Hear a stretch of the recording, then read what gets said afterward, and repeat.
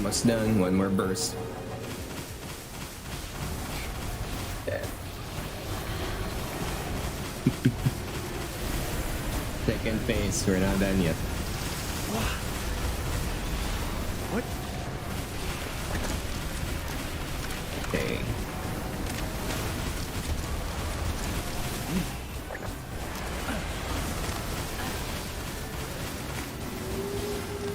What? Mm-hmm.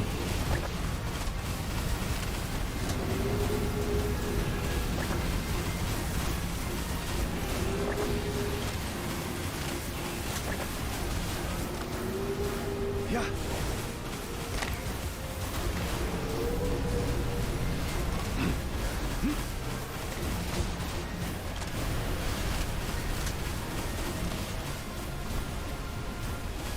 Wow.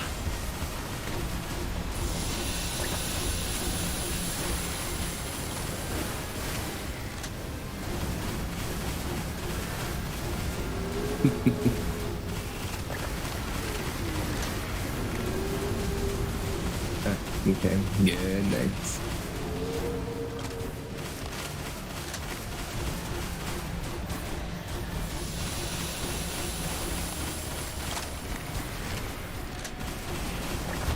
Good.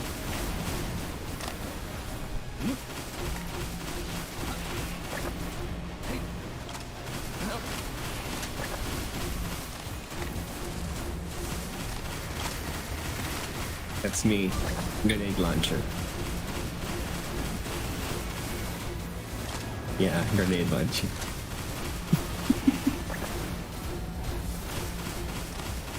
Ah, shit. It's bursting.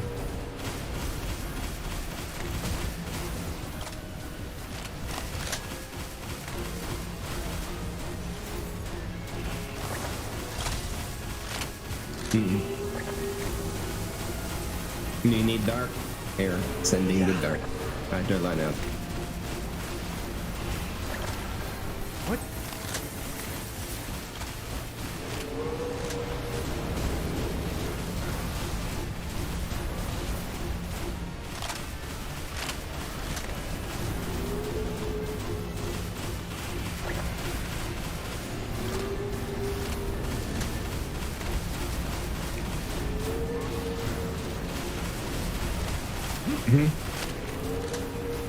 Done.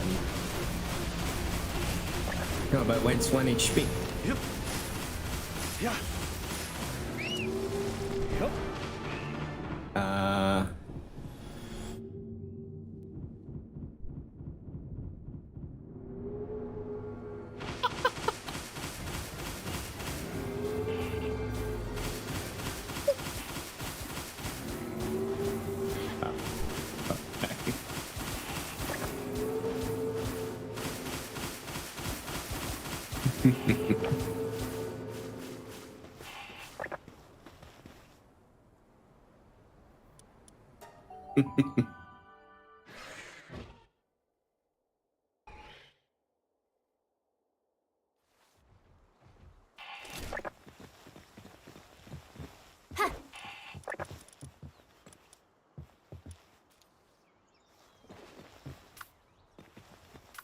Yeah.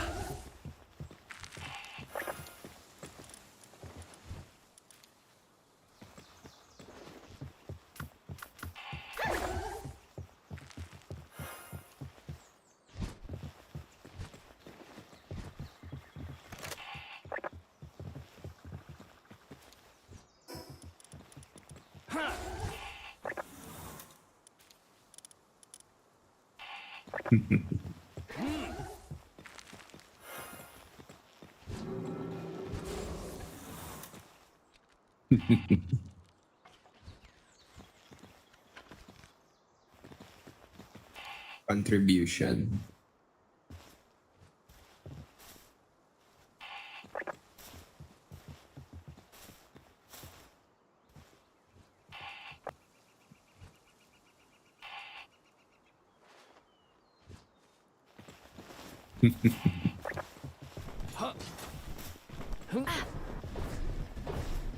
Wait, runs can't hear us.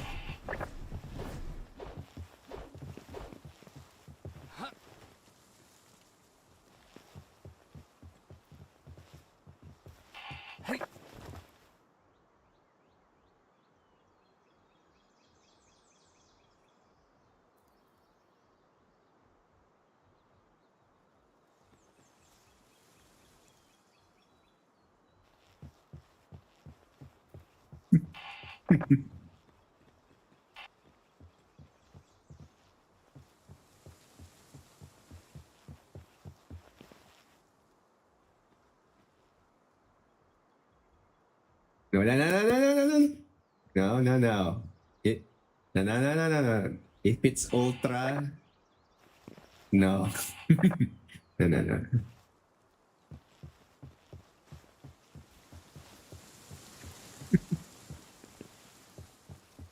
Hmm. Sige lang daw. Mawa-wipe out na Abach Bella Noir Ultra.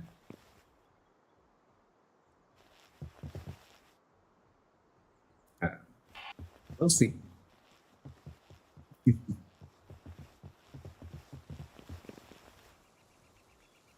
Hey, whatever. Let's see.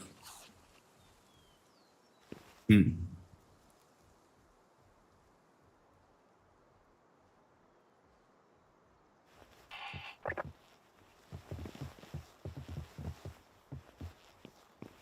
Oh my god. No! But Joe, it's Hartalis Ultra. It's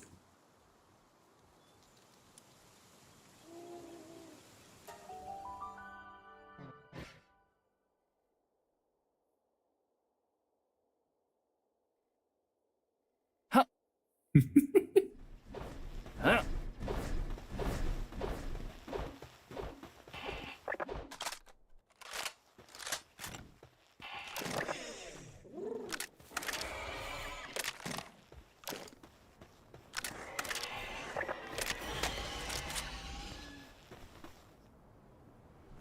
hmm. That Banky. How the hell? How the hell what? Yeah. Oh.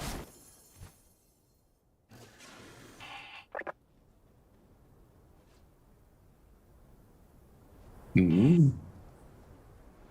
You played Palworld and you never got to that level. How do you farm up to level up your pals? If we're talking about the levels, basically, yeah. So basically, you just keep on crafting metric tons of everything on your base, and they will just passively level up on their own. Then the other way is you just keep on, breeding, and then farming the bosses. That's basically it. Rinse, repeat. Yeah. Yeah. I'm beside you. Hmm? Hmm? Mm-hmm. Yes. Right. That's kind of indirectly saying that you're the one that's been constantly. Hmm. Hmm. Right. Sure.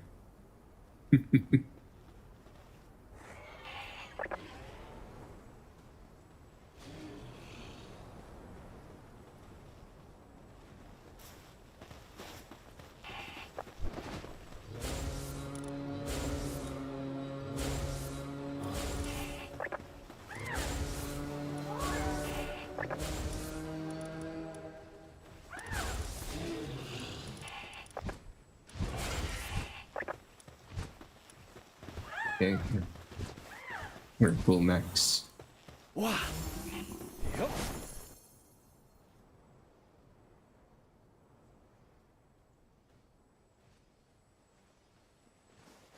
Mm-hmm. For sure.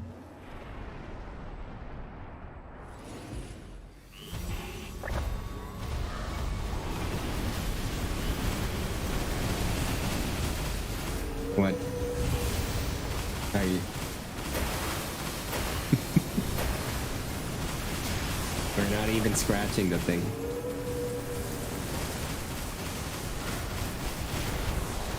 You were saying? What was that? I didn't hear you.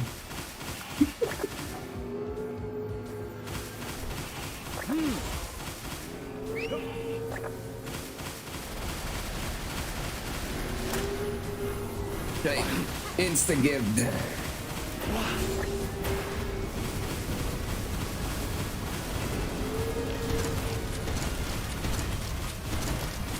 Yeah, concede.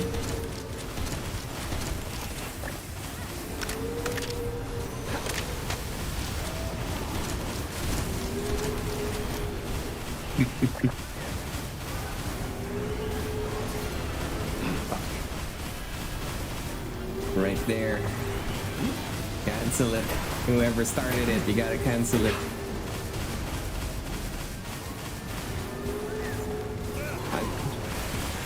I'm right here. Nandito sa tabi. Beside it. Near stay out. Behind you. Fuck. You.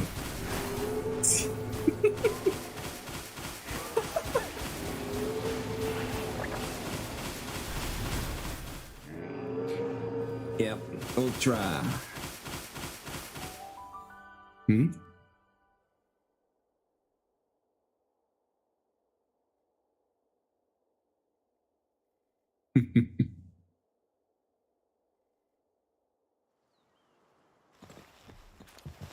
Lower grade.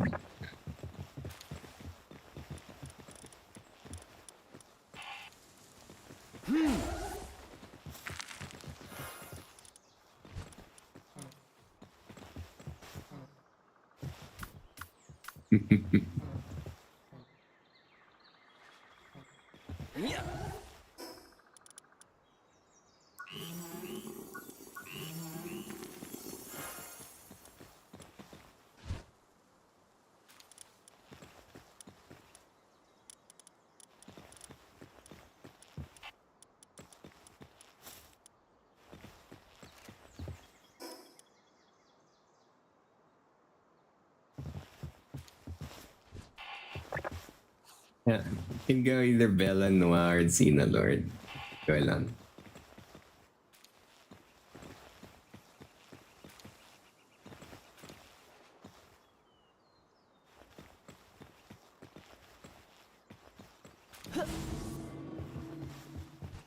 Pa.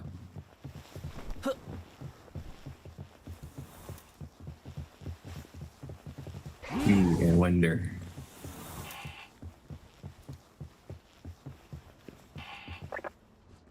Okay, let me pick up my whale.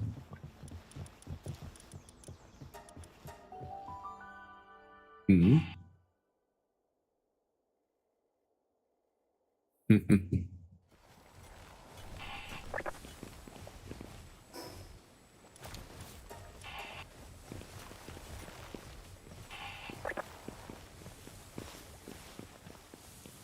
What do you mean far? Yes. Dragon centric pero more leaning towards fire. Dragon fire.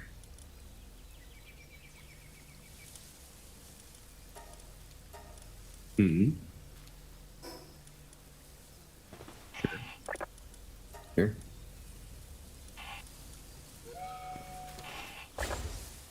Okay. Later after the raid, I'll dive into the world tree. Now, let's see.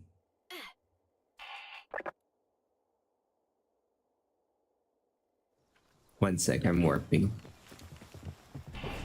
Okay, so my whale boy, I got it.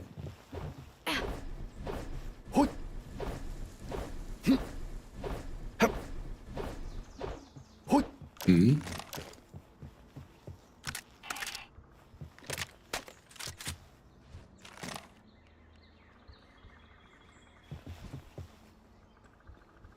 Mm-hmm.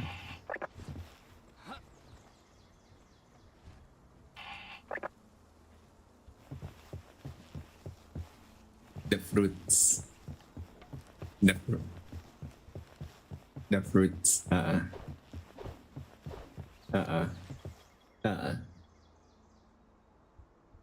Oh.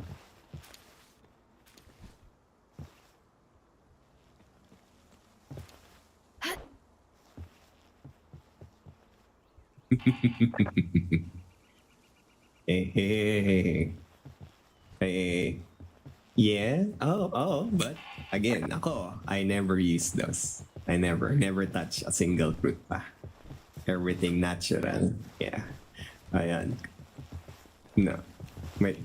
You're what? Uh, okay, go.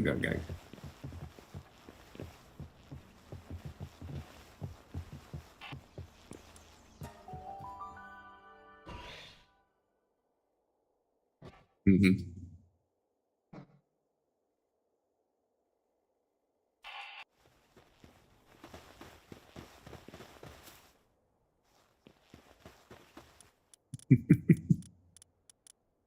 Okay, gonna launch the wheel. There. High attack power wheel. Done.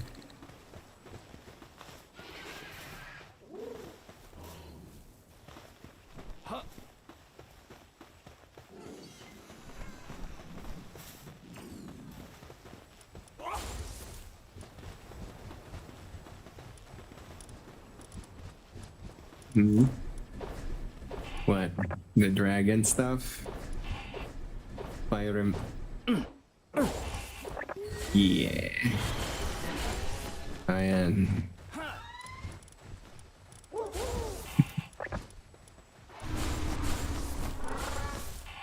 Punching dragons.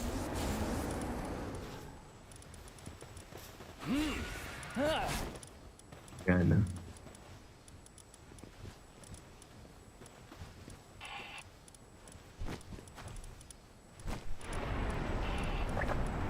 Yan lang, kaya na yun.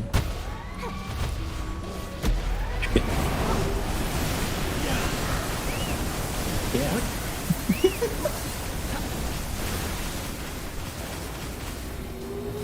Patay. Boom, patay.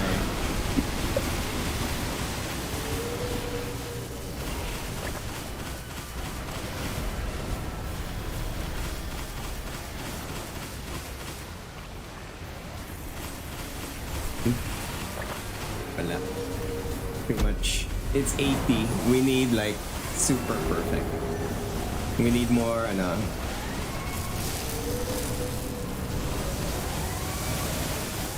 Yeah, we need the passives for the defenses and regenerations. There's just no way. Because if you don't, if you die in the first burst, wala talaga. There's no way. There, see, my Sylvedges are still alive because they're just shield type. Just run. It's fine. Just keep going. Hey. Yeah.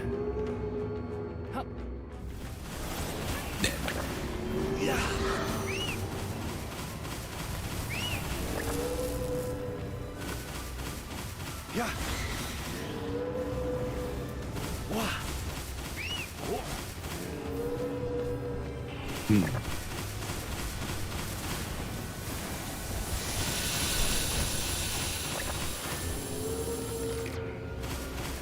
Yeah. Yes.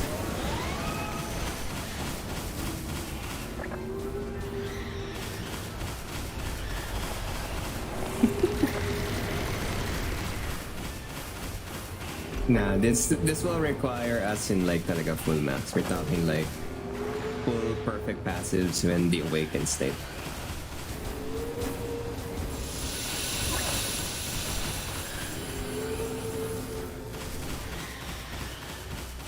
Dead. Go, see, ba? Sino Lord?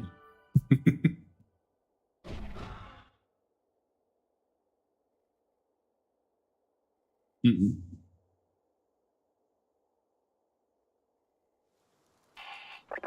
Yeah, but if you die 20 times for one reward, I don't think it's you're better off with like one win per every try and that's it time wise.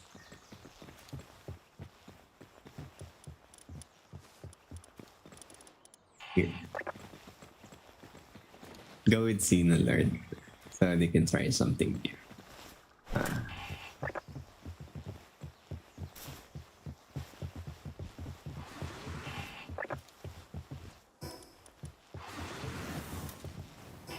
I don't know. Hey, he worked back. Fire.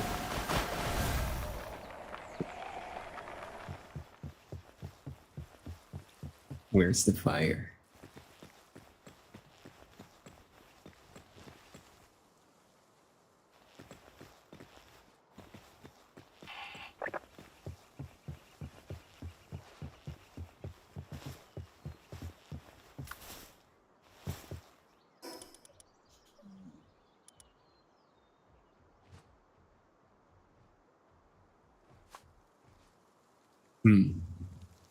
Then sige. Good nights. Bygone.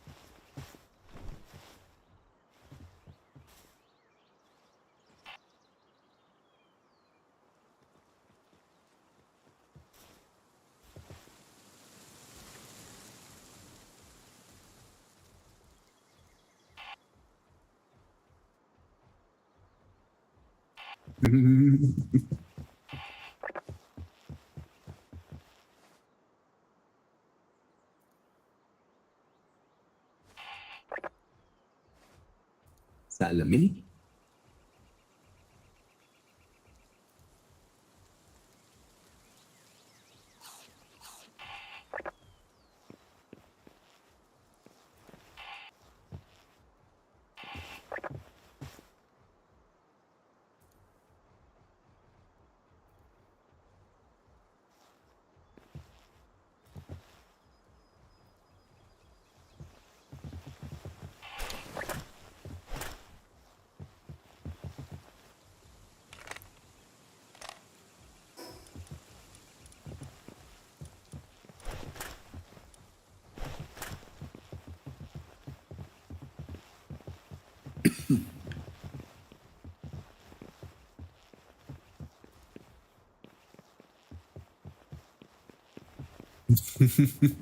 Sayang lalag.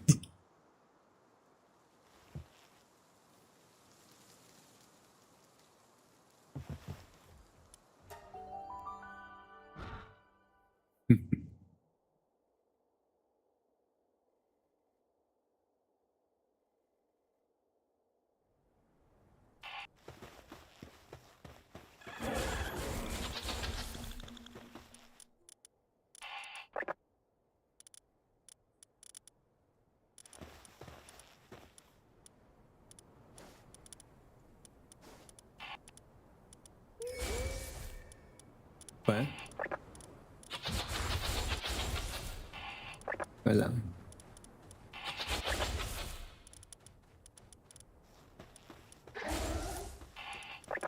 Wait, where's my panties? Ah, yeah, there it is.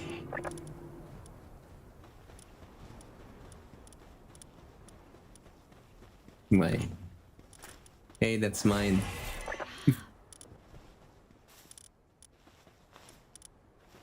Oh, okay. No, because that thing is high IV, so.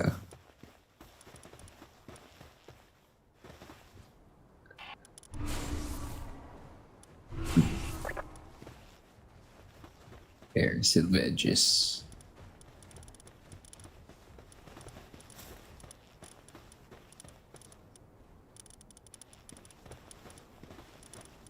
Kasi mag-ano pa eh,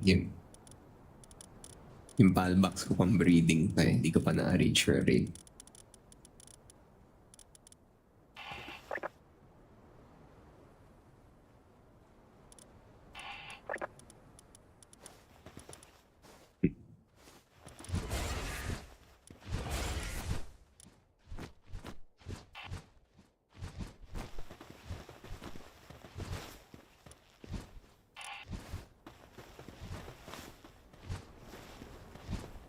Yep.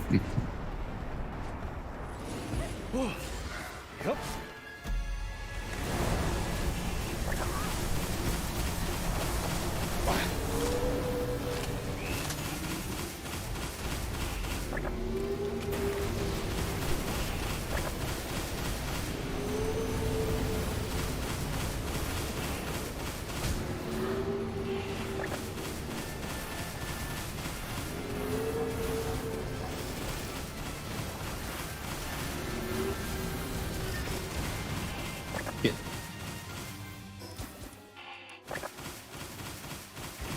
Going for me.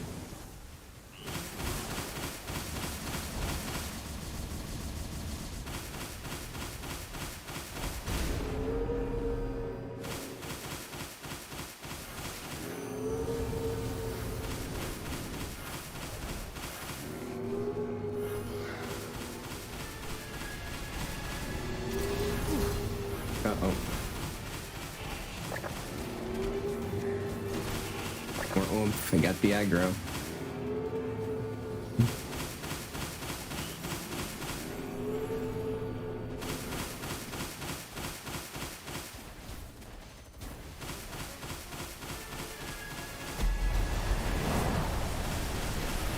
Mm-hmm.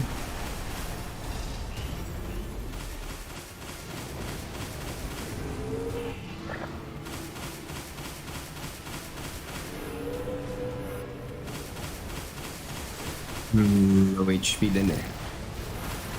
It got me with the laser strike thing. Directly on me. Fuck.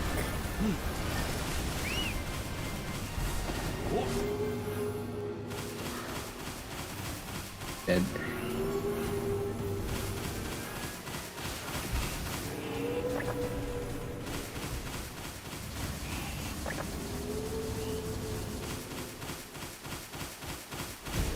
Yep. Ouch. God damn it.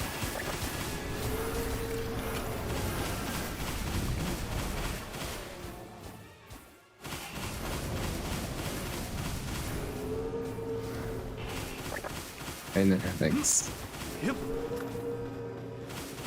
Switching to fire. Yeah.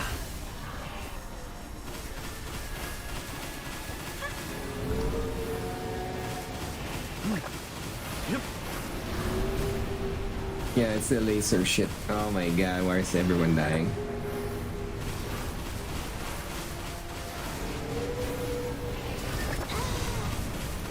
Shit.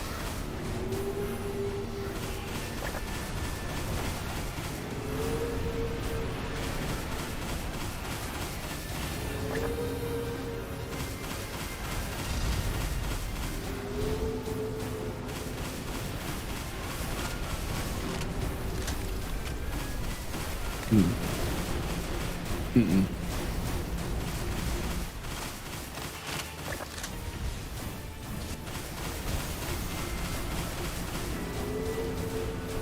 Use your AoE weapons if you have it, grenade launchers and so on, because it's summoning minions. The minions is what's doing a lot of burst damage.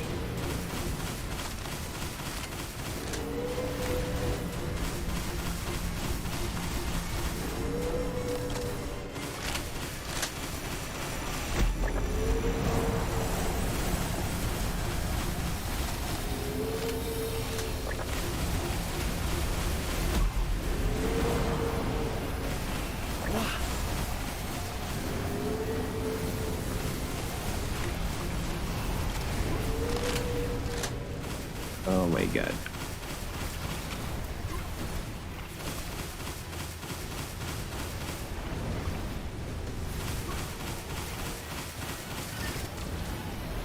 Mm-hmm. Yeah, my Ormantide is tanking it.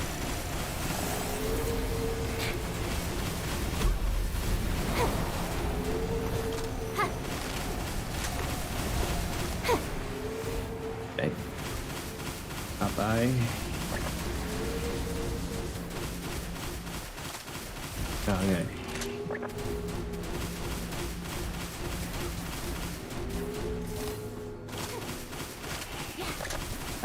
It's stuck again. We need to send the air ones. I'm going up.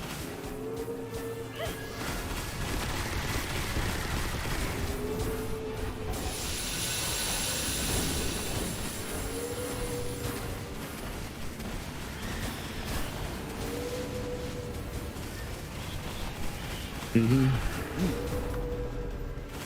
Yeah.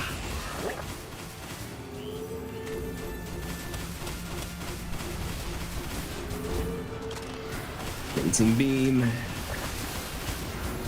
Boom, got it. Done.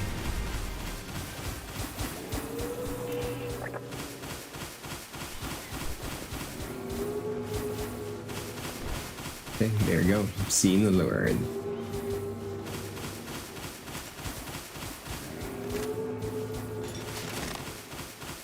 Zeno.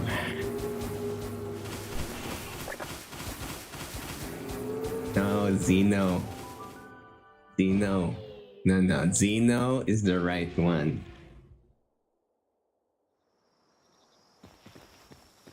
It's Zeno.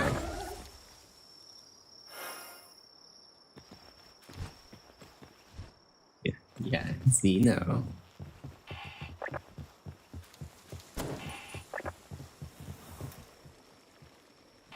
Try it. YouTube it or something. It's Zeno.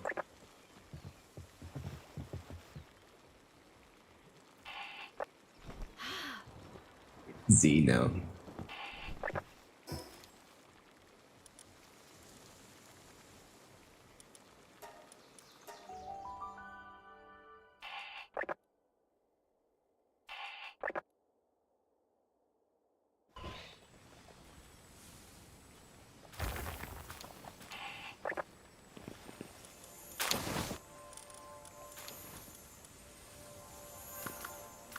Whoa.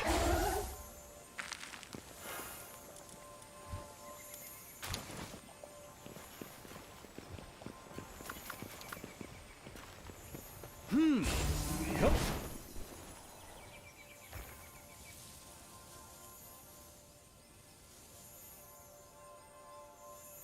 Yeah.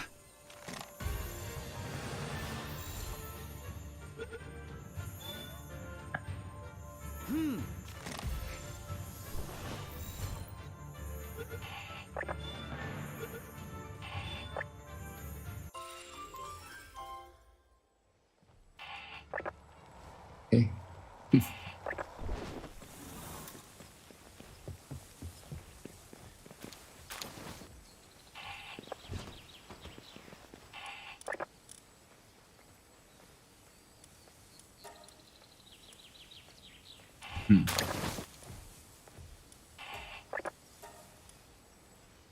For sure.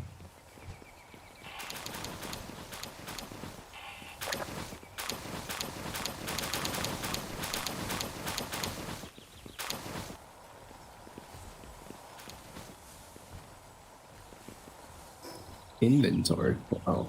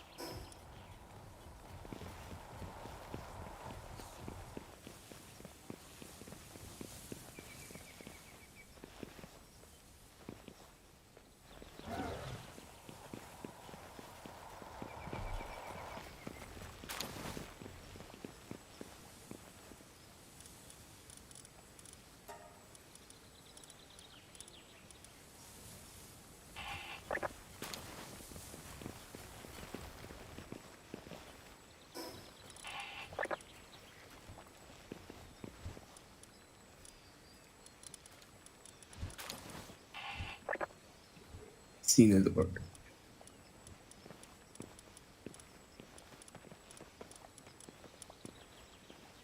879390. Yes.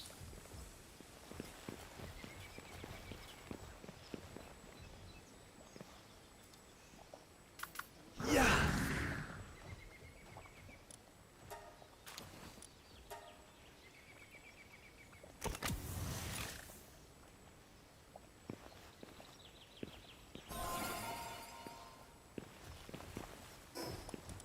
Okay, boom.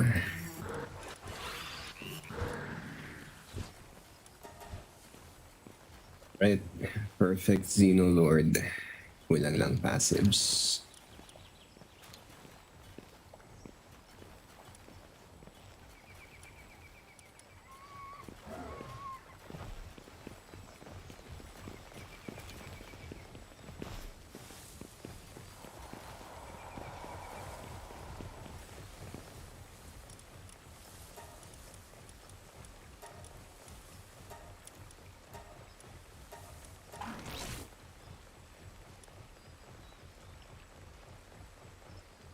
Mm-hmm.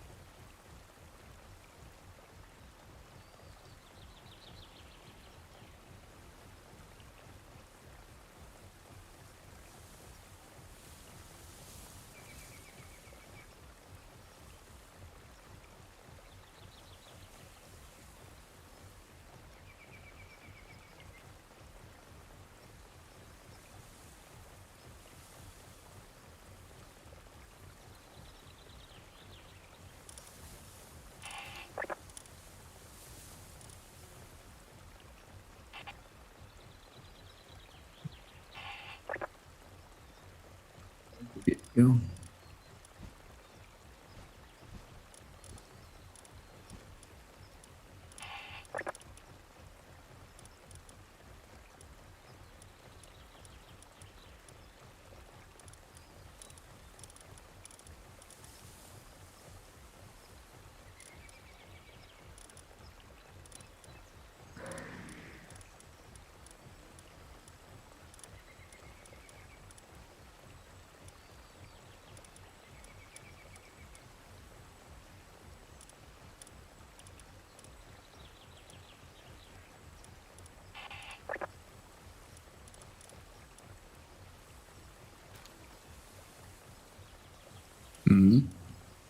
Yeah.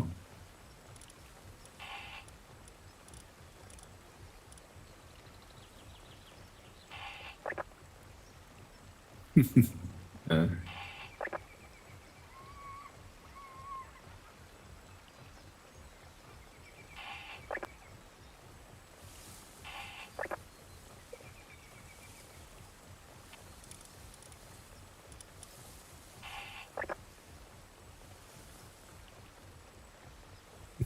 nice. Uh,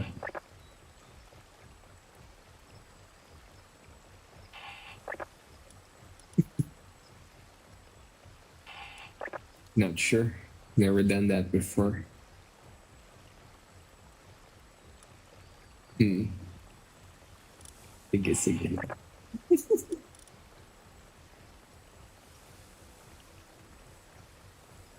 Yun lang. Wala.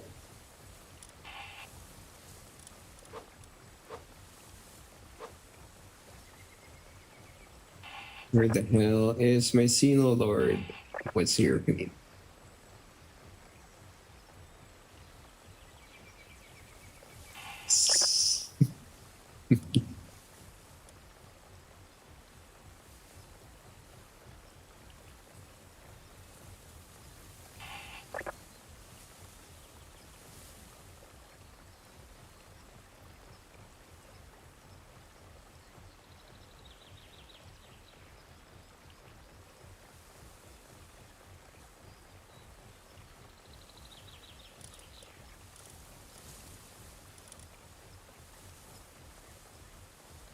Mm-hmm.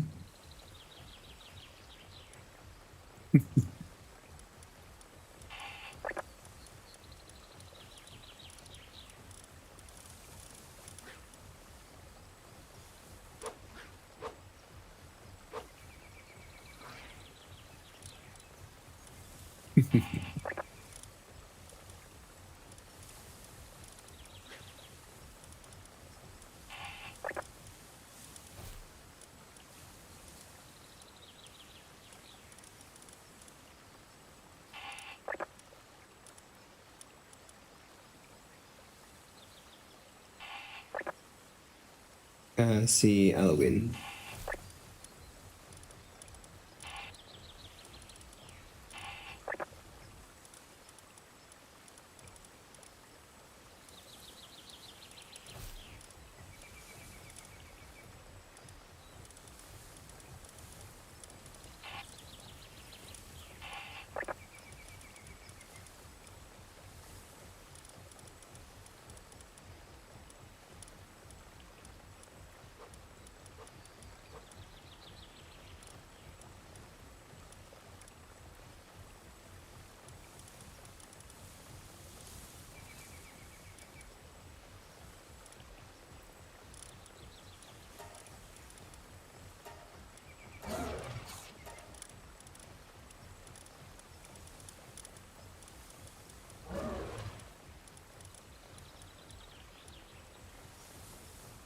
Mm-hmm. Very nice. Perfect.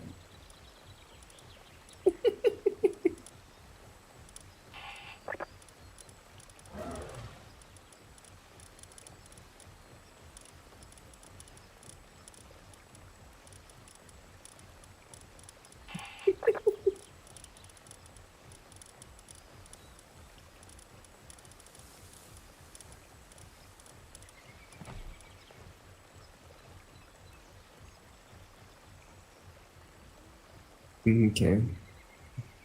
Good night. Oh, it's the Lord.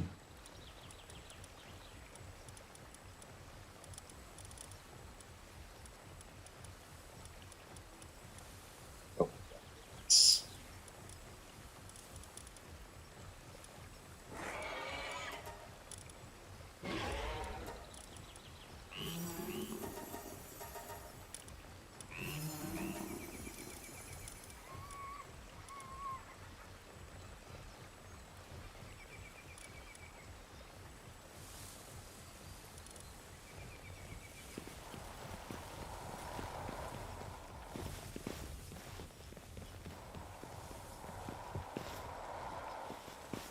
Yoy.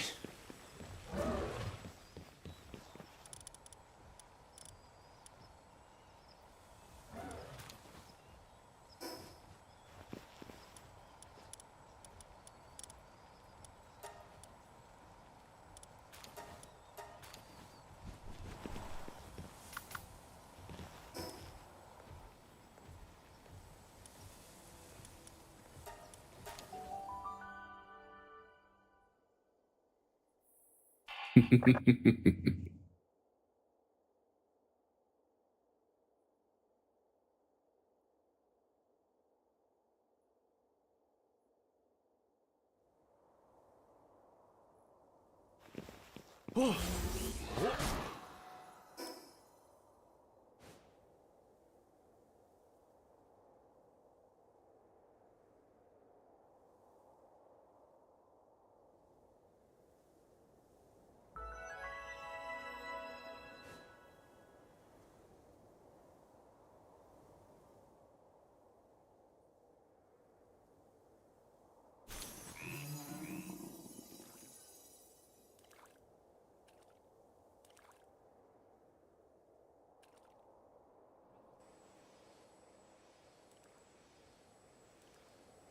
Yeah.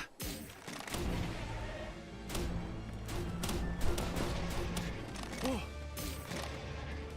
Yeah.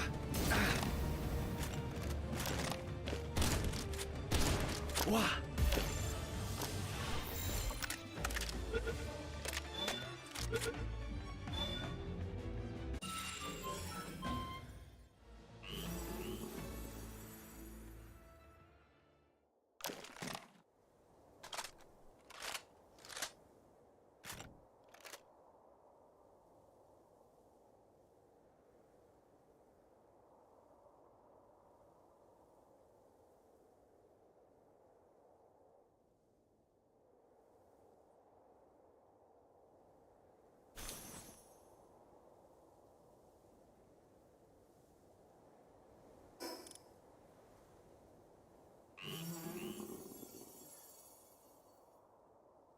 I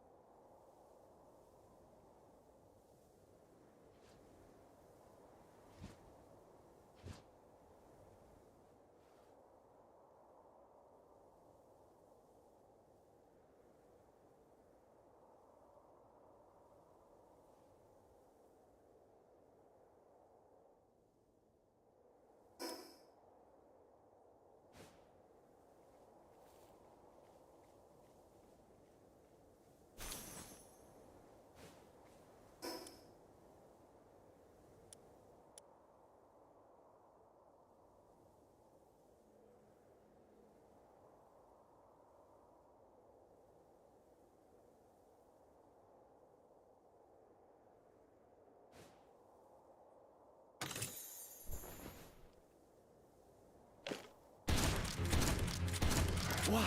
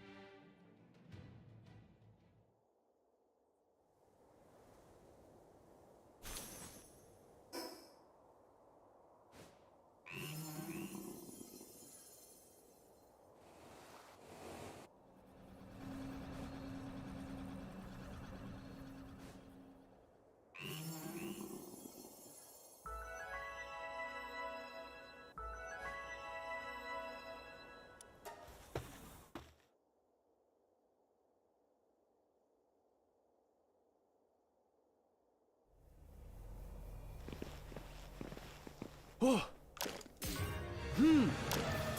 Oh. Yeah. Yep. Wah.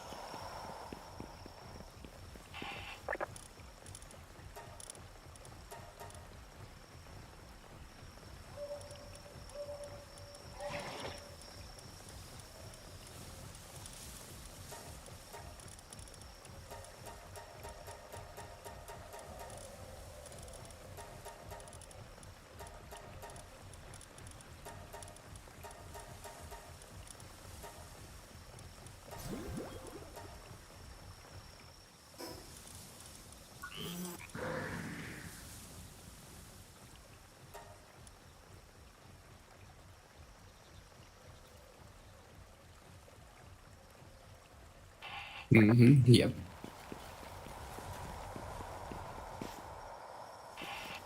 Well, well, no.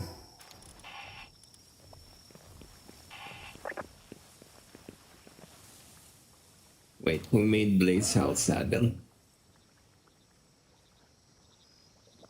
Still here's a base. No, I'm looking at it.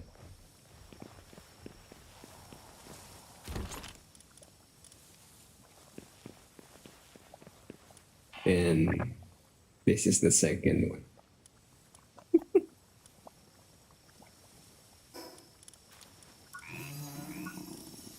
Hmm.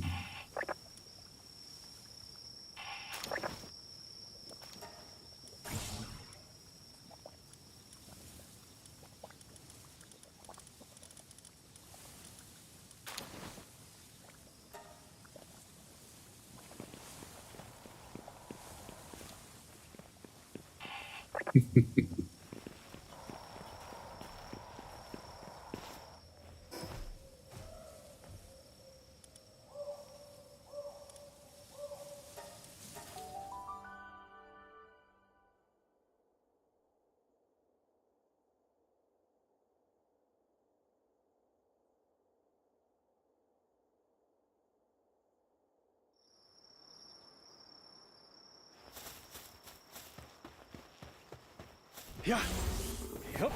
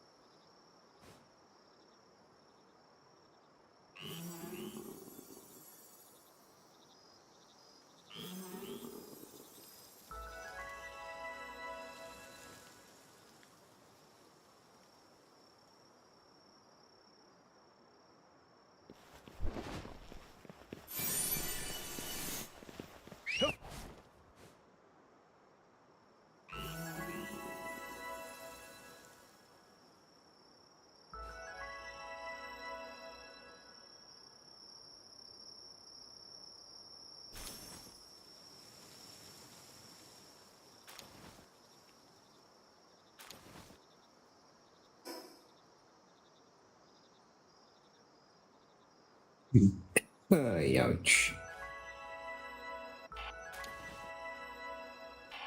Yo, yo.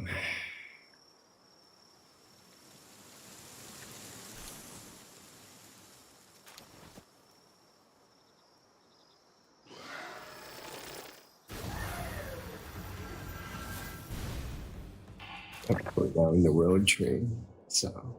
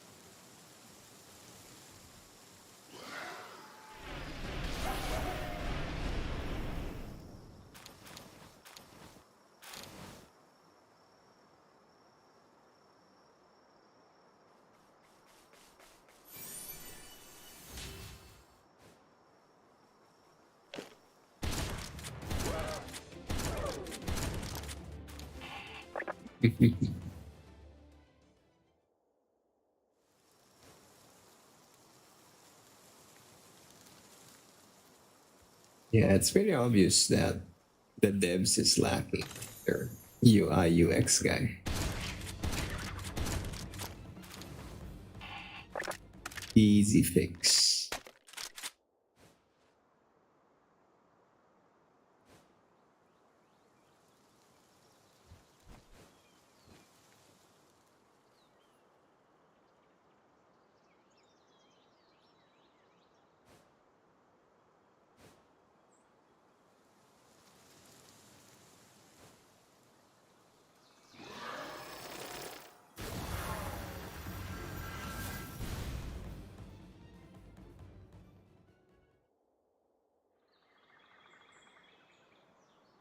Mm-hmm.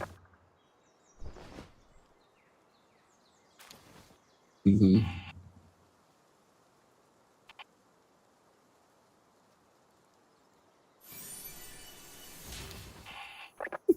Why?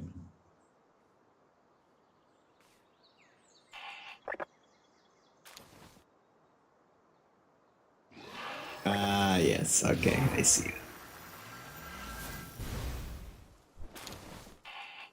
Okay, let's see.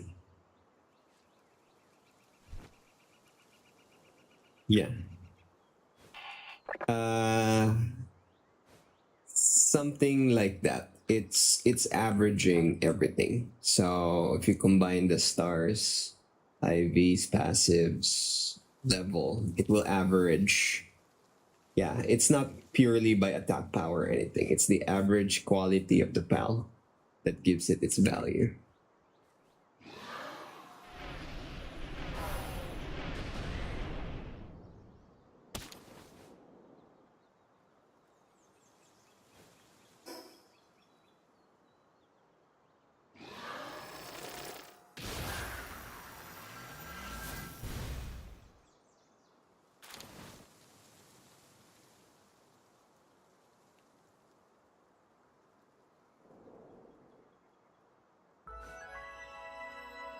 Yes.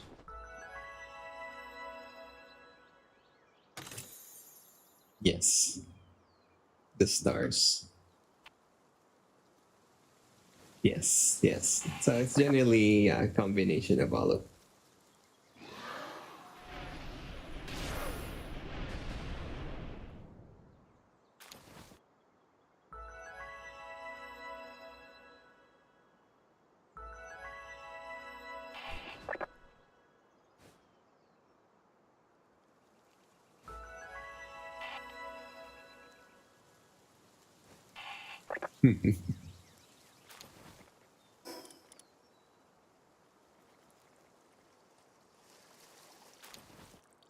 Hmm. Okay. Yeah. Yes. Stats. It's the attributes.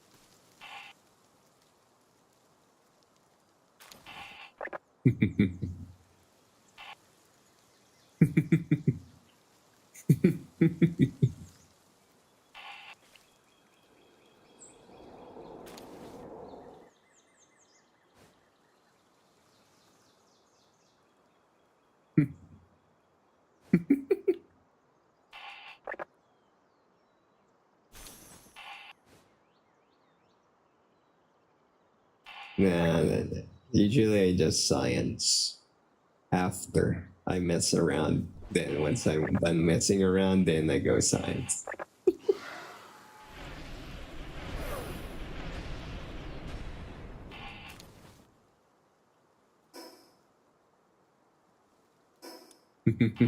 Yeah. It's like a Roomba, right? Eventually it will clean the room after like butting its head on every single corner, whatever you call it. Yeah.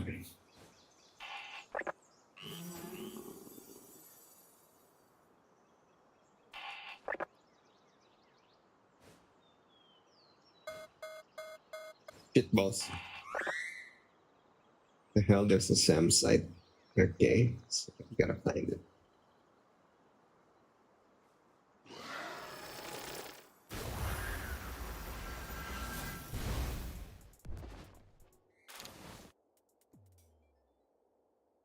It's it.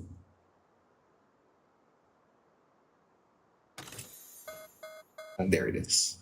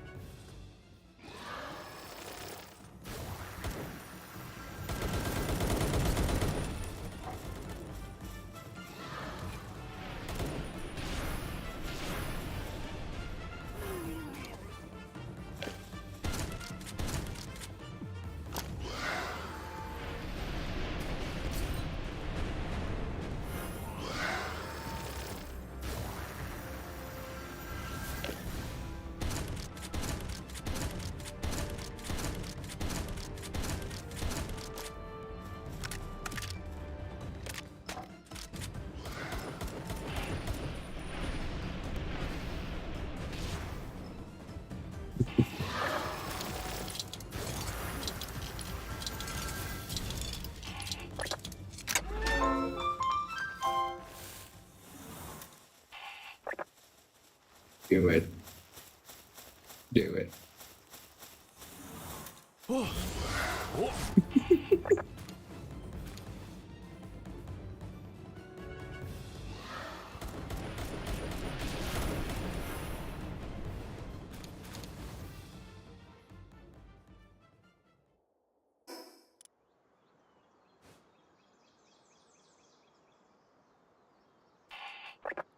Mhm. Mass breathing.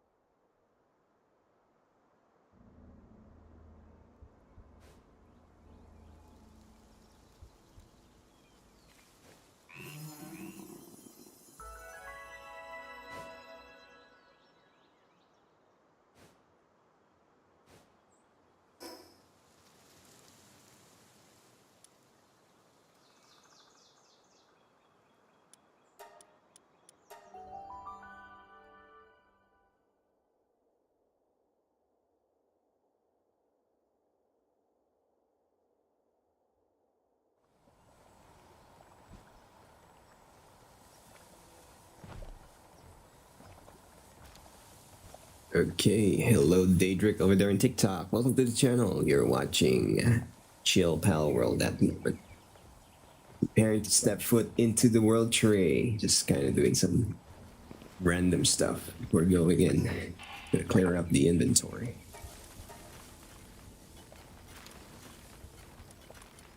So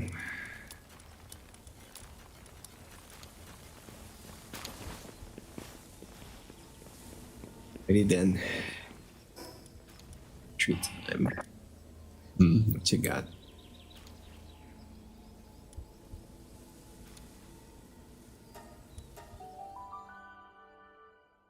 There we go, yeah. As always. Be back.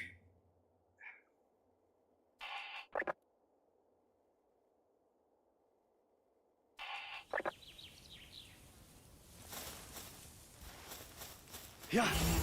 Yup.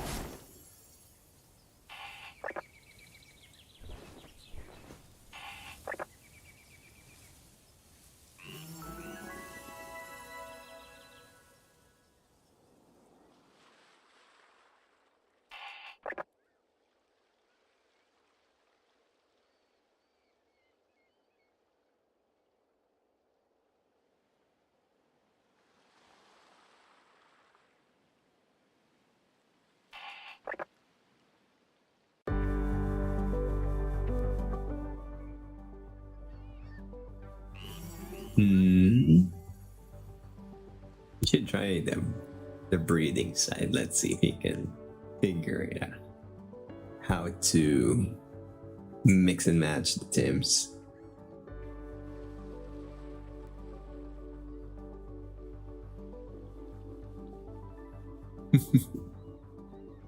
Oh yeah, of course. Best pal. Yeah.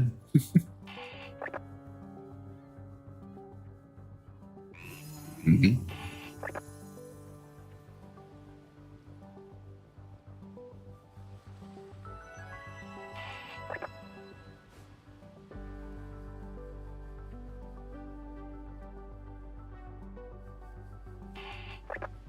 Oh yeah, that's what I forgot. Making shotgun ammo. Oops. Still fine.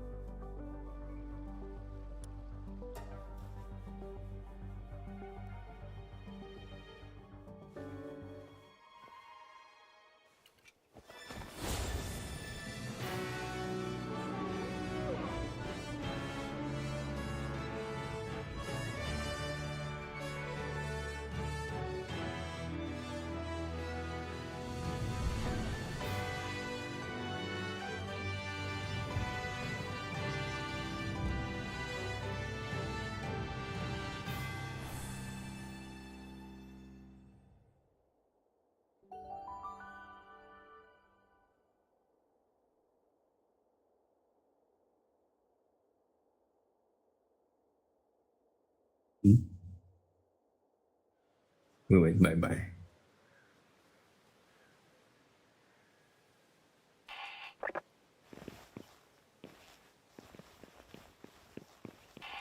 Oh, I see.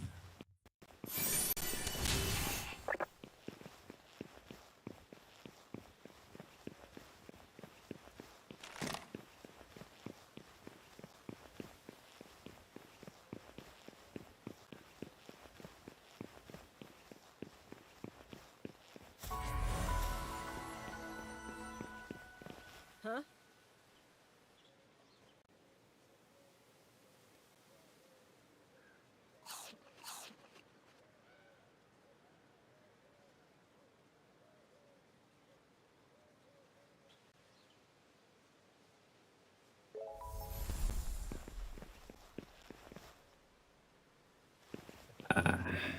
See. Yeah. Oh.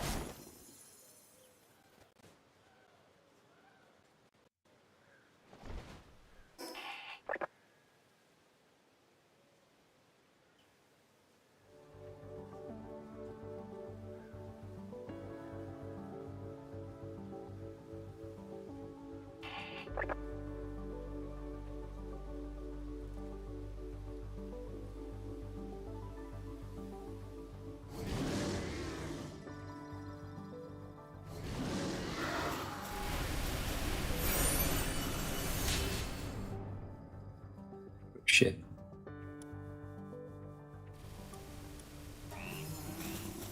Yup.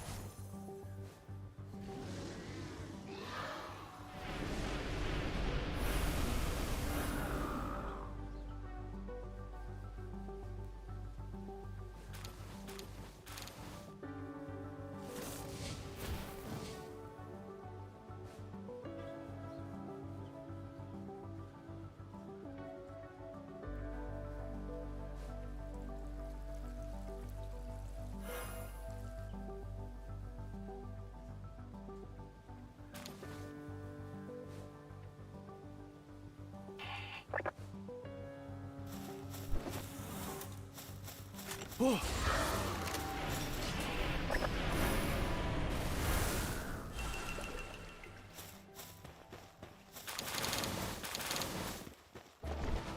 Shit. Yeah. Hup.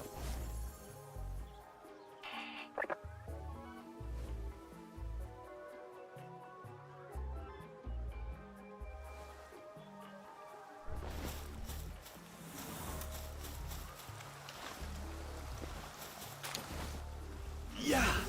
Oh.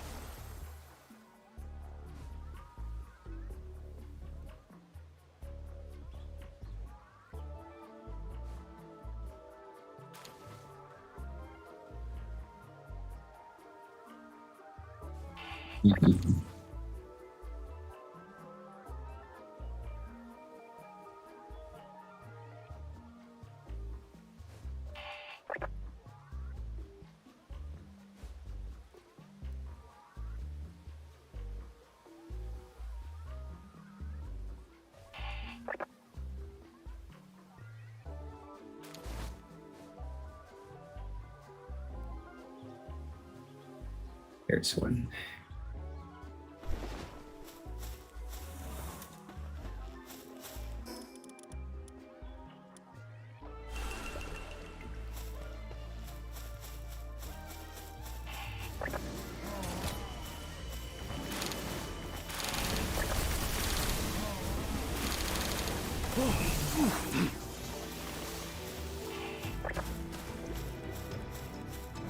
Oh shit.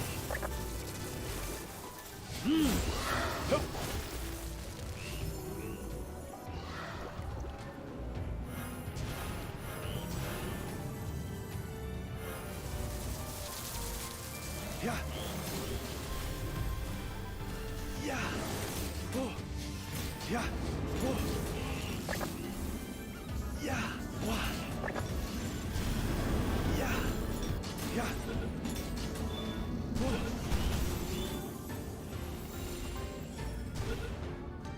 Wow. Oh. Yeah. Oh.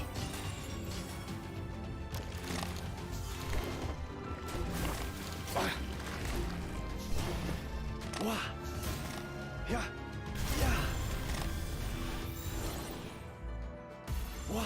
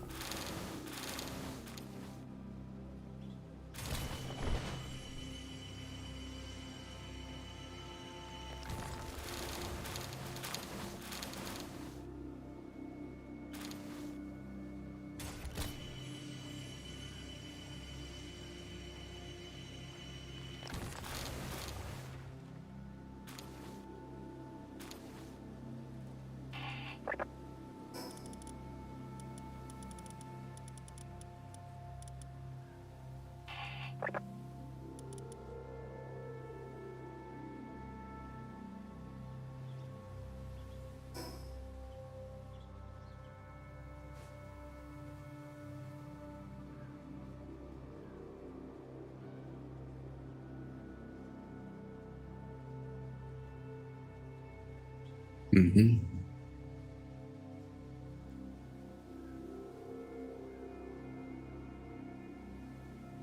Yo.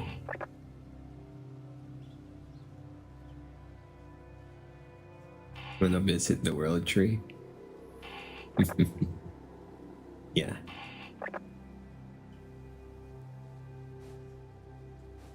Oh, I see. I'm here, but no, shoot. I was here already in the entrance. We can check it out now. Yeah. I just I'm here in the door. When remember that pedestal you saw before? Yep. Yeah. I'll go back on the outside. Yeah, but I'll switch back. I need to drop some stuff. Hello, Sydney on on Twitch. What's up? Welcome to the channel.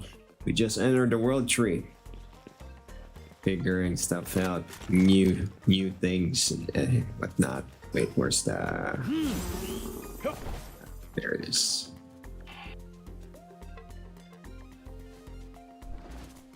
Sure. Nope. We are safe mode.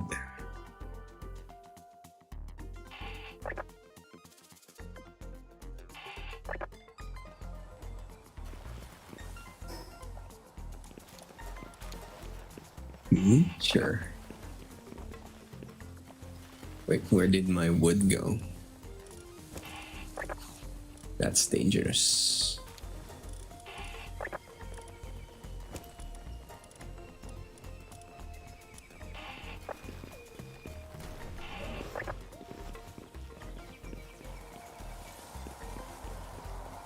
Supply drop.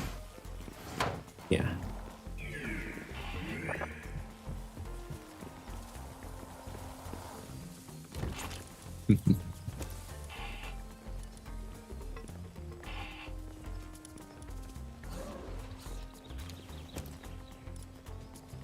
Yep.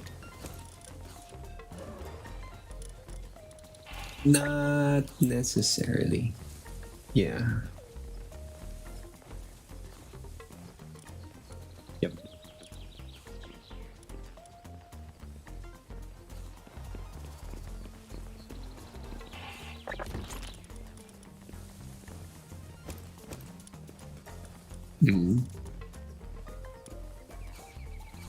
Oh yeah, sure.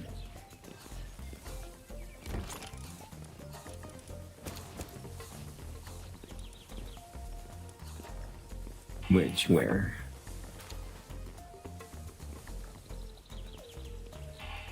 Go lang.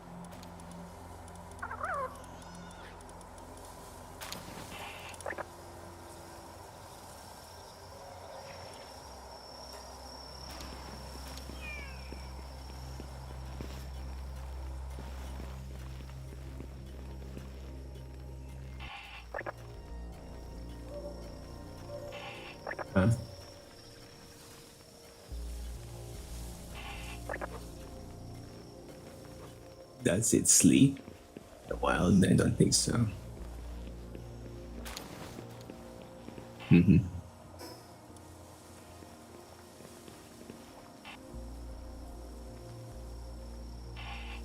Yeah, get close and then it will automatically hit it.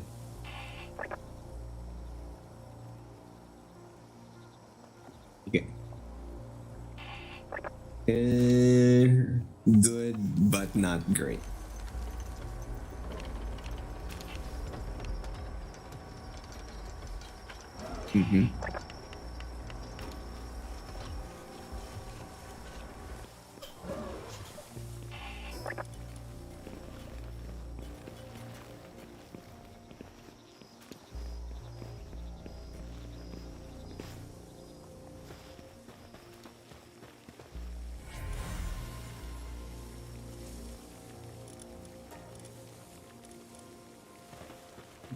Right.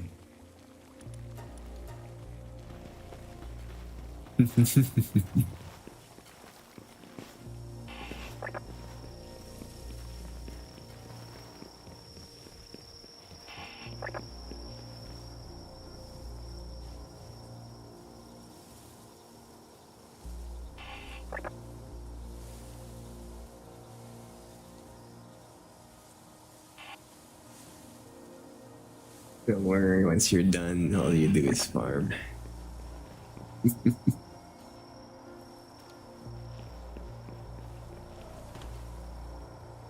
Gotta do it. Push through it.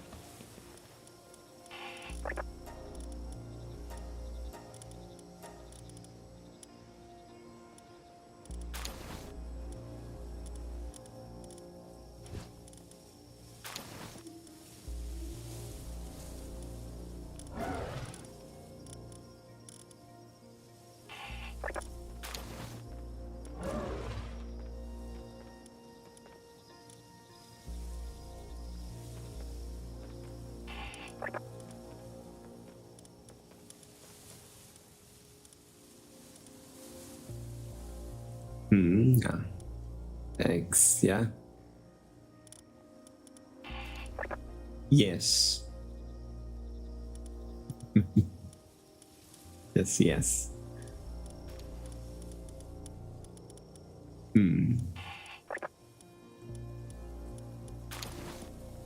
Once you try the hard mode towers, you have a reason to do that again.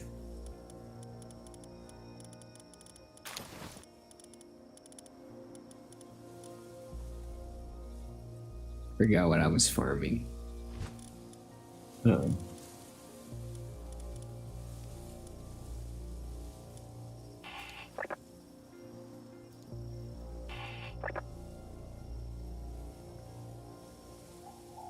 I was gonna put something in my ranch, then I forgot.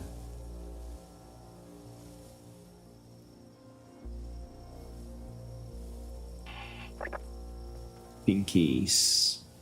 Good luck. Yeah. Pinker they are, they're more, yeah, the more sensitive they are. I rest my case.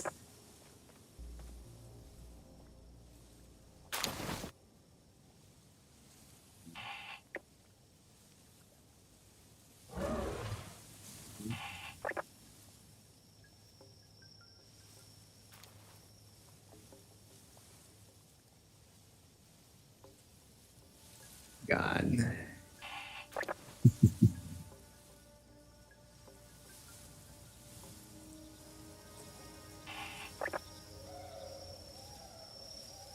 Why do you keep doing that?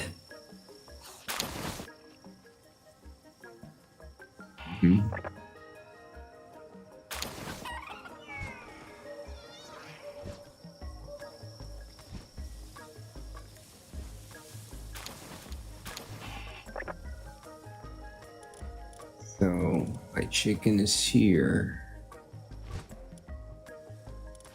Cotton candy. Don't have dark fragment. I'll deal with that later.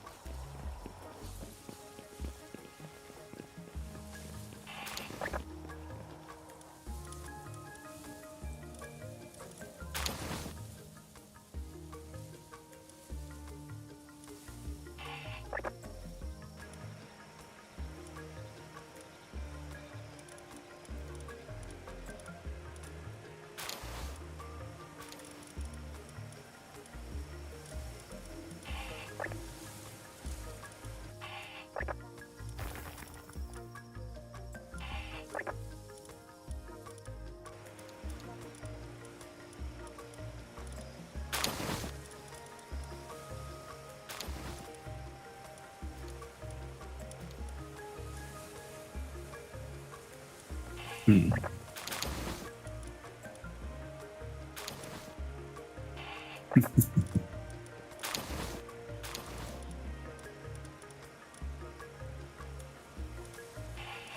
Hmm.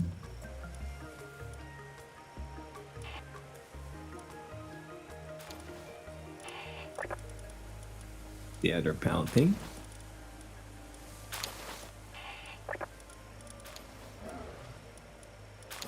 Go down.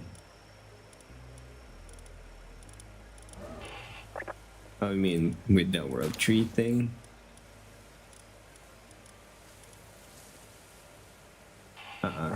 Yeah, go for it.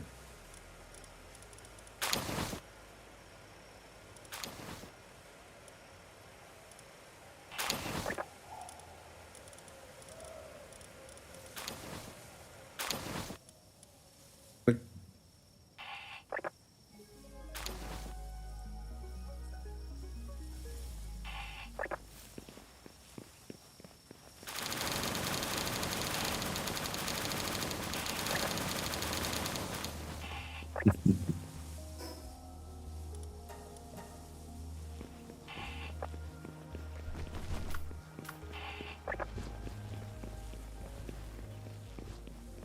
just have a look inside the world tree. Then you can go back and then complete the rest. Hmm.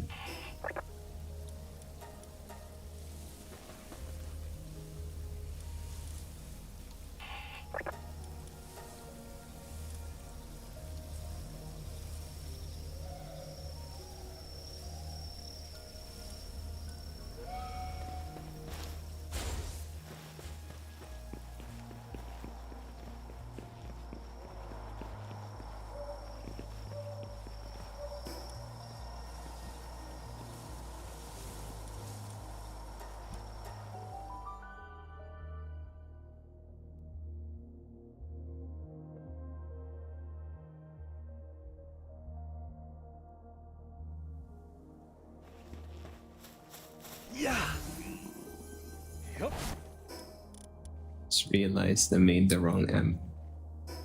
Oops. Shame.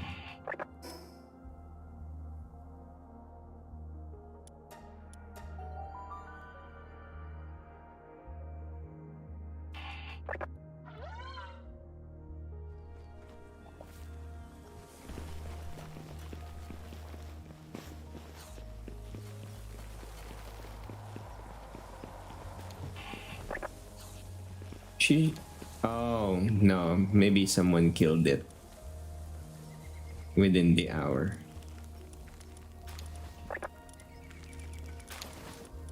Maybe. Bobby.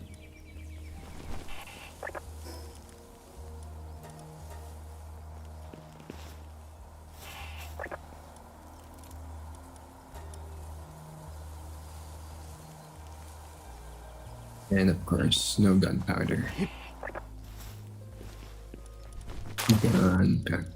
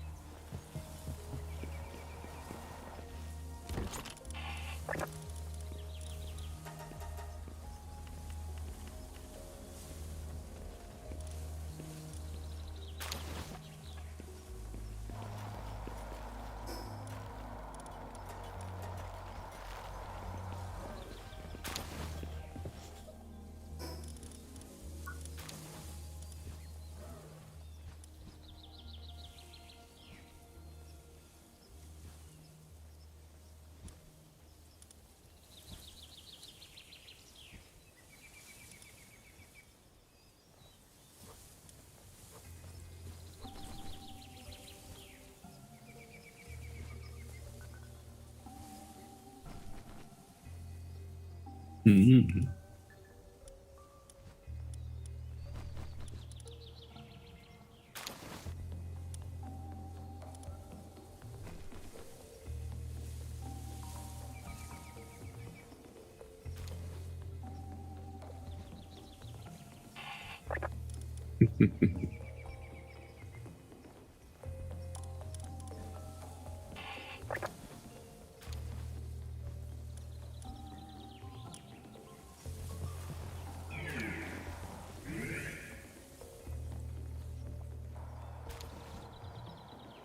Hello, Emmy Fairy. Welcome to the channel.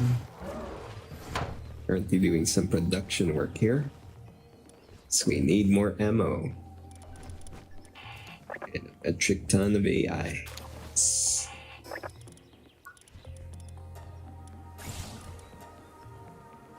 Eight. I'm gonna need 8 of those things. And what do I need? Oh my god. That's a lot.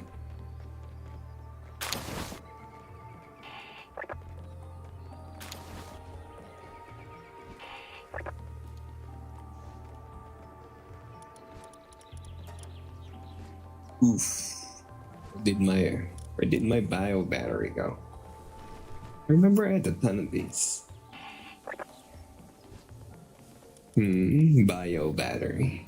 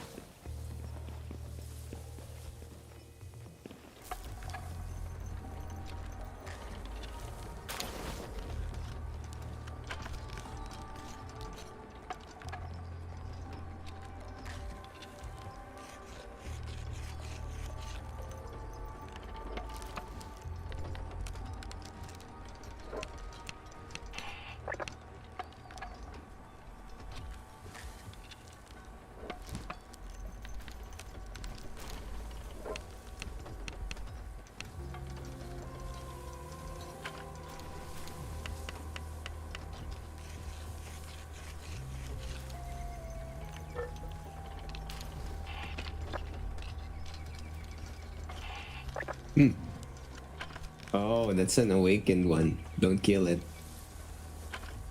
I think if I'm looking at it, it looks like an awakened version. That's like the rare lucky one. You're gonna die. It's the spells. There's too many of them. You attack the nest. Force the capture if you can. Go fly and then capture it from the air.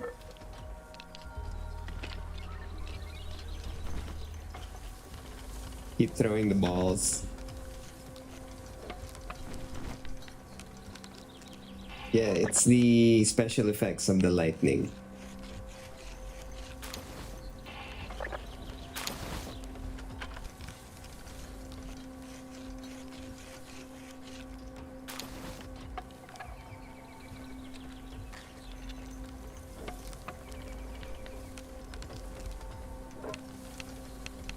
Okay, boom, there you go. Check it out in the base. If you mouse over it, you'll see if it's its awakened version. It has like a gold aura. Ooh.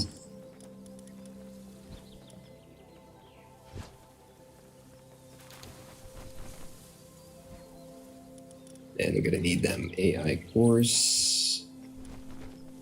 40 of those things. Still not enough. I need... Where did all my circuit boards go?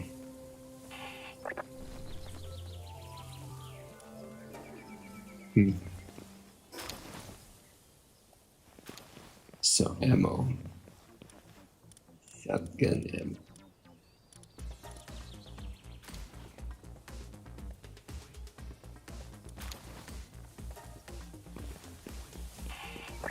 Yep, there we go. Awakened slow what? Yeah. That's the rare. Yeah. That's the rare. So there you go. You got a good one, and it's electric. Electric is one of the best pals you can get in the game in terms of element. It's the rare.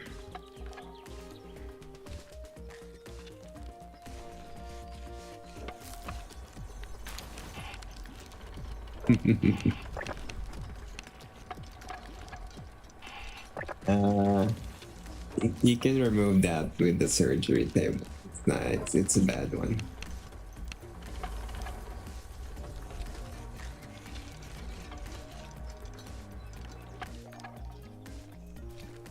Yes, we gotta get rid of it.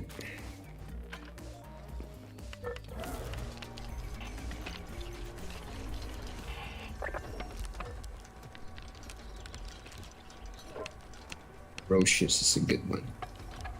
Slap it in. Replace it with pacifist. Click on it, then... Oh, you're broke.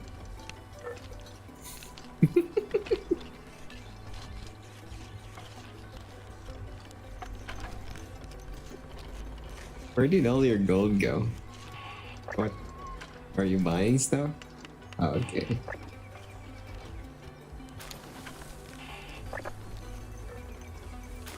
There.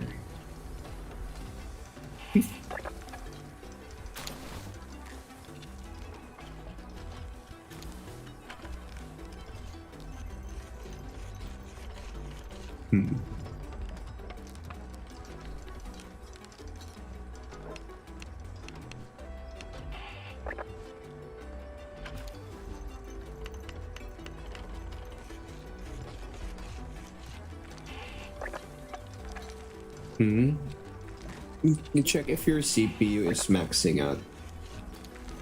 Press Alt R. It could be your CPU. What do you see?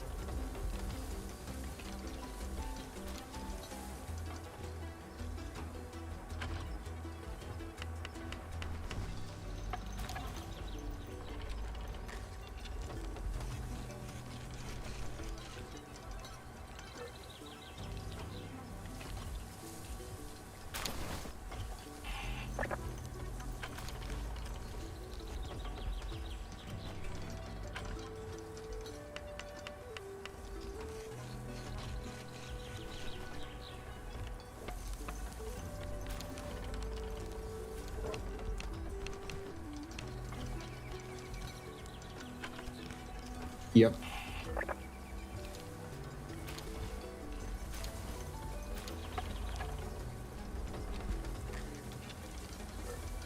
Yow.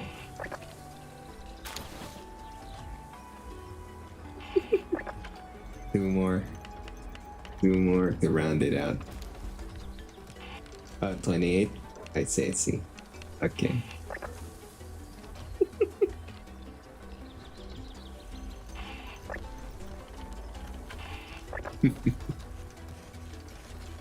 Try it out. Test run.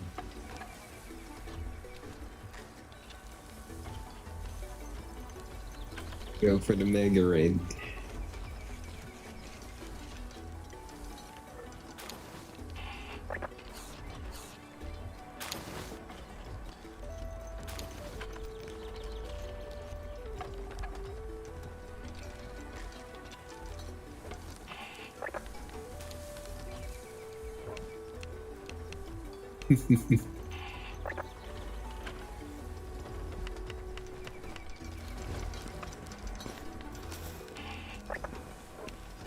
No.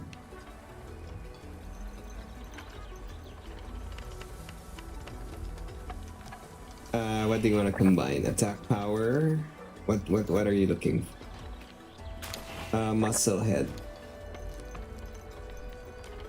Yeah, it's a double edge skill somewhere on top. Muscle head.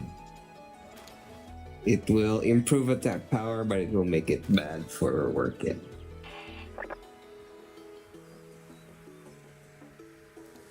Oh. Oh. There's no muscle head. I think it's...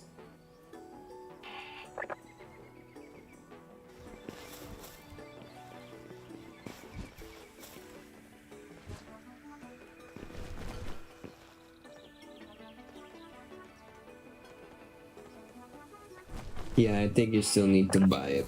But yeah, muscle head is the next one.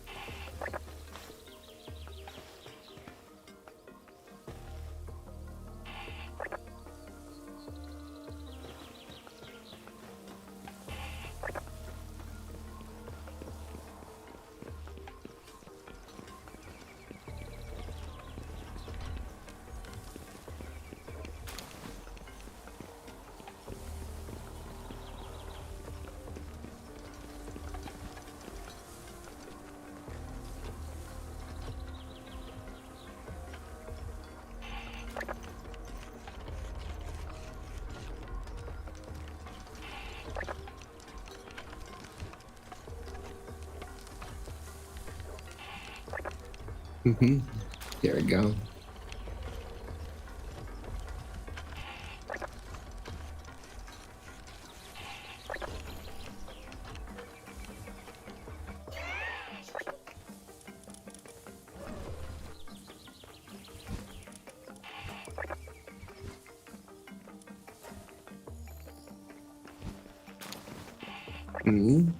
It's a dark dragon.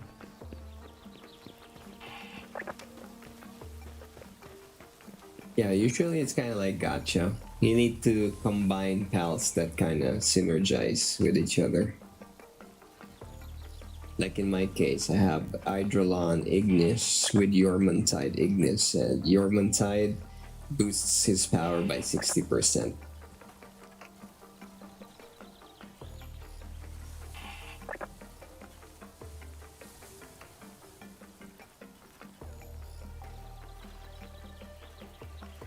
Yeah.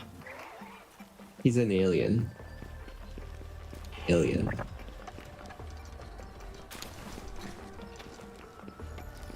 Invader is like legend.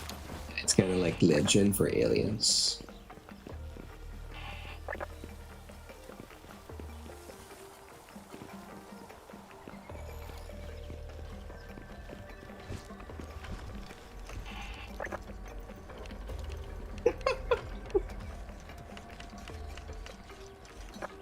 Oh my god. Yeah.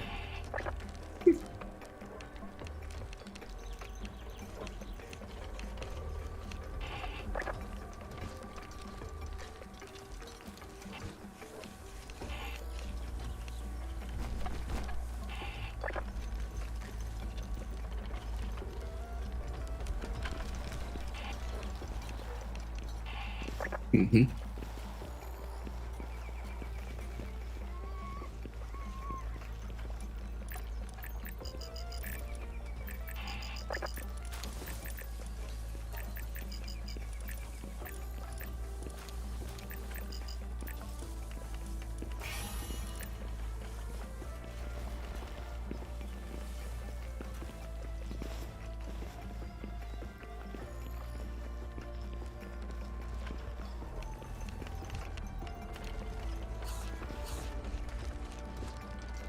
You can buy more of those surgery stuff. You can unlock them in the arena and in the bounty officers around the towns.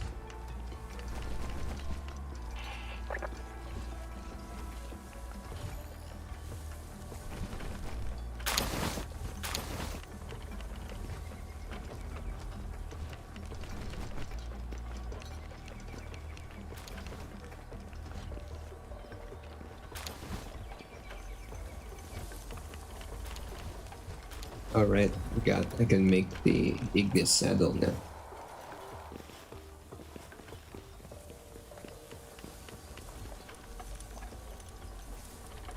Ignis cloth.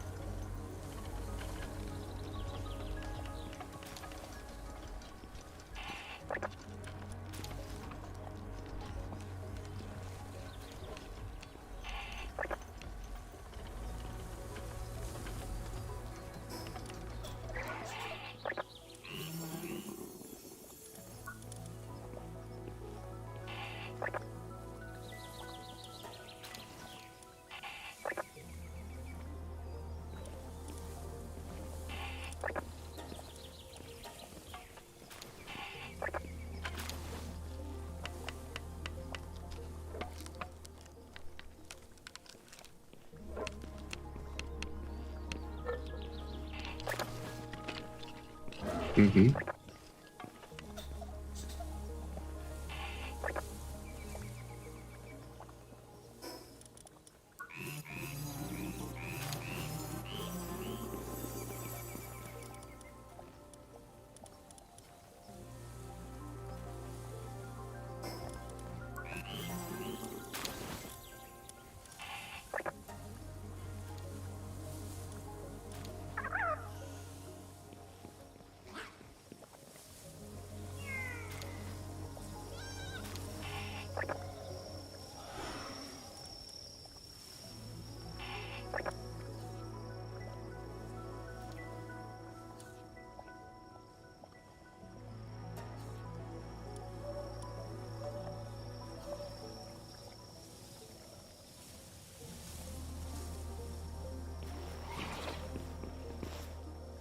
Wow.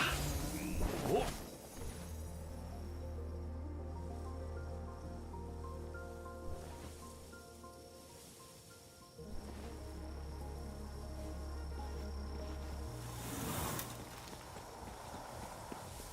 And there we go. Got my Ignis saddle. Shotgun rounds, perfect. AI or check.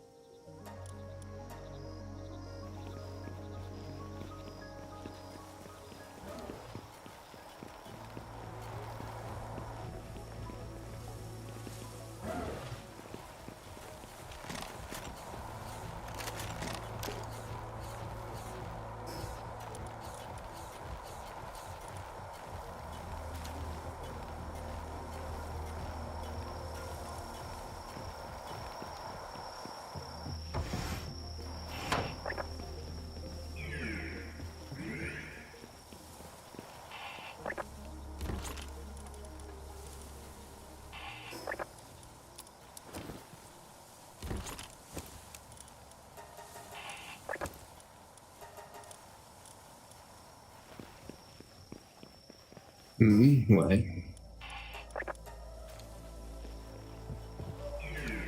Okay.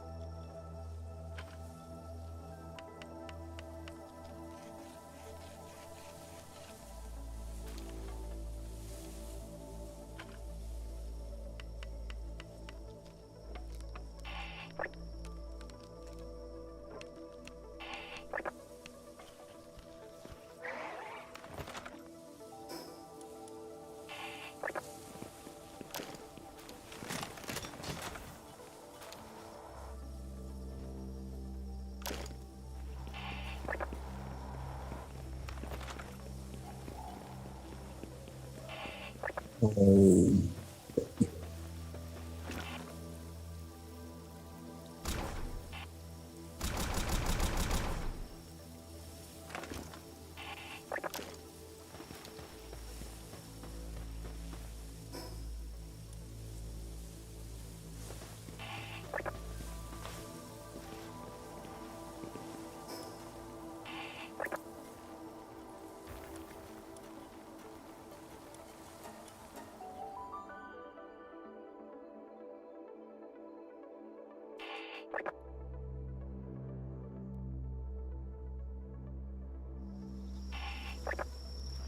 Yeah. Hup.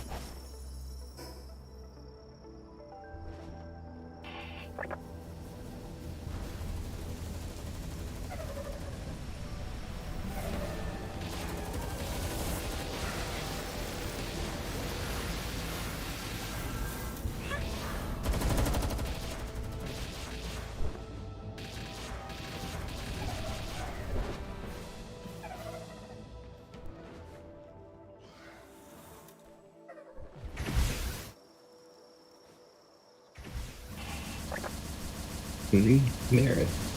There. That's Xenoloord.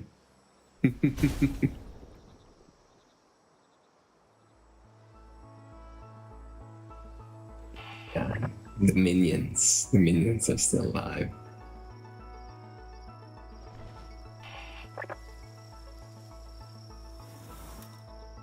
What are you doing there?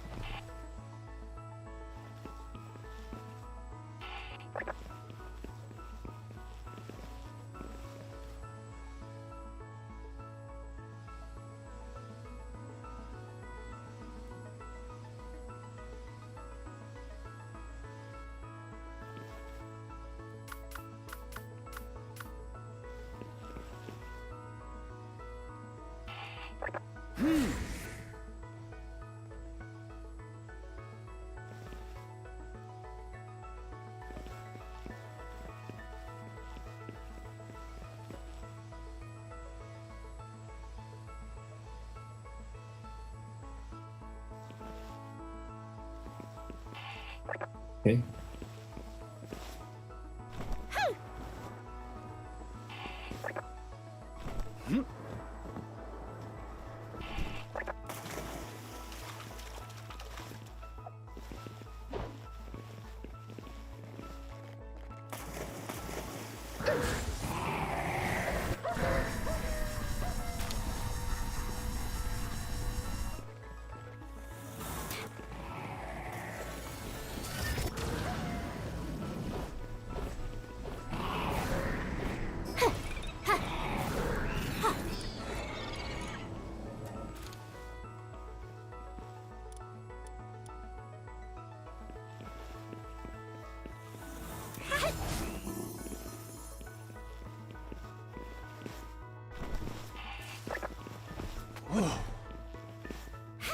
Yoish.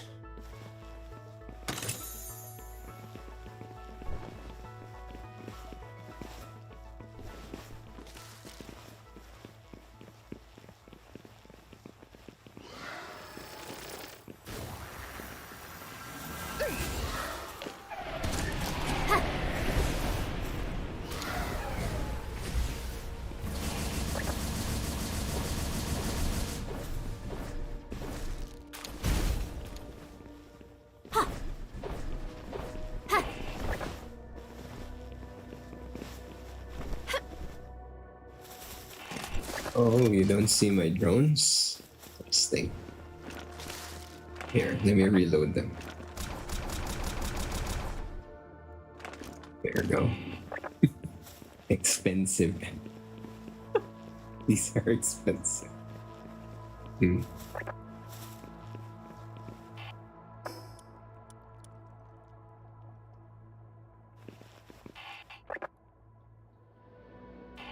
Yeah.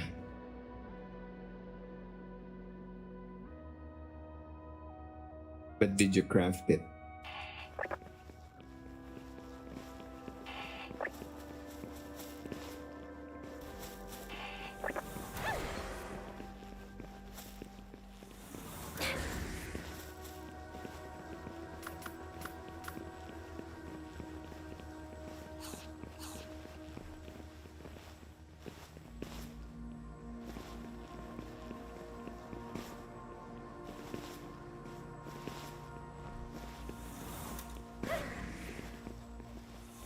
Wow.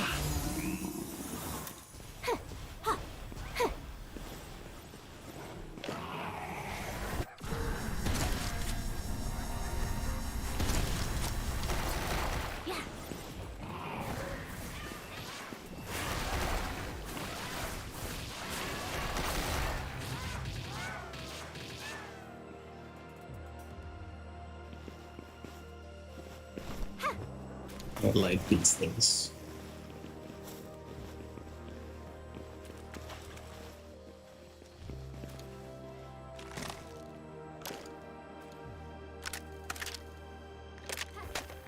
Mm-hmm.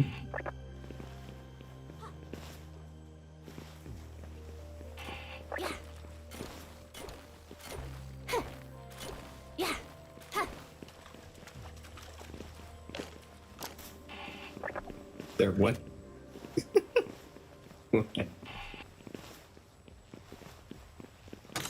Yeah, they're dropped. That's it. I was like, wait.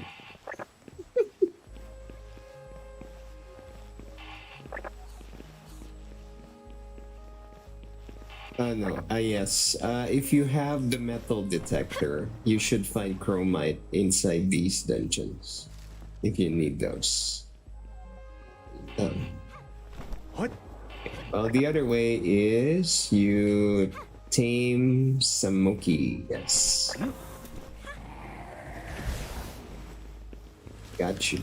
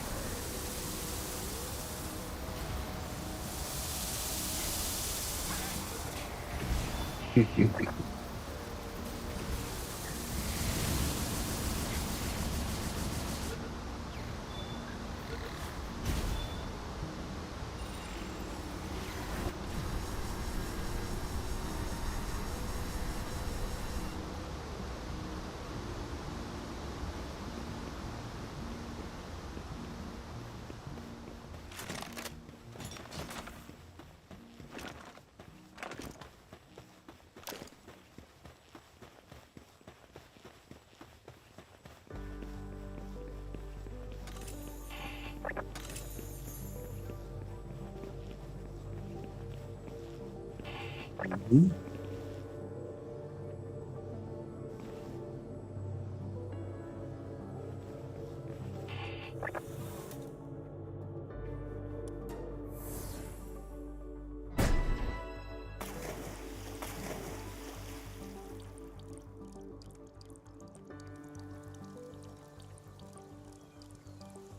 Wait, why are we here?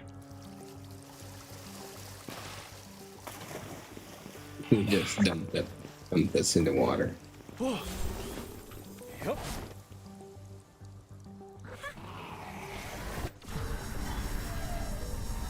Oof.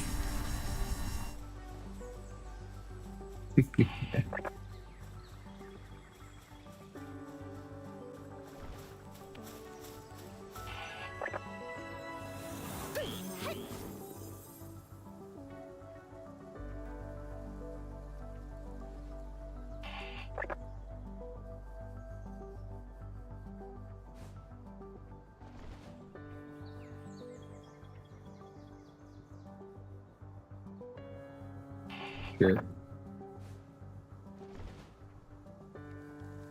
Pretty much on idle mode anyway, so I'll just follow your.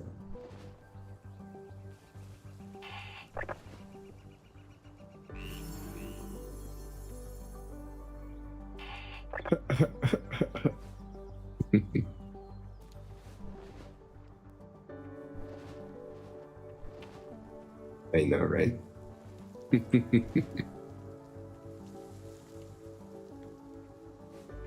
Don't remember signing anything.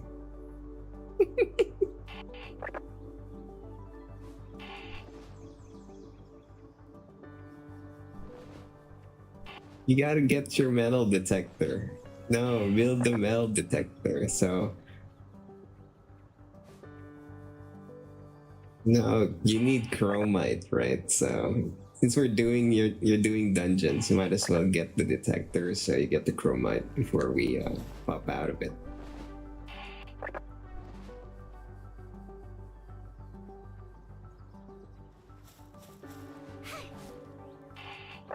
Mm-hmm. Oh, it's south. What do you mean? Okay, yeah. That one's closer. Gotcha.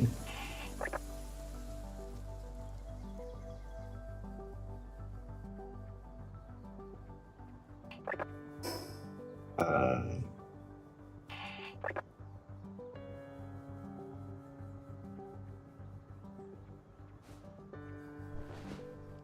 are you sure?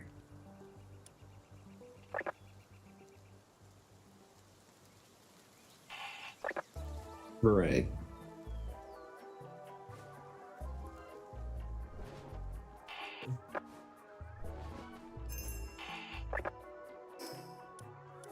Sure. No. I'll warp for a bit. I'm just gonna reload my stuff.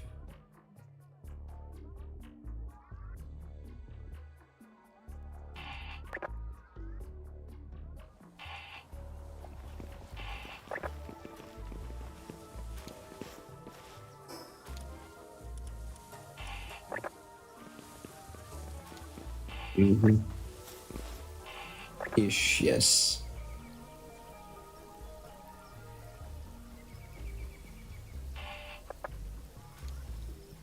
Yes. The tiny dog, though.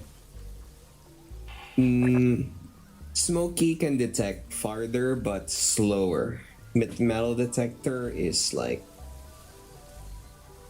a little closer but really fast. But in terms of efficiency, Smoky is more than enough. If you press F every few seconds, yeah.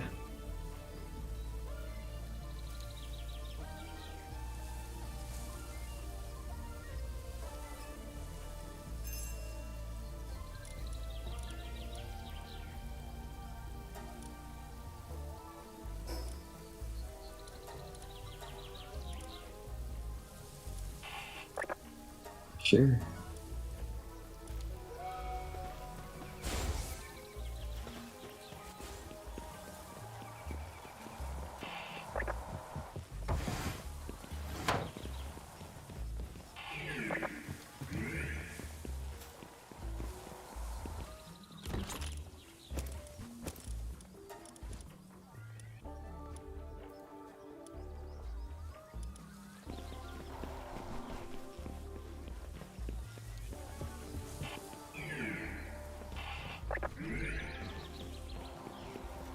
You should be in the right spot.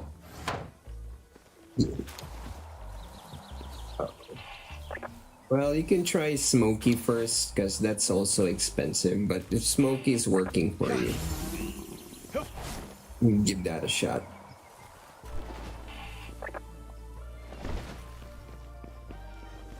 So you can save a bit.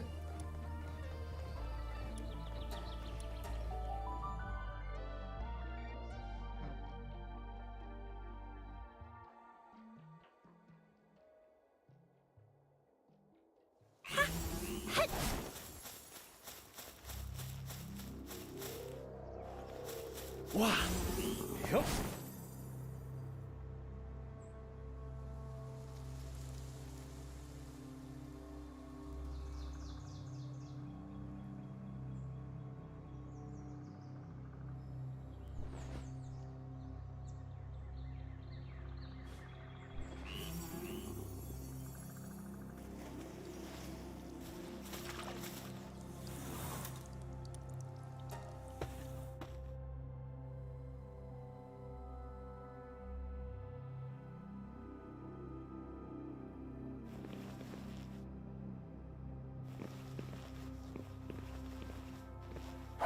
Okay, so whenever we go to inside the room, yeah, keep doing that every 3 or 4 seconds. Then eventually you'll find chromite with the sound, and then there's like a beam of light.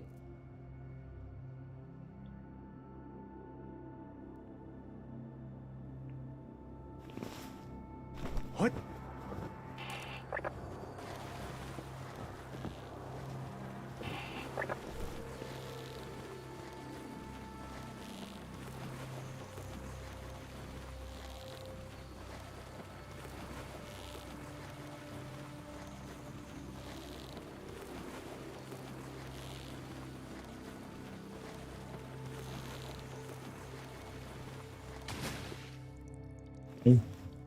Oh, that's nice. But not perfect. But yeah, Gangler Ignis, one of the most useful base spells.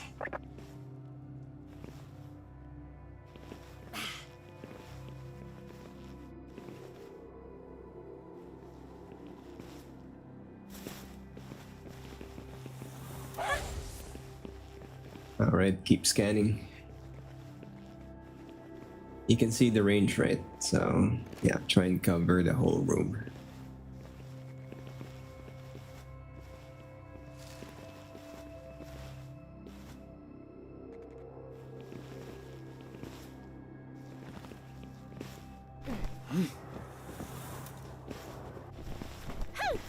Yeah.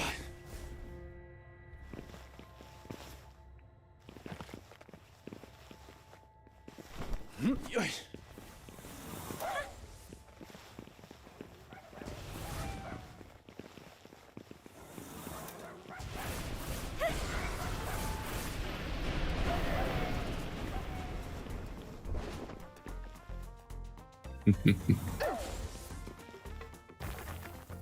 Now there's one.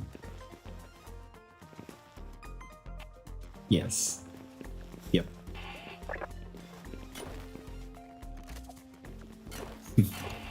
There we go.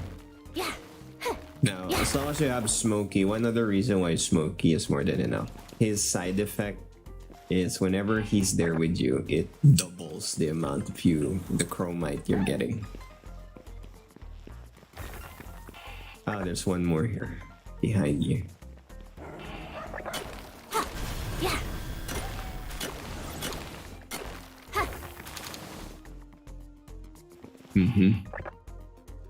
Well, you're overweight now. Haha. So, you're gonna have to reduce some stuff. What do you mean carry that? What? Shit. Just, no, stop mining.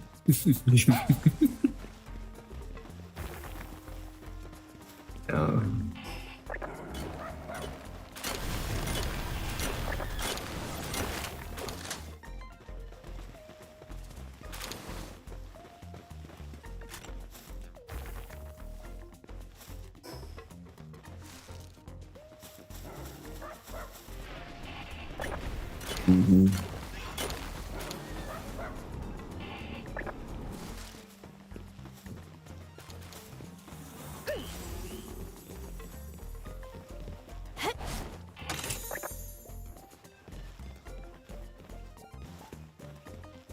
No, look for the exit. We're closer to the exit than the entrance.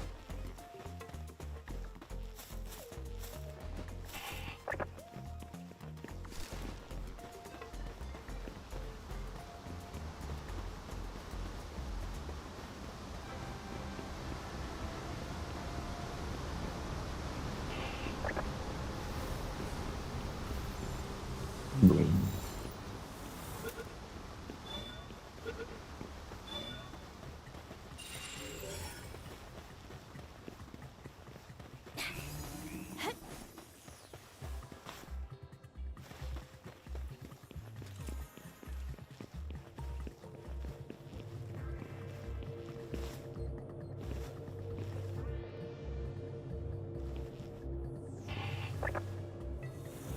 Okay.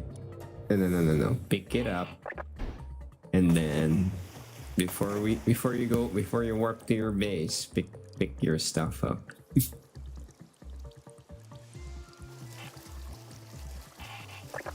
Yeah.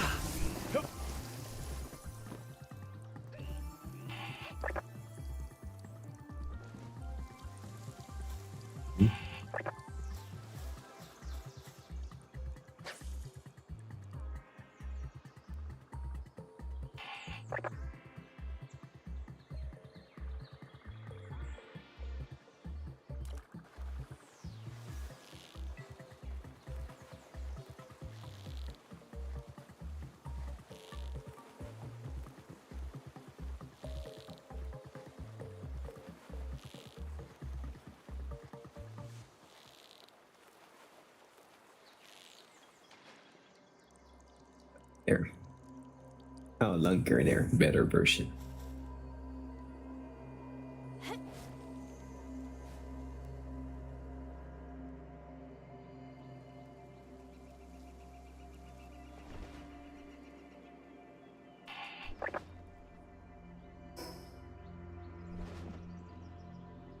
Oh. Up you were the...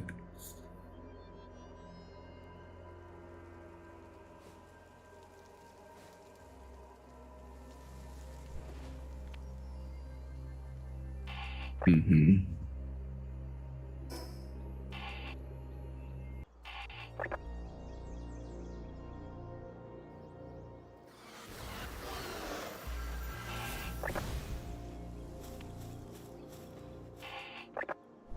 Here. Okay. There you go.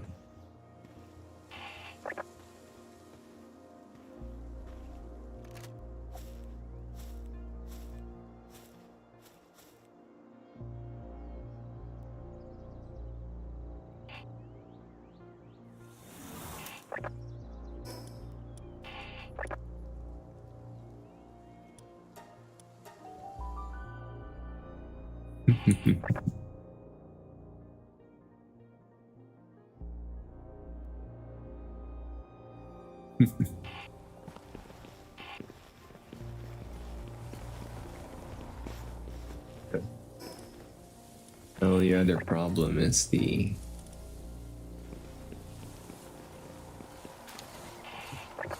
There we go. Next question is your passive stuff.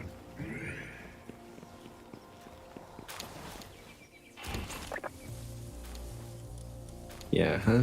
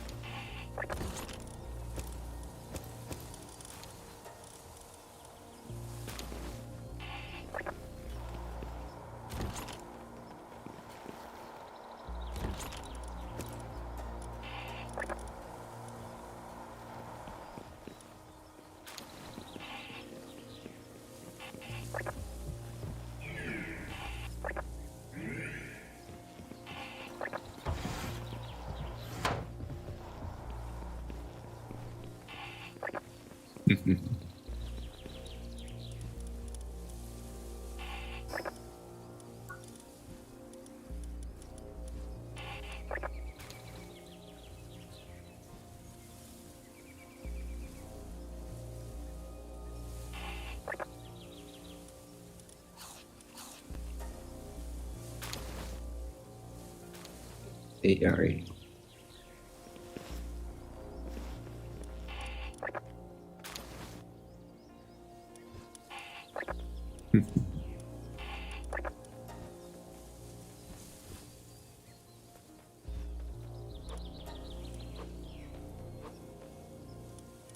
Mm-hmm.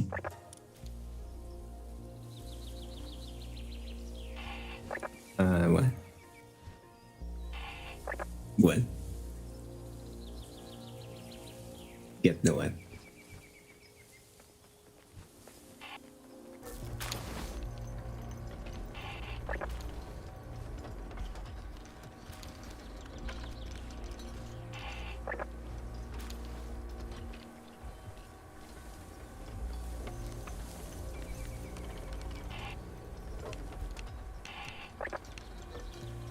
Computer is the painful one.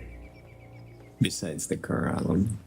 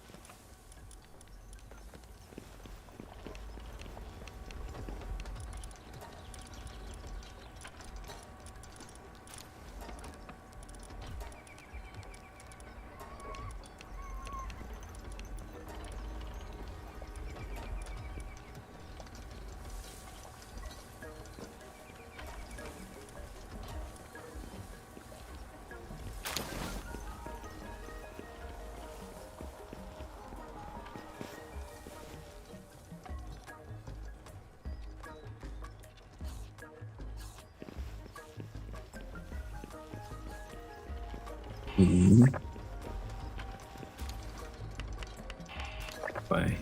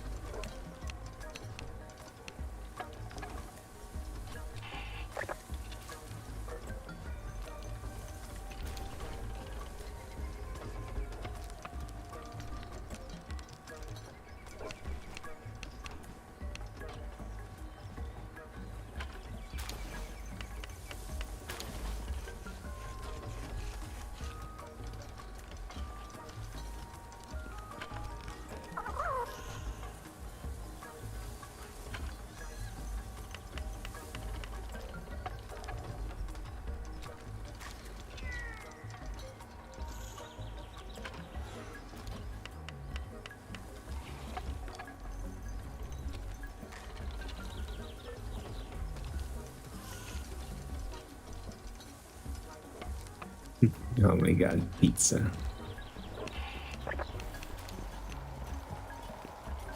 No, I saw the pizza. No. I barely eat pizza, but I like it.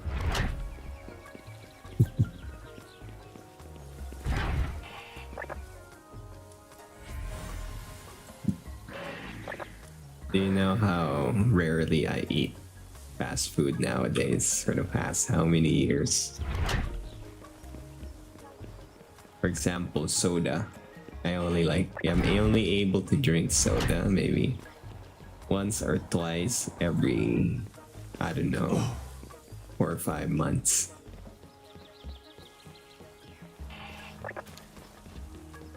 Reasons, but yeah, that's the current scenario of my life. Again, very, yeah. Last time I ate pizza was like half a year ago.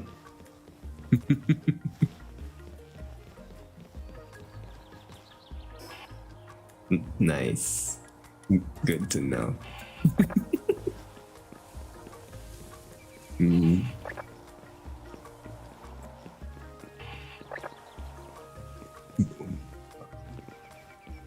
Yeah.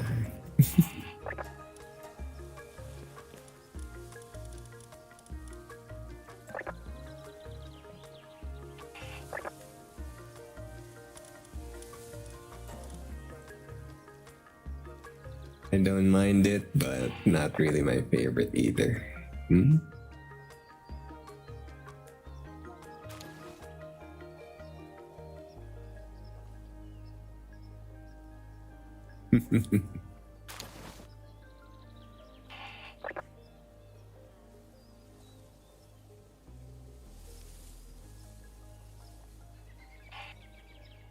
Do you guys got the pizza where they stuff the crust with cheese? I assume you do. All right, good. Yeah. How about the other version? They stuff it with hot dogs.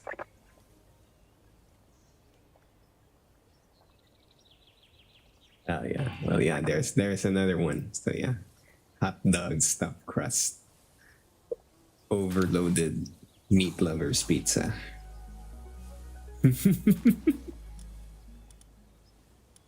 Why did I have to think about that?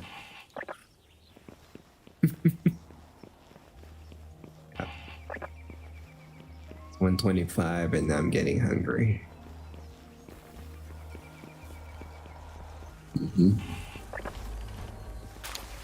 It's been a while.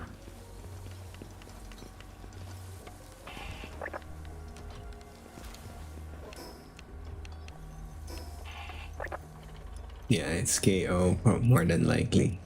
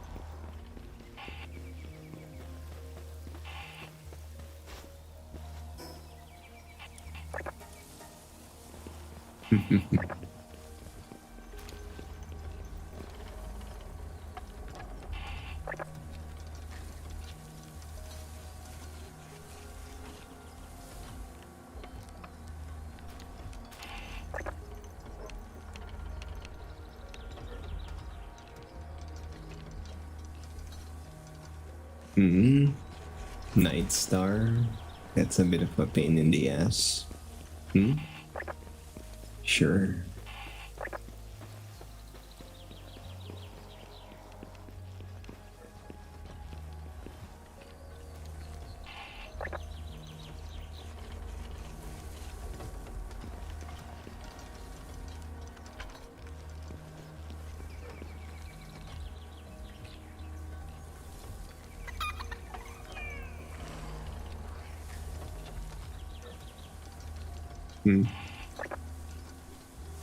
Yep.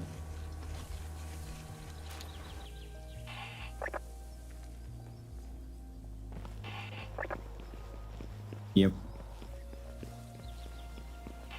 Good morning.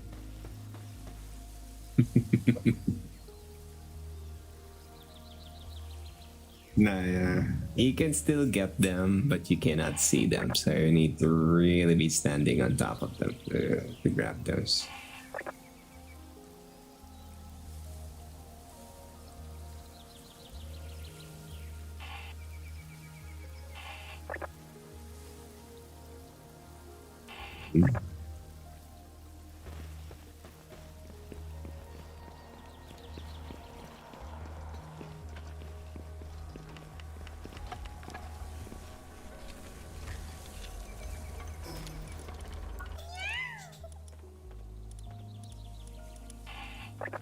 Mm-hmm.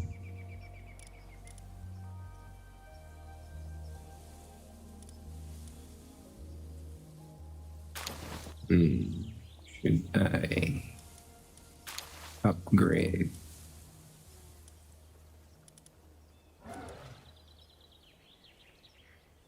Yeah.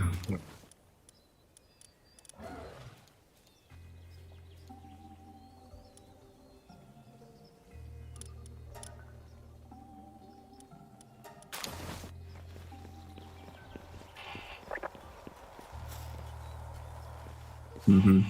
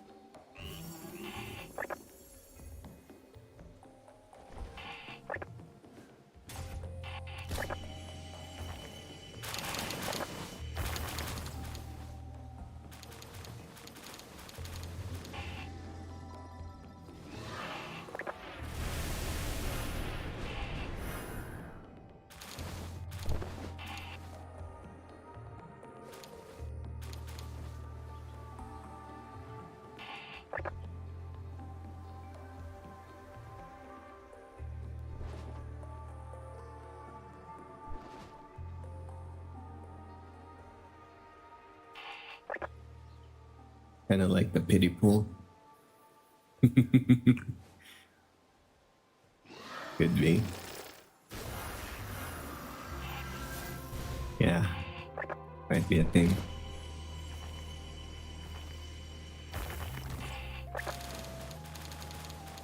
What? No. Yeah, they do. But if you know where they're found, you can kind of just feel your way through it.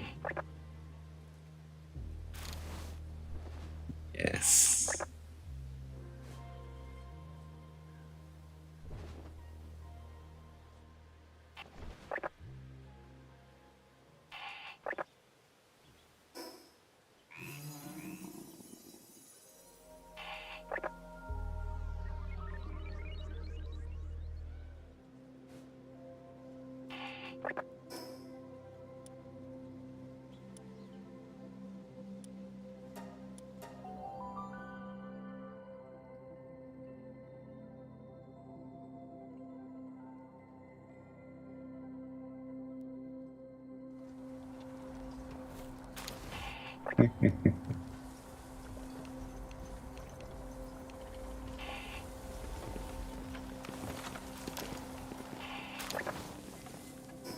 I noticed. I wonder why.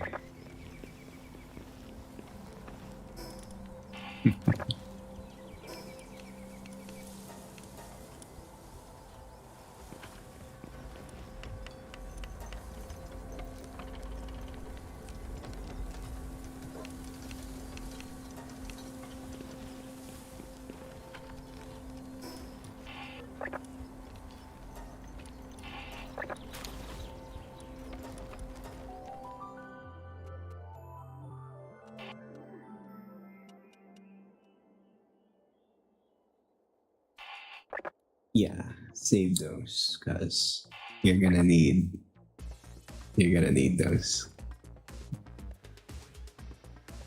Yeah. Yup.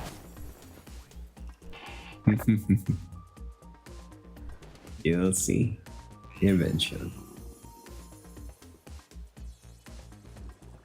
Eventually.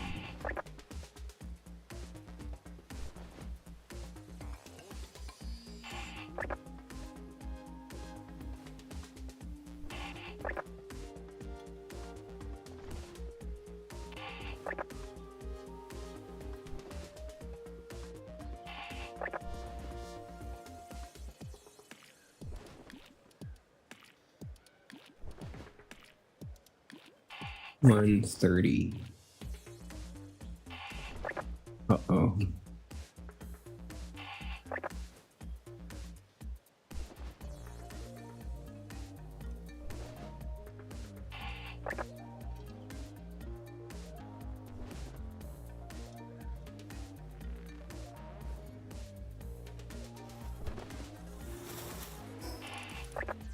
Wow. Yup.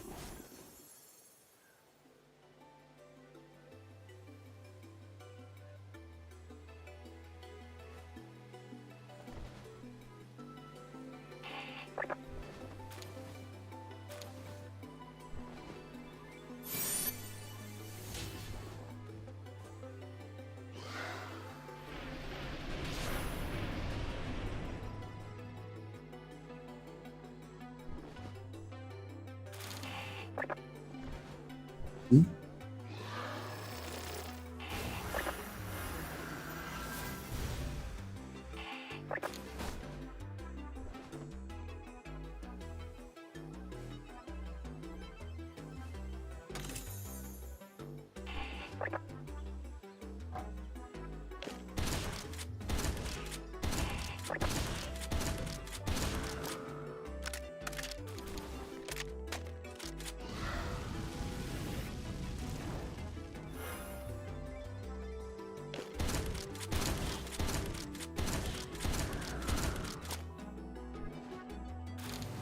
Hello, D Drake over there on TikTok. Welcome back.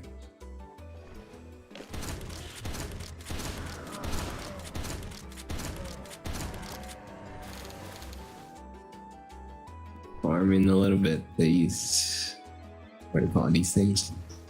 A little bit of these gems.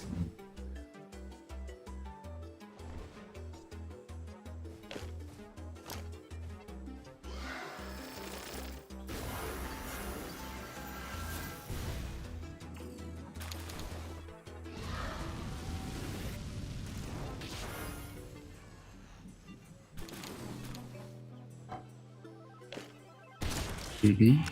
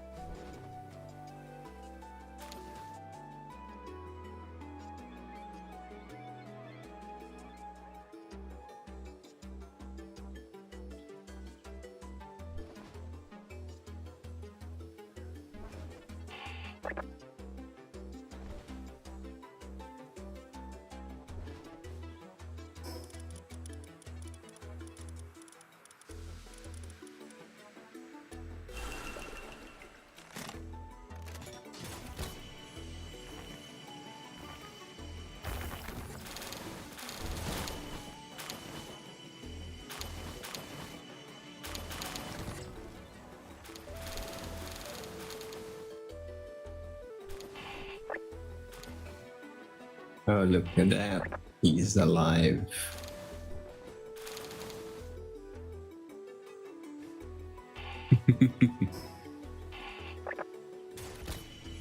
Took you long enough.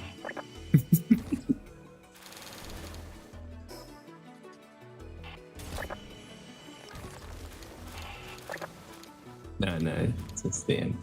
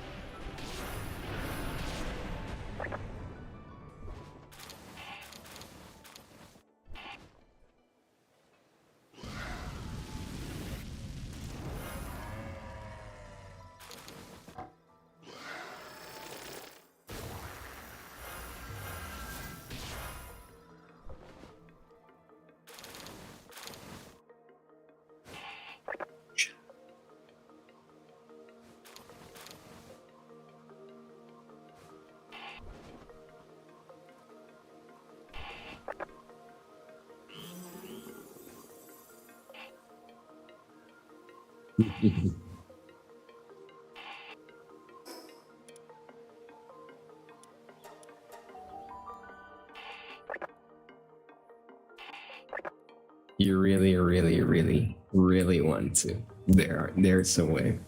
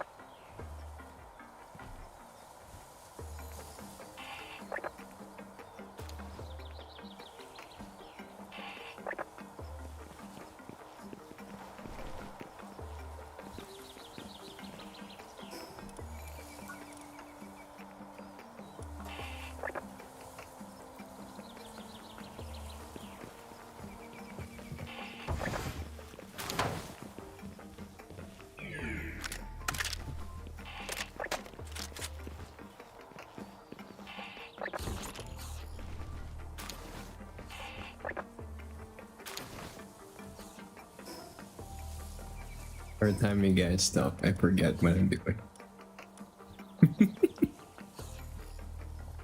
Your timing, for whatever reason, whenever you guys start talking, I start listening and then I forget what I'm doing. Oh my god.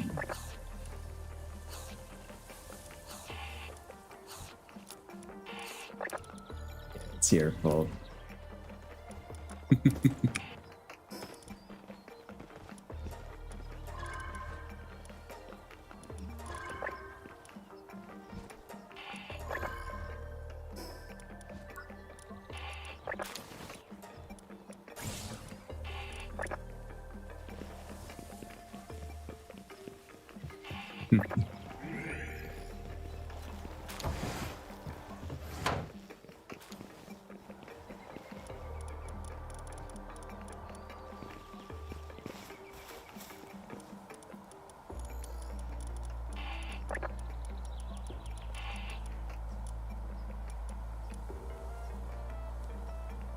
Mm-hmm.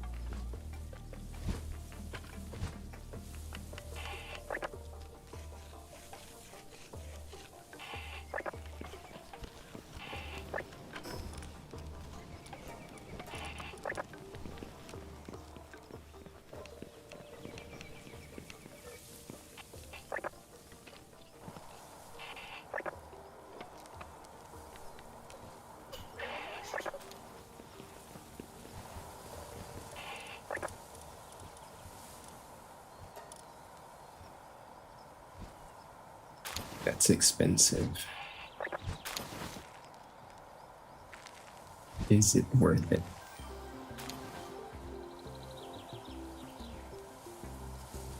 Making ammo for a new gun. Why not? Like,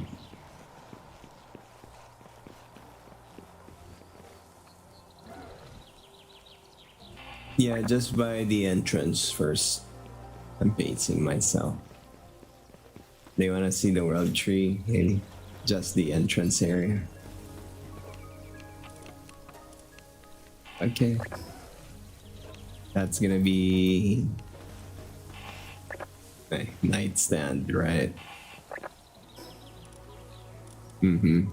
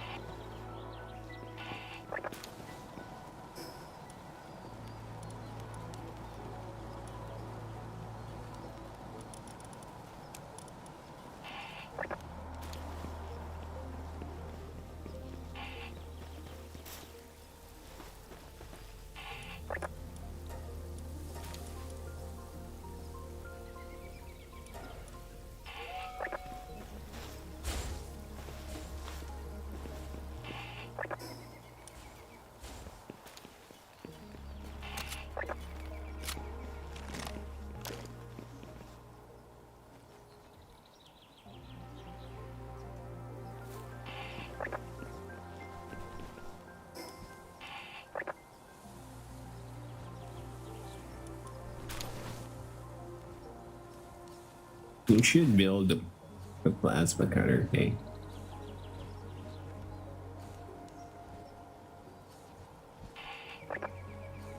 Wait, where's all your points? What do you mean? It should have enough. Where did it go? Hmm?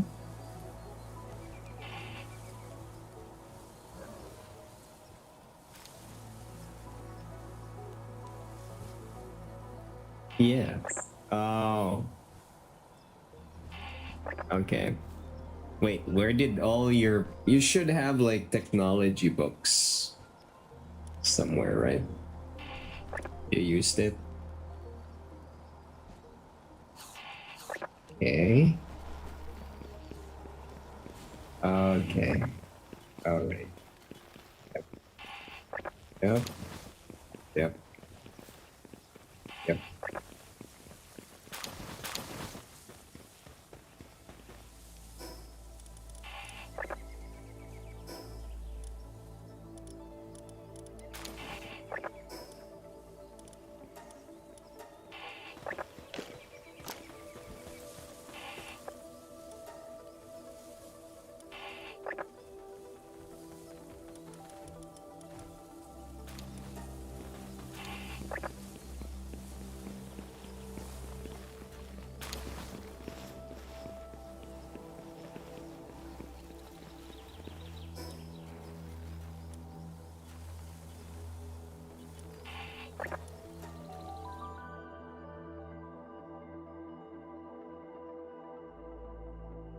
Oh yeah, side note, Katie. I'm not too sure yet, but Path of Exile 2, remember that game? It's about... If it's a... if I read it right, it will go free to play around December or September. Perfect. Yup.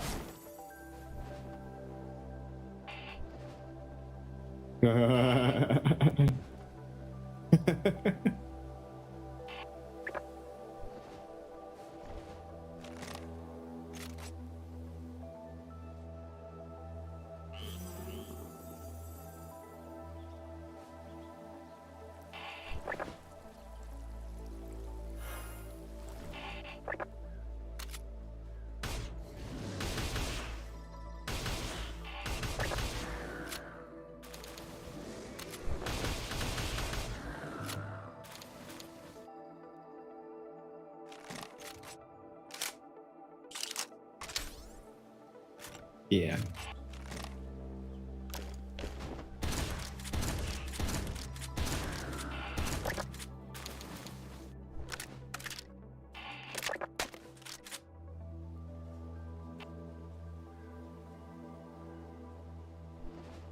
Mhm.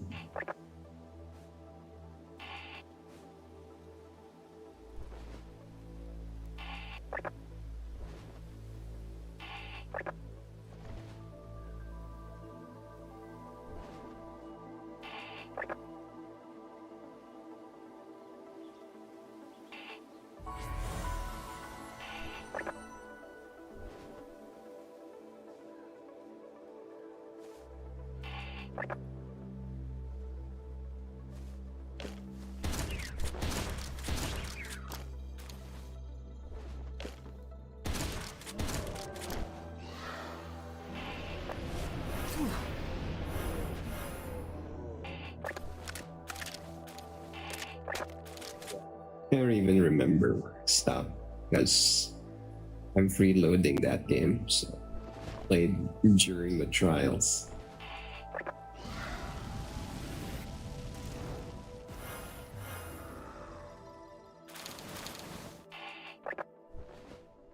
Mm-hmm. Wait, isn't that like kind of they're leaking their own content, Yeah. or is that the point? See. Ah, okay, got it. Oh.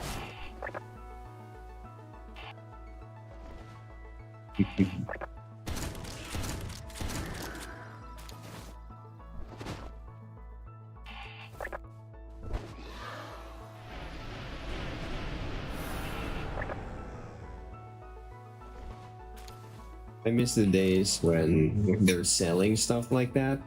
You get like metal plaques, full maps, actual figurines and stuff.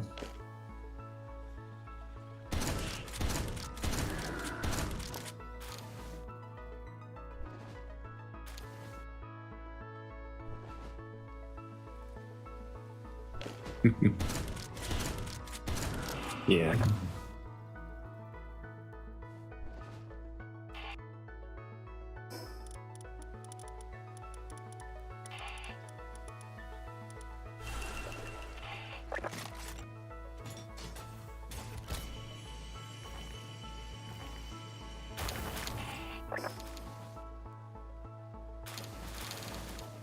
I remember before as a kid, the good limited edition ones or whatever packages you get, the manuals are insanely detailed. I read it cover to cover. Hey, gamer. You just got a gamer. Yes, yes, I know. I remember there was one game. You guys ever hear of Ultima? The Ultima series? Yeah. Okay. Basically, Ultima is what inspired Diablo. Except Diablo is more action-oriented, while Ultima is more RPG. And Ultima really set the standard for the top-down camera angle. That was the game. So that was my game before. My favorites as a kid. Ultima 8. And then inside that book, one of my favorite things reading about is the best. It's the bestiary. The small section there, all about the monsters, and they list down the lore for it.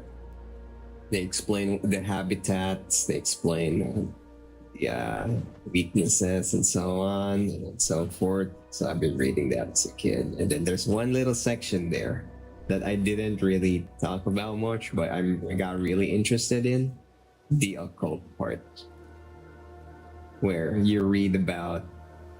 It's kind of like, because the setting is Ultima 8 pagan, so they kind of touched upon a little bit of the occult stuff, such as witchcraft and so on and so forth. And I've been reading about, what interested me there is the reagents. For example, pig iron. What do you think pig iron is?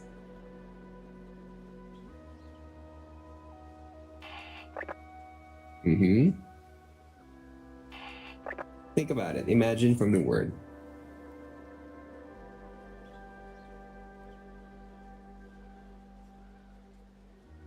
Pig iron. Yes.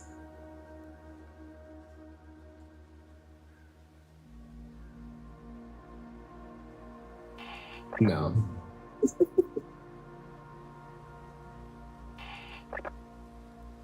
Okay, so basically, the simple version of it. Pig iron is a reagent when you are kind of making like a summoning circle. Like you're gonna be summoning spirits or the undead or demons and whatnot. Pig iron is used for protection. Yes, pig iron. Because in that game is all about the occult stuff. So you can summon zombies, but instead of just pressing a button like in Diablo or to summon the stuff, no, you need to draw the circle, and then you put in all the reagents: eye of newts, hair of this, leg of spider, this and that, bones of the people person, and then you start lighting the candles. Yes, basically. So as a kid, I was like, I don't know, maybe like 12 or 13, I think. I was reading the manual. I really got into the idea of it, so I started memorizing it. I kind of remember some of the spells as well. Inflam, that is for you to switch on the candles. So you go inflam on each of the candles, and they start lighting on their own. There, influx. Yeah, what's the other one? Let me try and remember. It's been a while.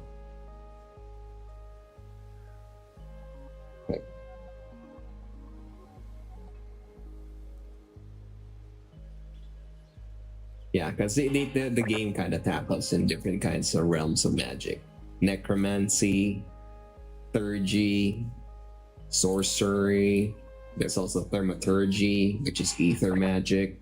So all of those schools, magical schools, have different reagents and means for you to cast the spells. But the difference with Ultima is, okay, let's geek, or so I don't know, geek out a little bit. What's the difference between a sorcerer and a wizard?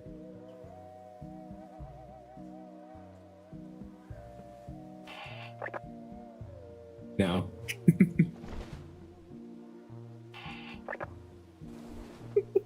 This is the lost lore of how it should have been until everything started watering it down. Okay.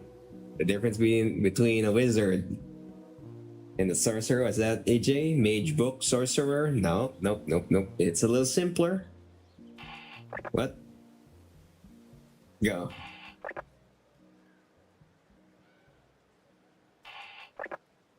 Sure. Okay.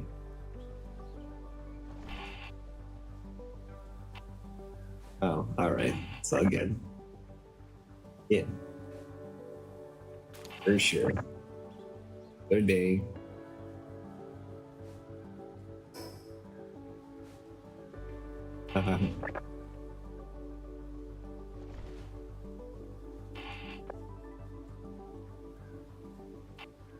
Good night.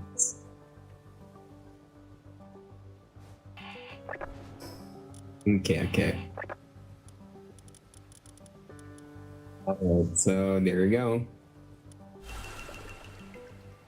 What?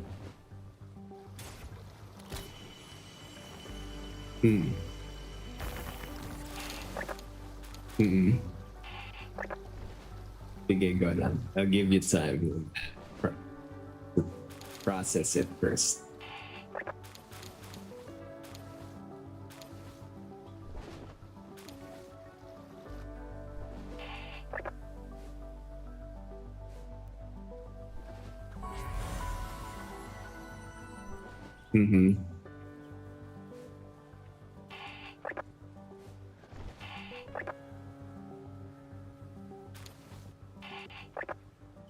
Related, but it's much simpler. There's more a simpler explanation for the base difference of the two.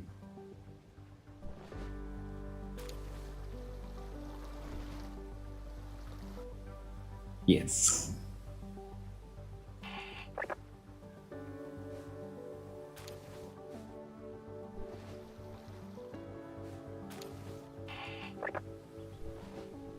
There's another explanation for that, another layer.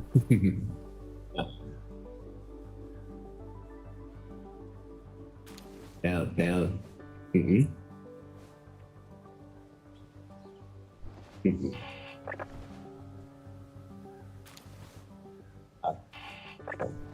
It's much simpler. Anything else before I say the prime difference between the two?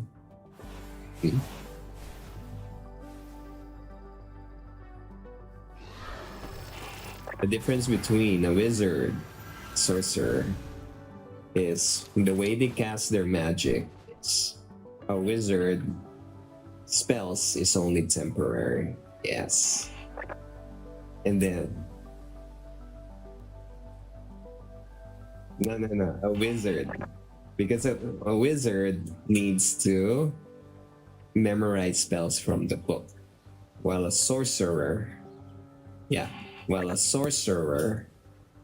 has magic which is natural, meaning a sorcerer does not need to use incantations. He can just will it to happen. That's the prime difference between the two. Okay, now that's the reason why sorcerers tend to go into the evil side, because their means of power is natural to them, So their ego tends to kind of push them towards the dark side. Compared to wizards, because wizards are educated, they are intellectuals. So their magic, their access to magic is by memorizations of the words of power. Yes, but that's the general idea between wizards and sorcerers. Diba?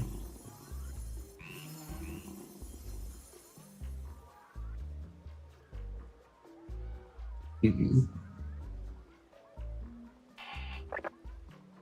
In the end.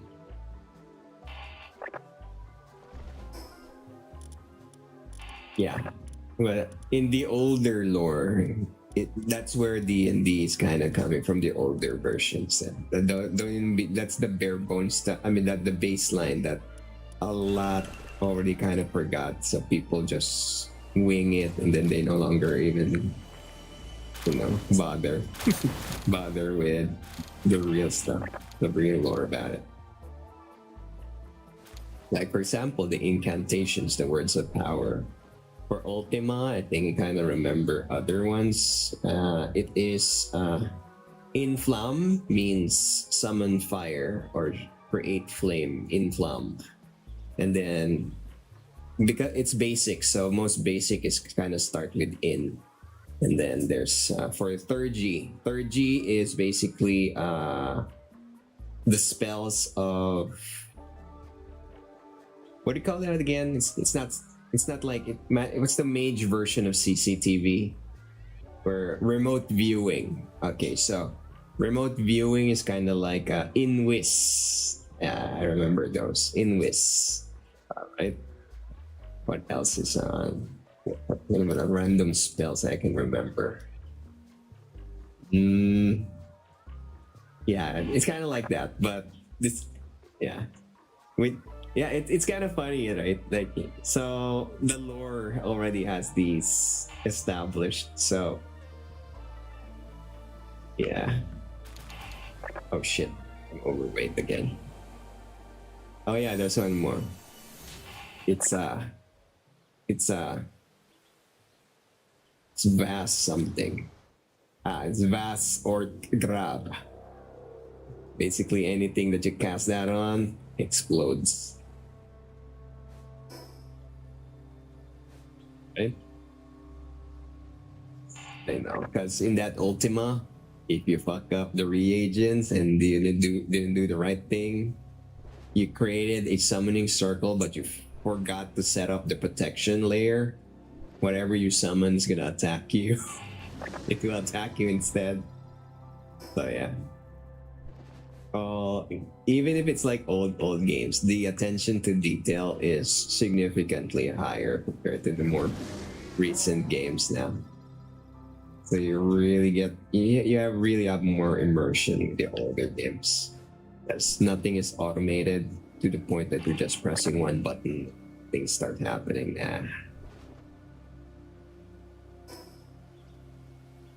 So on and so forth. So what did I think I even at that time when I was younger, I went with necromancy. That's my field.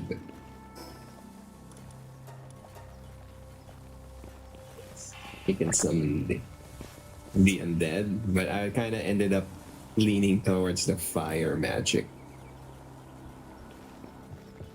And in at least in the lore of Ultima, fire magic is the realm of the sorcerers.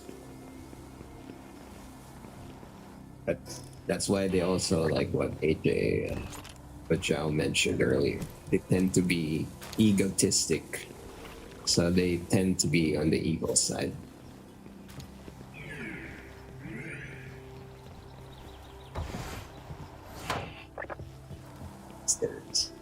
Invas Flam. Yeah, Invas Flam.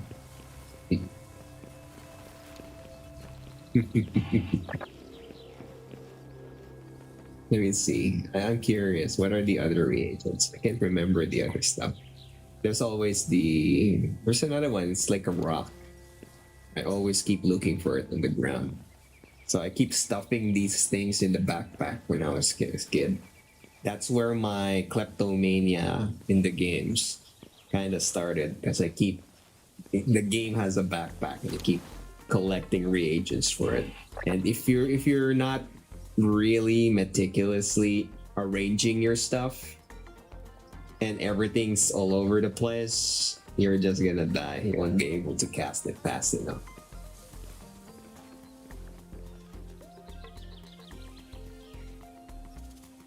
And casting there is not a matter of 1, 2, 3, 4. You need to prepare all the spells before you start moving. You pre-cast it. I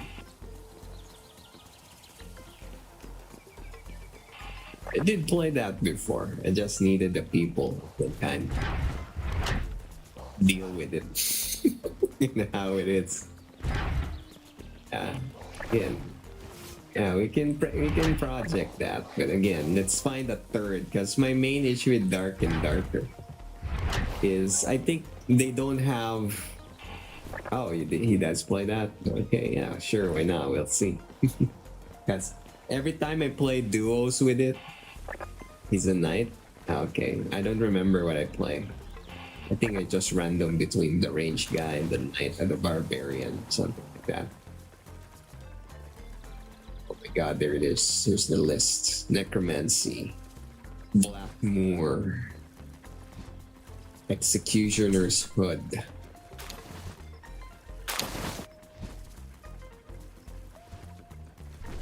Huh? Which one?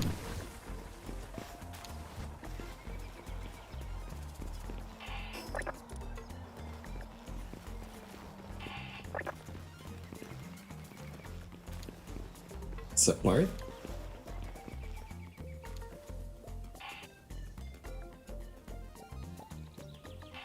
Oh, I see.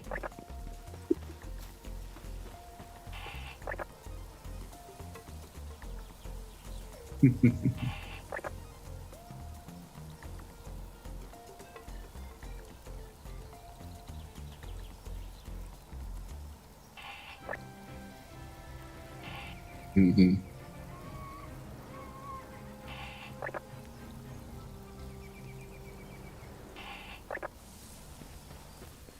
Yeah, I remember those. But, yeah. But you kind of, so in other words, you're kind of like the wild boys in Mad Max.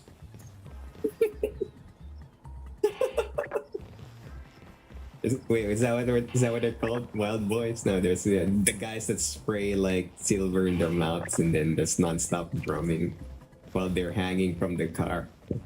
Or something. What up?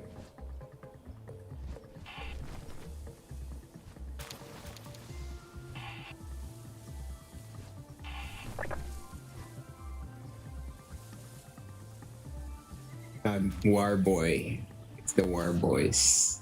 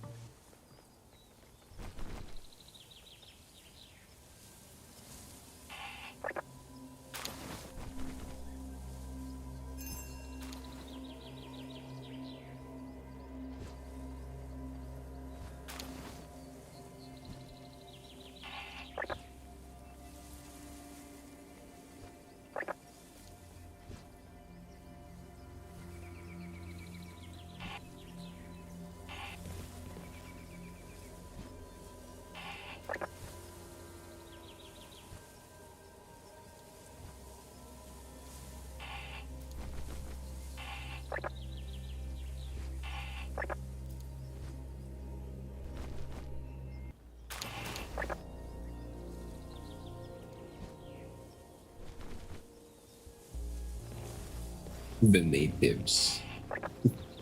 The mountain natives.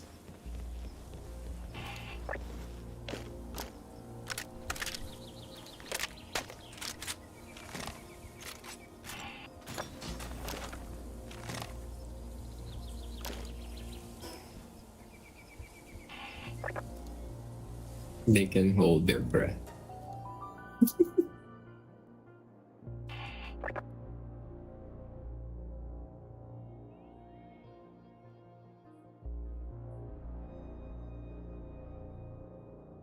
Ano yan? I not runs in general. I played Dark and Darker with other people. Yeah.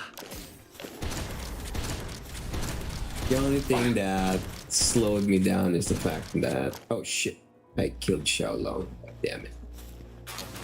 Is the fact that the interest in general is just not holding them. Oh my god, could have gotten Xiaolong. I hit him in the face and then it did critical damage. Oops. But yeah, again, I'm interested in Dark. There's another game, it's not Darker, there's one. It's kind of like Darker, but I think it kind of died for Darker.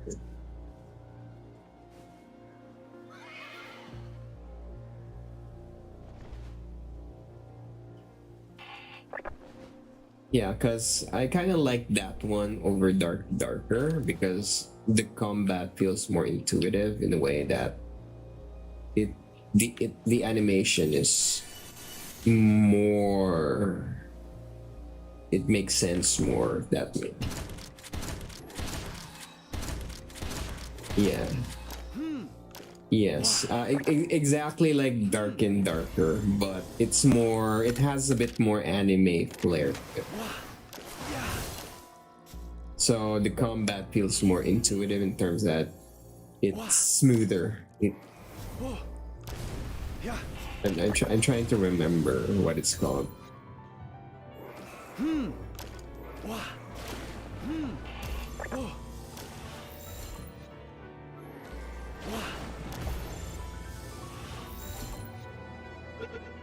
I think so, but yeah, generally my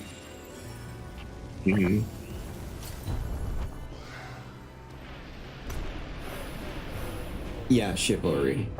I used to play games like Chivalry. For example, did you guys ever hear of the game Might and Magic Dark Messiah?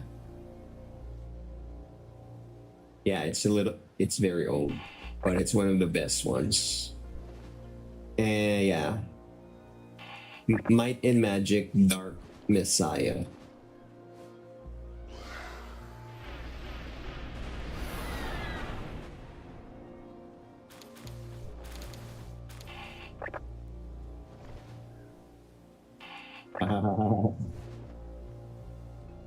I mentioned that.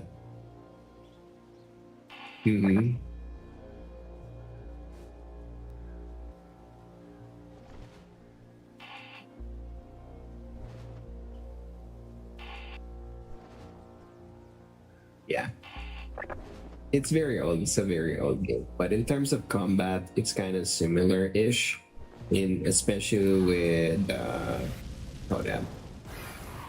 the part where the combat is intuitive. For example, one of the main selling points for Dark Messiah is you can cast ice on the floor and then you can kick the guy and then the guy will slip on the ice and then he'll just fall off the ledge. Just like in Dark and Darker. That concept kind of started in that game that I told you about, Might and Magic Dark Messiah. So, for example, you wanna set a guy on fire. You can set it up where you can put oil in the floor, bait him to run towards you, then set flame to the oil, and then That's it. Boom. It's on fire.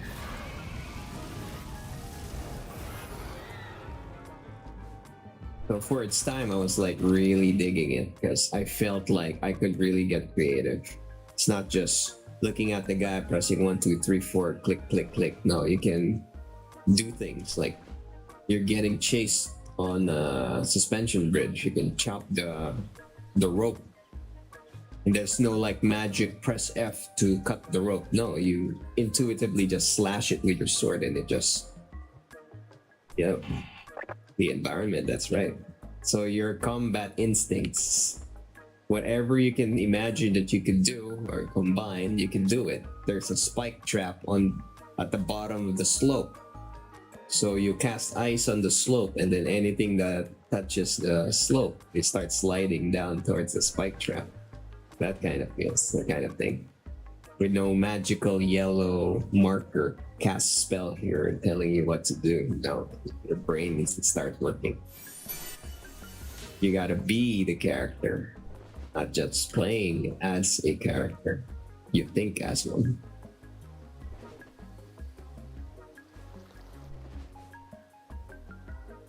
It's back in.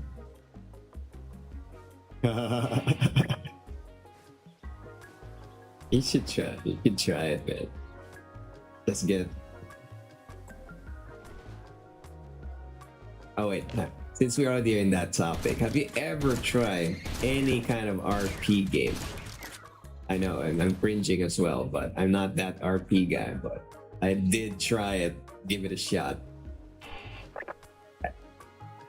Could you tolerate like listening to people talking as their character? With all the funny accents and whatnot. There you go. How about you, Pancake? Ever experienced that before?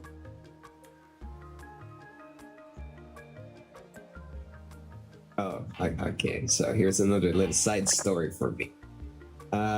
There's a pirate game I used to play, Atlas. I'm not sure if you heard about that, Pancake. So the Atlas game is a survival game, full-on survival game. So in that server, I joined a friend that invited me over because he wanted to try it. And I was like, I don't imagine myself being able to talk like these guys. It's just, he said, it's fine. You can just follow me and help me out. And I was like, all right, fine. But there's one rule in the server. You need to declare what your character is and stick to it. So to get around cringing about myself doing any funny voices, we just went with this concept. So my friend is a young merchant, kind of prince-like he's like an heir to a business of some sort. So he's a young merchant, kind of trying to set up his own path and so on and so forth. So he has no legit business yet. So the reason why he's there is he's looking for his fortune, basically, and using his, business, whatever you call it. And so I am kind of his bodyguard slash butler. Now the twist here, so I don't have to deal with all of the cringy stuff, is I am supposed to be deathly quiet. I don't talk. That's the selling point for me. So I never talk. I just do like stupid sign language shit, and he just pretends to just interpret stuff and that he understands what I mean, and then he translates it for other people. So that's so yeah, because the joke here is since I'm the one that's kind of used to PvP in survival games and he's not used to that, so that's my role basically. So I am the protector, the silent protector, protecting the young lord basically. And I let him do all the fancy talking. So he's just like doing the slightly, like how you guys talk. I think he's American. It's trying to do the slightly British kind of way of talking. And then, so we set up in an island and so on. And then we declared our intent there. It's a new island. And because it's an RP server, you have to declare what's the plan. So our front plan is he is setting up a new mercantile business. What do you call that? It's not. It's like it's an old-fashioned mall. I forgot the word for it. Where it's like a marketplace, but it's more like a building where people gather together. Basically, kind of like a guild, but it's not just like a guild, but it is practically a guild. So anyway, so it's not just a merchants thing; it's also a bank. So it's like a banking service with trading service in one. So that was the setup. So that's my job. Now, in my case, I am the protector side, the secret protector X slash security officer. So I'm the one designing the place. Now, there's another part that's not declared, which is allowed as long as you have a front. We are also kind of like a hidden thieves guild.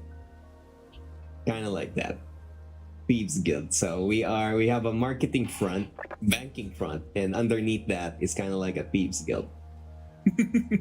So the base I designed, because our role is I let him do the talking and I'll advise him in the background, and I'm just gonna be pretending I'm the silent mute bodyguard, butler, whatever you call it. So our base is basically at the front it's a market, and then at the back is the banking area. There's like seats and so on, and then there's like a protective screen where you can talk to people. But beneath all of that, I designed it as a PvP base. How? And then you're gonna ask how? Why? Because behind every wall, random wall, every corner, outside even the perimeter side of the building, are hidden turrets and cannons. All hidden. You cannot see it from the outside. But I kind of did it in a way I have like a master switch. One hit and then everything starts opening up. And you can see like rows and rows of cannonades. Kind of instantly, rip anything that's a problem. But there's a problem with that as well.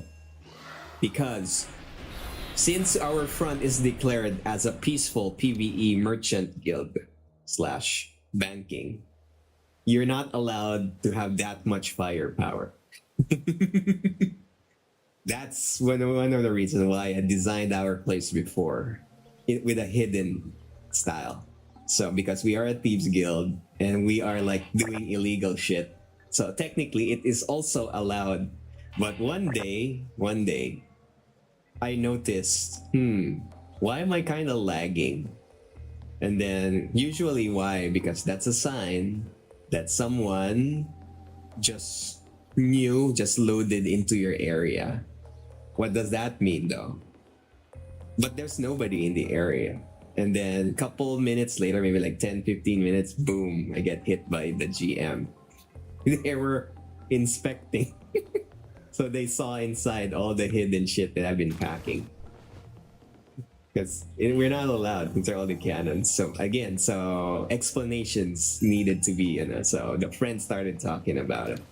And then again, because our front is a merchant guild, banking guild, and our hidden side, part of our RP, it's because I think our guild's kind of called Death and Taxes.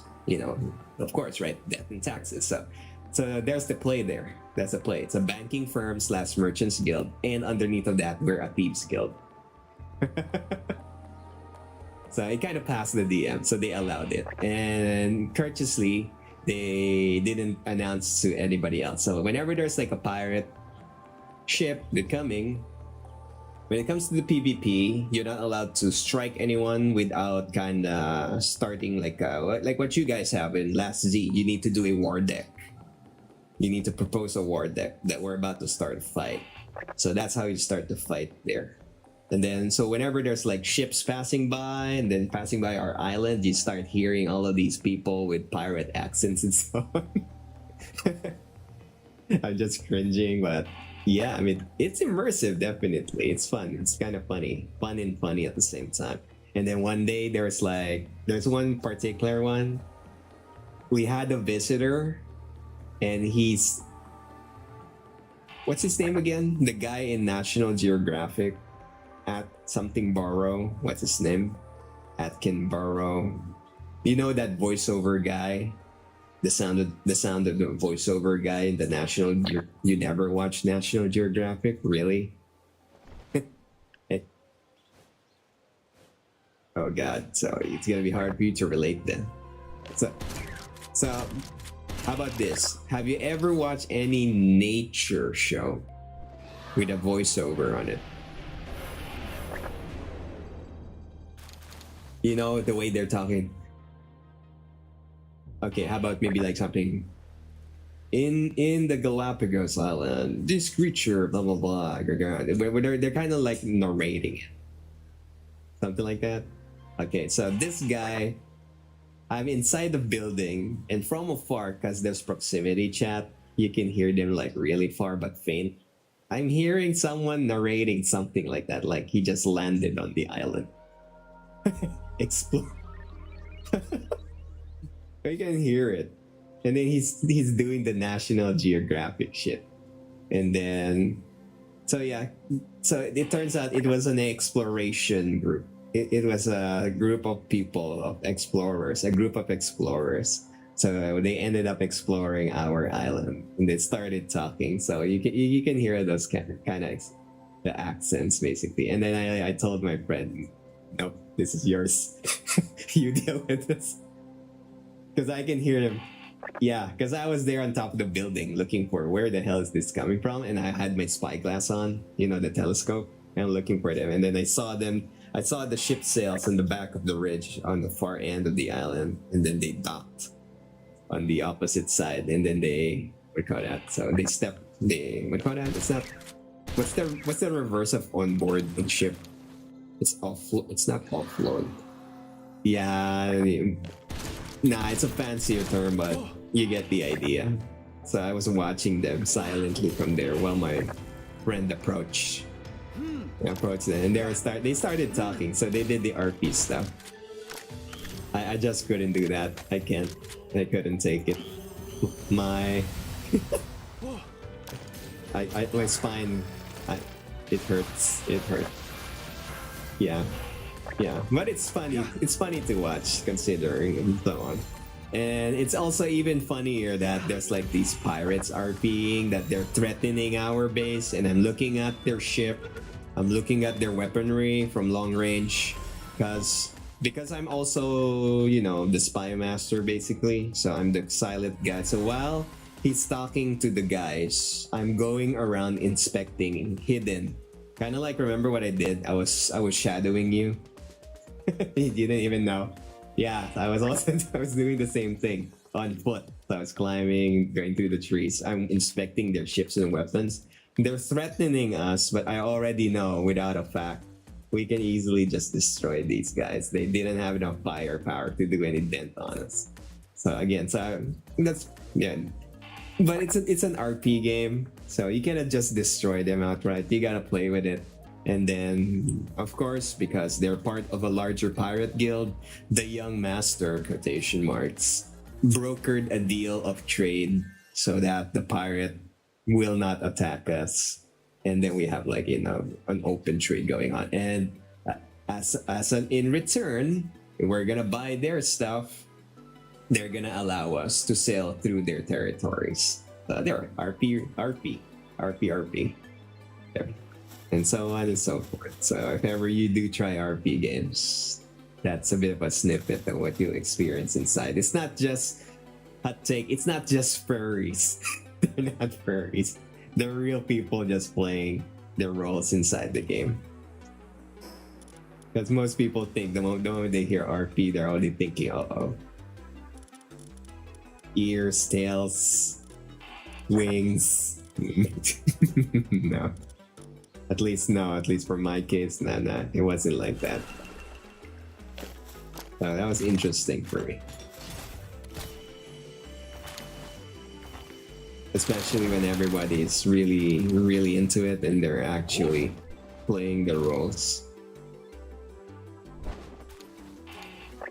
Trying to remember, because I remember with distinctly one happening in that RP server. Someone asked to keep their elephant for them. Yeah, there's an elephant in those games, like big ones. And I remember building a cage for it. I'm trying to remember the reason why we ended up with an elephant there. And then it died. Long story short. It died because... Oh, yeah, because there was a tiger. Now, the problem with that game is there's sometimes some glitches when the server restarts. Sometimes the animals spawn inside the base. So, yeah. Tiger spawned inside the cage. The rest is history. Dead. Elephant dead.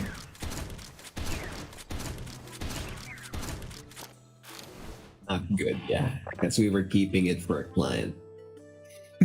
Not much of a banking firm if the client's assets are dead.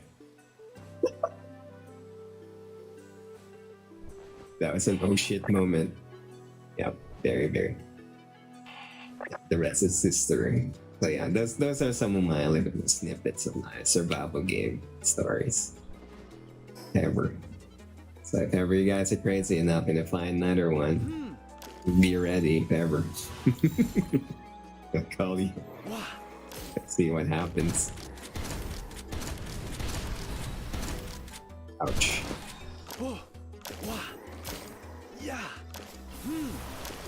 Yeah. Yeah. Ouch. Yeah. Lipat-san. Can you build inside the world tree? Yeah. Yeah. Yeah. Yeah. The fuck Xiaolong is... Oh no. Yeah. Xiaolong died!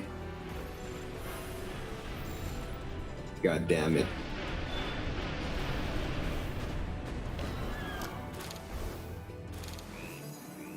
No, it lived. It sunk into the ground. Yeah.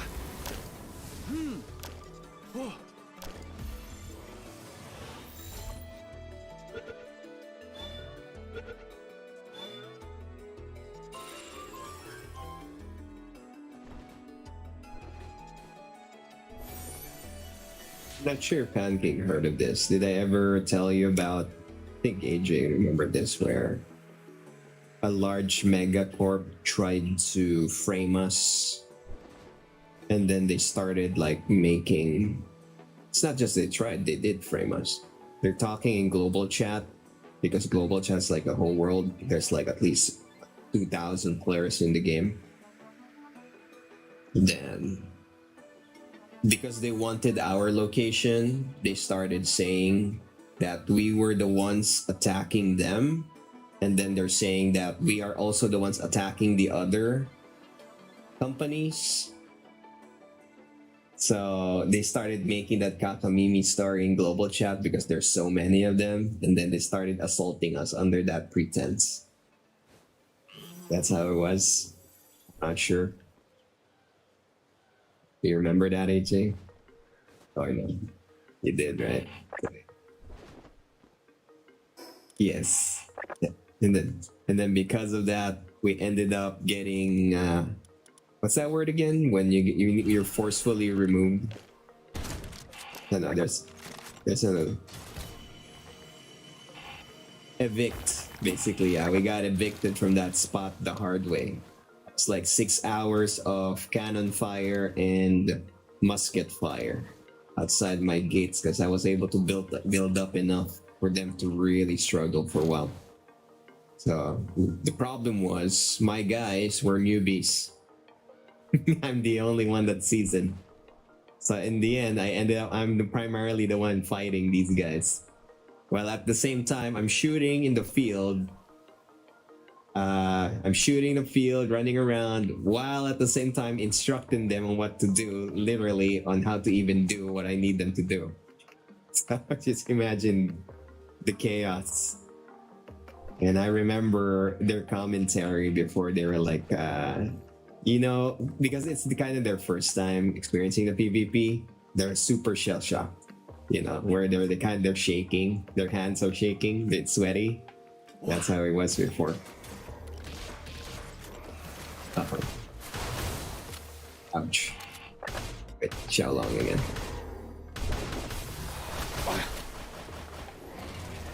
Ouchies. Yeah. Wow. So yeah, I'm not a fan of that. But after the fighting, they managed to breach my defenses. They got into the base. And yeah, I nothing much else to do, just harassment tactics. After the harassment tactics, just hit run, grab whatever assets we got left, weapons, armor, resources, and just start hiding them all over the island. Then what else? Oh yeah, they did give up eventually, and then I brokered a deal. All right, so basically the context was, all right, you bastards, you win. We're going away. Just stop shooting. Give us like a couple hours to vacate the area. Because at that point, nothing much else to do, so, except to, you know, what's that word again? Cut your losses. That's it. Just cut your losses. So yeah, and then the rest of that story is, I had an ally on the other side of the map. We were talking because he was he was part of our alliance on the other season. So this was the new season, but we were still in contact. But the difference was he ended up on the opposite side of the map. Now, if you're thinking of the map like just tiny map, not tiny map. Do you know how long it took for me and what's left of my crew on our ships, pirate ships, to get to his side of the island, of the world? This is non-stop sailing in the open sea for an hour and 30 minutes. It's like driving there in real life. That's how big the game world is there. And then all across that journey is like multiple islands, multiple hundreds. I'm not even joking, literally hundreds of islands. And all of that is full of people. Different people. So on our journey to getting there with the rest of our assets, we had like a carriage with a bear pulling it. So we went through multiple storms, chased by assholes. We got hit by another storm, and a couple ghost ships hit us as well, and we started losing. We almost lost one ship, but the one ship got hit so hard our bear fell off, and we don't even know where it went after that one, as we were running full tilt. And the storms are shredding our sails. So we were really racing towards where our ally is, and I was there leading we had 3 ships, so I was there in the lead ship. I was the one navigating for us, so I had to keep checking the islands and checking the trade winds, because I need to follow the winds.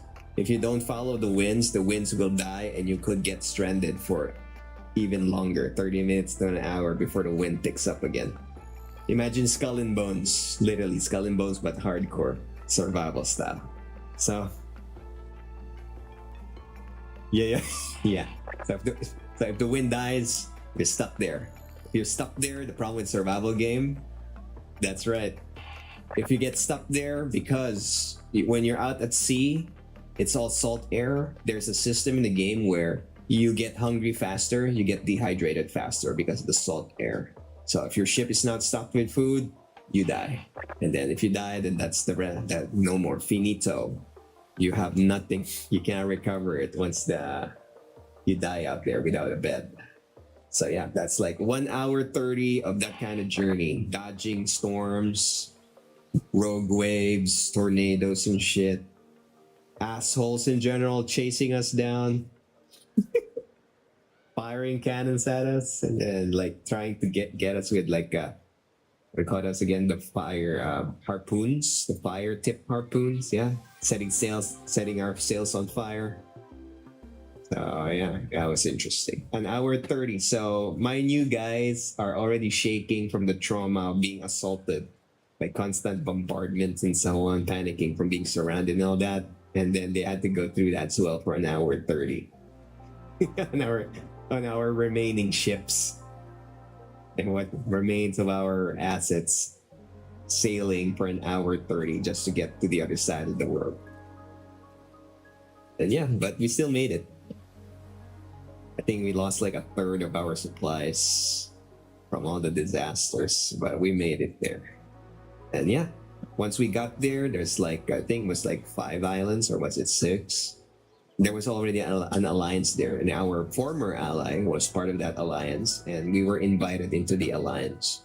Now, as a trade deal of being invited into the alliance, we agreed on protecting our region, the sector, the grid square. Our grid of 5 or 6 islands, we will be protecting and watching for each other, basically. So they introduced us to the other clans. The other clans kind of gave us a tour of their bases and so on. And after I got to know their leaders, talking to the leaders, since I'm the lead of my little group, they assigned me to one of their islands. I think that was the northwestmost island, an atoll, basically. It's straight vertical types, lots of cliffs and so on, which is perfect, which worked for me. Because for them, it was a pain in the ass. They don't know how to deal with it. For me, that's perfect. Because so we were now the protectors of that island, and I went full guerrilla mode. Not gorilla, guerrilla with a U. Guerrilla mode. So in other words, yeah. So in other words, I made with enough time, I was able to establish a hidden hanging city, a base. You could not see it because of the thick canopies and the foliage. It's super hidden from the ships from the outside. And I made it a point that anyone that's gonna be ending up in our island, they will not find us until they look up, like really hard. And I camouflaged everything. And we had like turrets, but the problem with the turrets in that game is that the turrets will not work without NPCs. And the problem with NPCs is NPCs will not work literally if you don't pay them gold and you don't feed them. So every day I have to maintain them. I need to keep them fed, and and I'm literally paying salary. So all the turrets, yes, the entire game, a lot of them, 100 plus of those bastards. So, yeah, and even worse, the turrets they got there, the ammo is local. What that means is whatever ammo is that you loaded into the gun, that's it. They don't magically just suck it up from a box somewhere else. So every day I have a routine.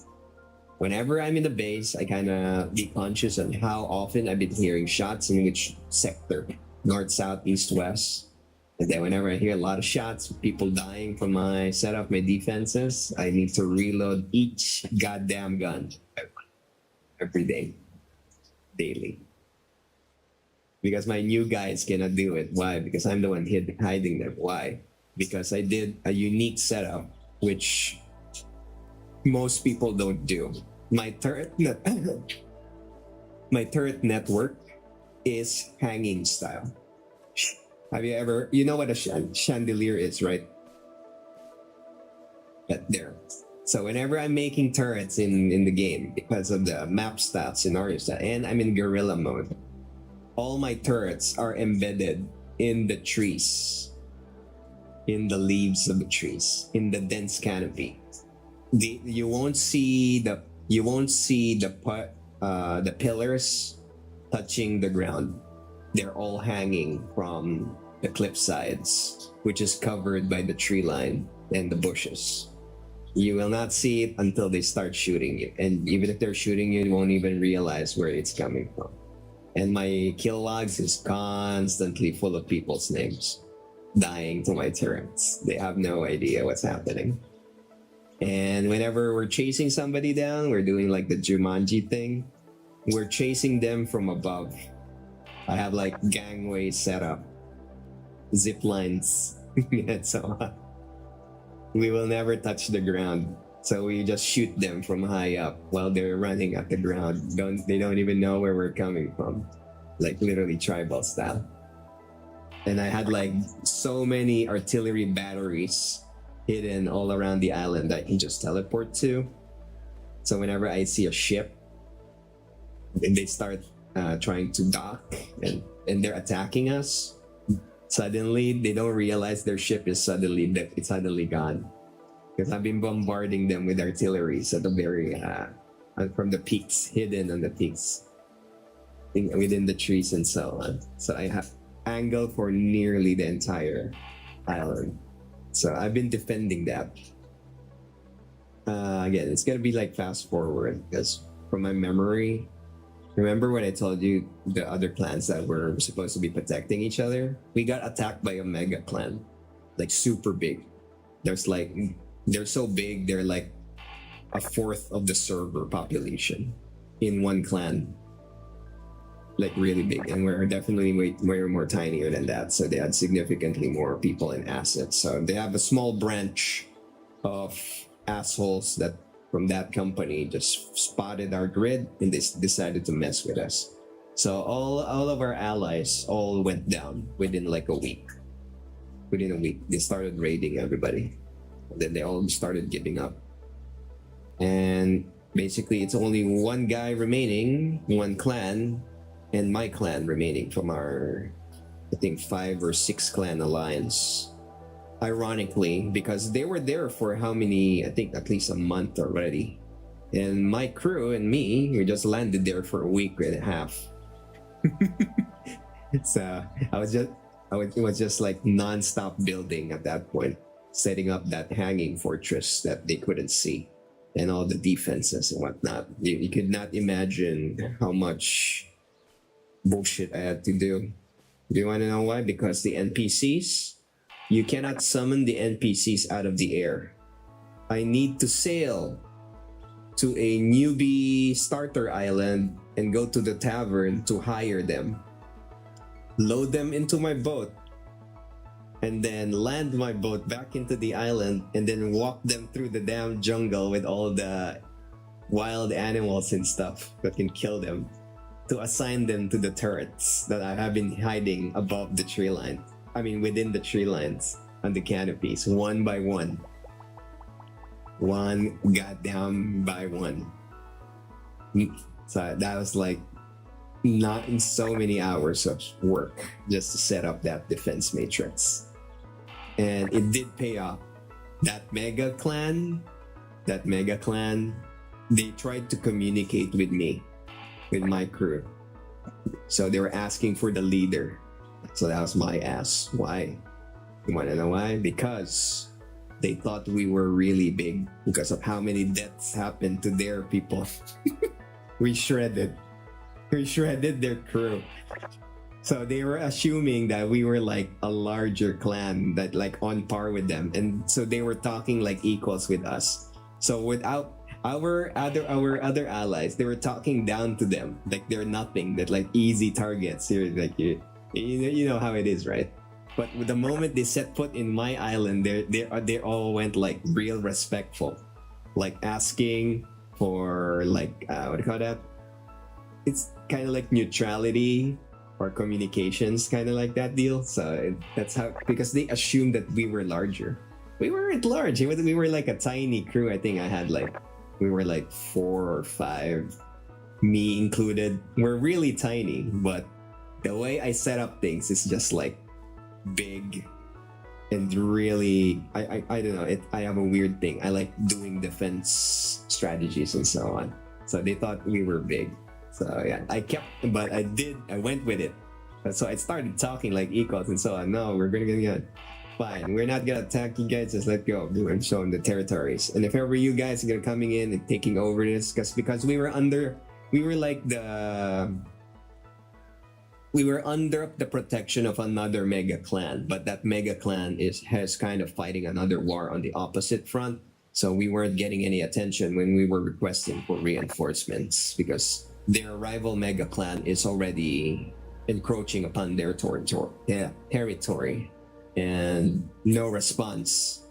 But yeah, so for the survival of my clan and the other clan that's remaining, that's still allied with us, because the remaining clan that's still allied with us, we gave them sanctuary. So they transferred over their stuff and the remaining people and their ships.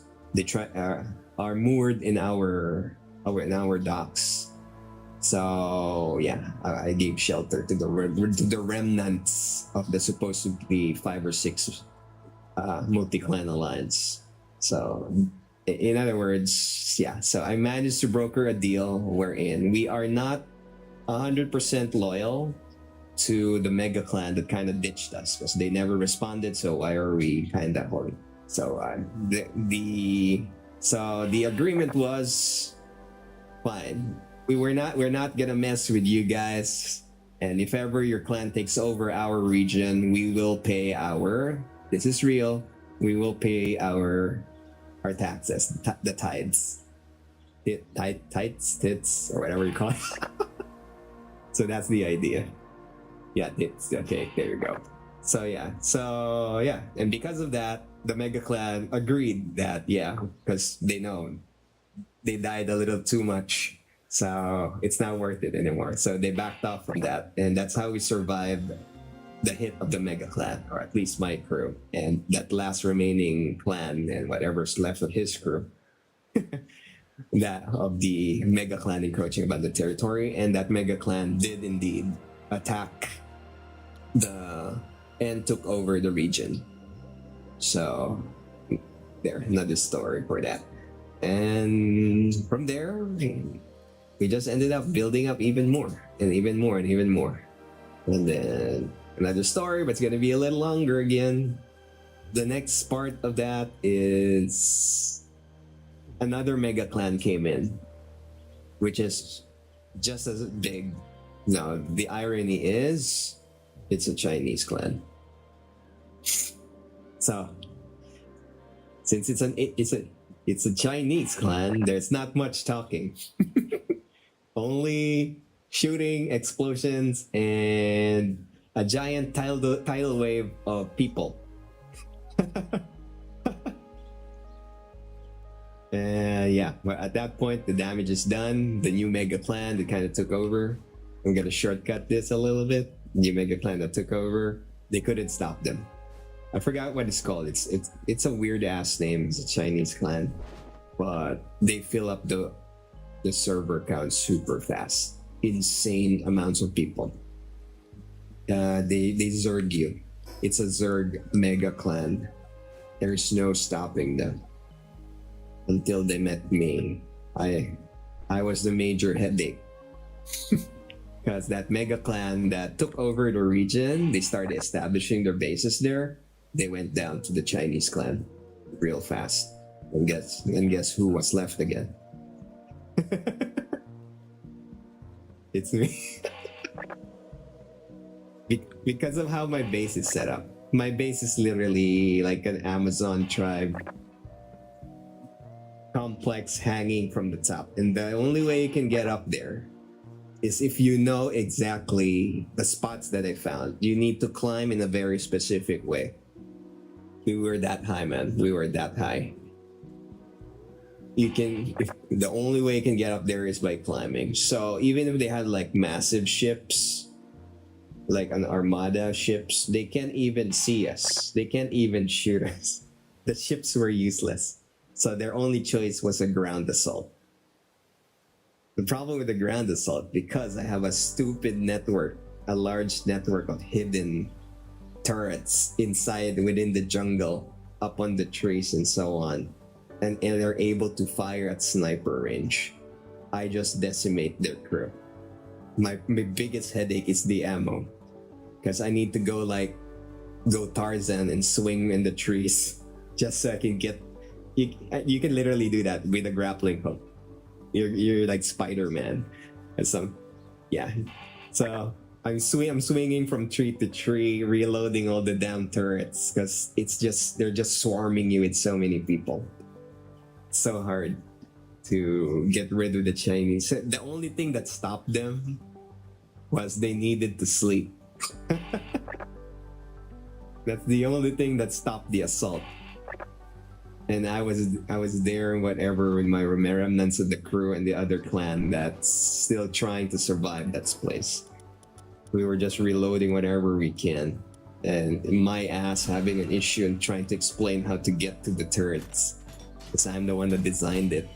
Because I'm the one that hid it. They don't even know. Even my own crew, they don't even know where I put all of them. That's good, but that's also bad. Why? Because I'm the only one that can reload those things. They don't know where. They don't know how to get up there. So that's a big ass problem. But yeah, the only time I ended up getting breached was when I started running out of ammo, because there's just too many people. Insane, brutal, stupid amounts of la peoples. And that's the big problem. And what else? So yeah, so the Chinese guy, I mean, not the Chinese guy, the Chinese people, is that, they call that, oh yeah, they stopped for a few hours, and then that was the window time for me to do some, because I can already tell that at the current rate, since my network is already losing so much ammunition and I cannot reload all of them, we need to do something drastic. So what that drastic is? Since the Chinese crew, they moored their ship and they started establishing an FOB, forward operating base, where they started storing their vehicles, the carriages, because pirate era carriages, the chariots and so on with the cannons on it. I had my guys and me I searched out the area, I planned out, I found where their locations are, and then I saw their turret network, so I started studying the ranges of their turret. And I found a hole in their defense. I found a gap. And with that gap, I penetrated deeper in their territory, marked the spot, and then I asked my crew, we're not gonna sleep for a bit. We gotta do this right now. Because the moment they wake up tomorrow, we're gonna lose this window time. So what we did, we built like a stupid mega tower, a thin tower, going straight up, hidden inside the jungle, all the way up, and then past the tree line. Once we're past the tree line, why? Why did I do that? Because they have heavy turret defenses really close underneath their base. Their base is on top of a cliff. The only way to get there is either by climbing, but you gotta get there by fighting, and you need to shoot through the goddamn. I mean, you need to survive the turret network, which is definitely a no-go. So what I did was, the artillery in the game has physics. What does that mean? So if you shoot at an arc, you can really increase the distance, the travel time of your shots. So because of that, what I did was I made a really high tower in the gap of their defenses as close as I can. And then really, really fast, we made that tower, and at the very top, I placed multiple artilleries right on top of that stupid toothpick tower, which works now, by the way.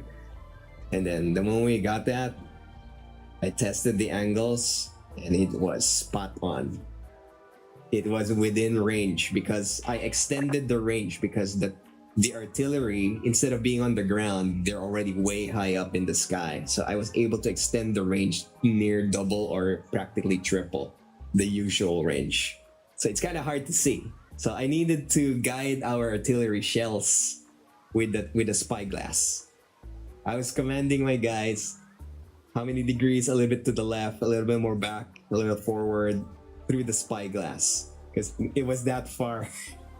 So the moment we got the right, the right angle, boom, all three artillery cannons like chain shot nonstop, constant barrage, and you can see from afar their base is just, the parts of it's just flying. So we were doing that for a good maybe like 30 minutes, an hour. And then suddenly I saw a Chinese name log in. And the grid, you can see it. Whoever comes into the grid, you'll see the name. And then boom. And from afar, I can see a silhouette of a guy. Because they're still very far. I can see like a guy running around looking all over. Where the hell are we? Where is it coming from? Because their base is full of holes at that point. And then you know how fast the Chinese respond. The moment that single guy, like that little tiny dot from afar, was like running around panicking, and then I saw like Chinese words in global chat. Boom! Five minutes later, stream of Chinese names started. Just I don't know how to explain it. It's just like nonstop. They're all logging in by command, like really fast. And at that point, all right, guys, that's it. Fire everything, and then just abandon this, and then get back to base and get ready for the final. We done it. Why? Because we did. Even if we lost the war, we won the battle. Why? Because that Chinese clan was supposed to be unstoppable. No one could do damage to them. And I managed to practically bloody them. Like, because their base, their FOV was practically almost completely wiped. That's like only 1/3. There's like a giant... we sliced like 2/3 off of it. And I've been seeing like lots of dead tames, destroyed carriages, and so on. So yeah, so I have a feeling that I did so much kind of like emotional damage to that clan, that a small clan like mine was able to do that much damage to them in that small of a window time. They did not realize that. I think I also kind of set fire to their ship. I remember there was a ship at the bottom, and I also started firing on it. Like near the end of it, I realized it's also within range. And yeah, and after that, it's just like non-stop Chinese names, and oh my god, more ships arrived. Even more ships. They asked for reinforcements from their main clanners, different area. So now, this one was the goddamn elite forces. You know why? Because instead of me just dealing with the guys on the ground with the carriages, tigers, and whatever their warriors, this ship was carrying their aerial people, the gliders. Now they had gliders. They brought over the people that know how to fly with the gliders. So that's basically the ending arc of my playthrough in that. Because their gliders were able to get up high enough. Then once they got high enough, they established a network of beds. Beds is how you kind of teleport from one place to the other. And then just teleporting from there. And then the assault is just nonstop. So there's no stopping that giant wave of people and the elite forces that they kind of ended up bringing over. So yeah, we were just fighting there. And then after that, my vault base, they found the vault base. And they started breaching into it, and I was inside. So my goal was, if the moment they breach, I'm just gonna take everything expensive in there, whatever that I can carry. And then I had like hidden trapdoors. I had like hidden tunnels. I made a little escape tunnel. So they saw me go inside the base. They saw me go inside the base. And then they knew I was there because you can hear them in proximity chat taunting you in Chinese, screaming at you and so on. They're hitting the roofs, they're throwing grenades, blowing into the walls. So yeah. So I grabbed all the expensive stuff, all the gold, went down my hidden trapdoors, and then I followed the tunnel that I got. And then at the end of that tunnel is a long drop straight into the water. So if you're imagine like you jump cut the camera, and then the camera's like seeing a building on top of a cliff, and then there's like water at the bottom. I'd be the little dot falling like a little pixel. Because I tried it before. If you jump just enough by the ledge, you'll just hit the deep just enough to hit the deeper end of the water. And underneath that deep end, it's deep enough that you'll dive and then you'll be able to kind of slow down your descent before you hit the ground, the bottom part of the ocean. So you can survive that. And I survived that. Now the joke is I dove in, but if you can do it, you can carry the momentum, and I just swam underwater with the valuables. I swam under the water into another hidden underwater bunker. Small one.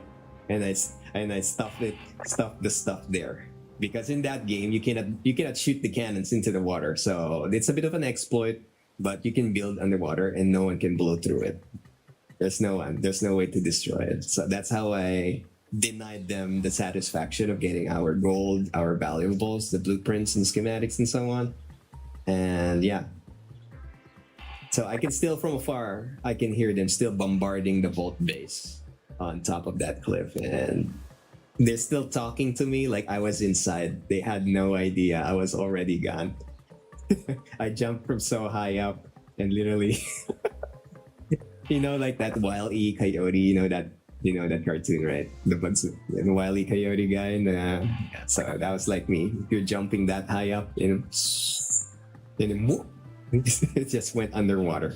So I just swam and so on, and then I made my way to my ally, the remaining ally, because he had like one ship still floating.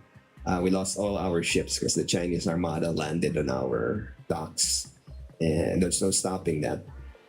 So yeah, after that, I made contact with the ally, went back underwater, grabbed all the stuff, gave it all to him, and that's it.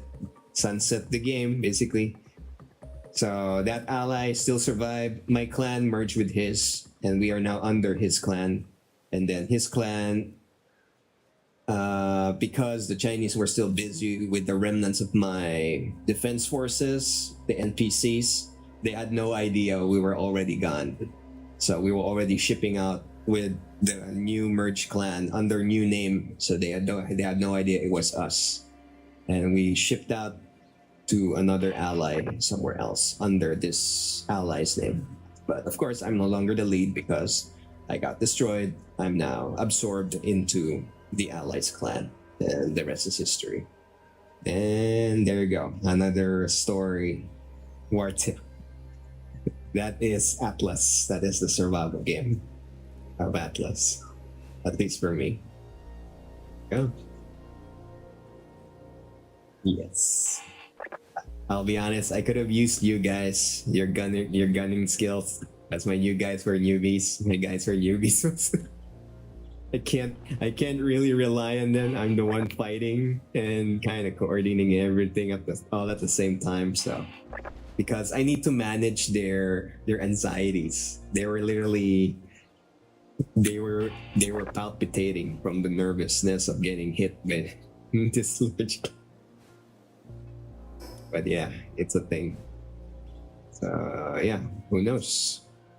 Maybe I'm not too old for another adventure. And we'll see. Gamer-wise though, we'll see. You'll never know. Agreed. Oh my god, memories. I kind of miss that again. If I could relive it.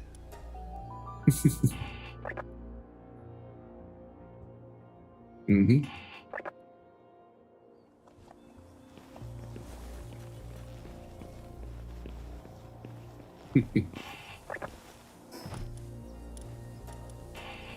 You can still see the remnants of that. I think I still have the whatchamacallit, the logs for the kills, and then you can see the remaining logs of my clan. Is it here? Oh yeah, there it is. I'm not sure if you guys have access to it. Let me check real quick. Because in Atlas, there's a feature that I really like. You can bind it to Discord. It will send data of anything happening in your base. So if somebody dies to your guns, you'll see their name. You can even see their clan. Convenient. Legion member. So yeah, you're a Legion. So here. This is the logs, and you can see. You scroll up. That's a lot of scrolling though. This is what I've been seeing. So every morning, this is what I check.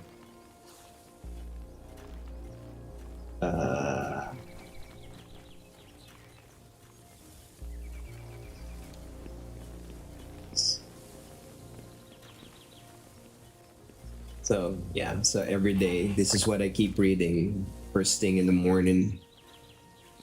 I can immediately tell if something happened.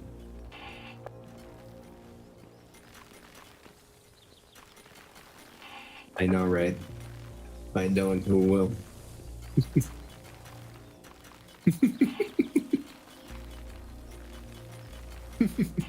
Yeah. Yeah. Anyway, yeah, you'll see it there. You keep scrolling up. You'll see the names of people that have died to us. You know. Let me see if I can find the Chinese clan name. Oh, it's all question mark. Yeah, it's the Chinese dudes there, because it's in Chinese.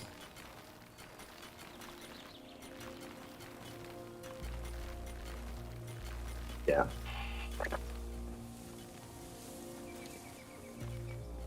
And unironically, they never actually completely wiped my defense network. At least a third of it was still active before they kind of gave up on it. They couldn't completely clear the island.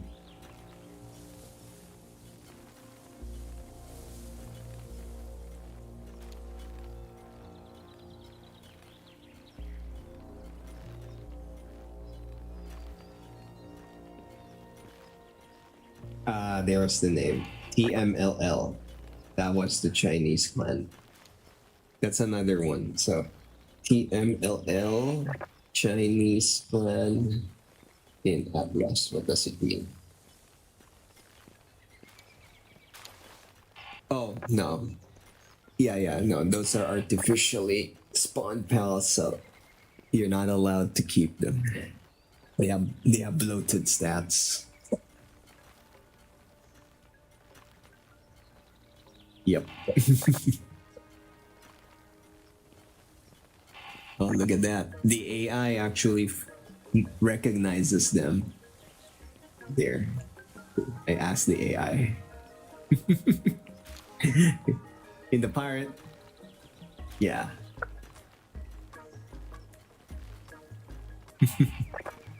Says here, in the pirate MMO Atlas, TMLL is a notorious mega clan company known for its massive scale and highly aggressive, efficient playstyle. See, that's why I bloodied, because I managed to bloody their nose. They got really mad when I did that. So they called in their main force to get rid of us. A small resistance force. Their alliances, they operate within major server-dominating coalitions. It's not just the Atlas, it's multi-games. Historically partnering with groups like SDC, DB, and PLAW, and various prominent Chinese alliances. Yeah, see, that's how they play. They're like one mega tribe. Gameplay style, they're wildly known for zerging. There we go. Deploying massive fleets such as coordinated galleons and hundreds of players at once to strip islands completely bare and wipe out smaller local player bases. Controversies. The clan has frequently drawn frustration from the Western community. Yep. With community shared gameplay videos on YouTube calling them out for exploiting combat mechanics and utilizing severe aimbots during naval warfare. There. So that was the clan that I messed with, because they were messing with us, and I managed to hit their face, bloody their nose. And yeah, they didn't like that. Yes. So at least there, I had a milestone achievement award. small force managing to do damage to us in one of the most notorious mega clans. Oh. Oh, I can see it. It's right there in the update break or something.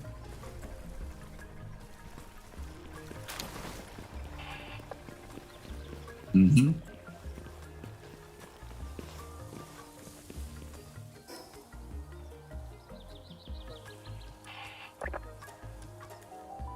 Or you're gonna be seeing way too many eggs soon.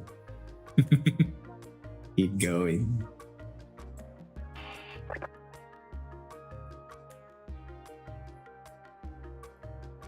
That's right. Like that. Never enough. Yeah. Yup.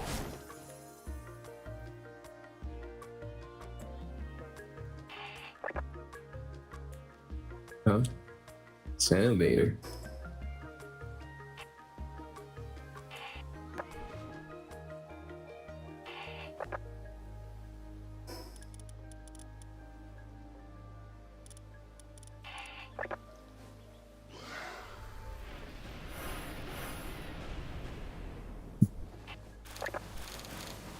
Innovator. Ah, the Wolverine things. Okay. Yeah, right.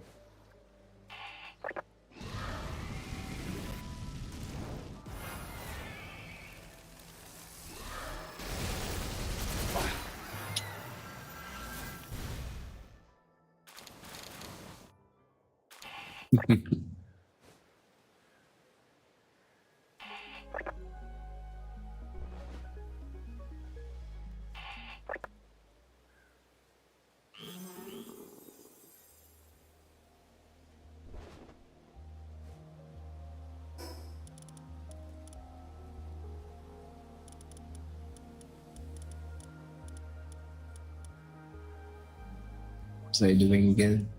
Oh yeah.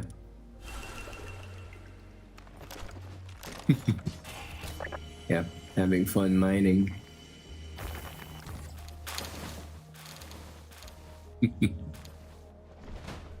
I gotta do it. Yeah, do it.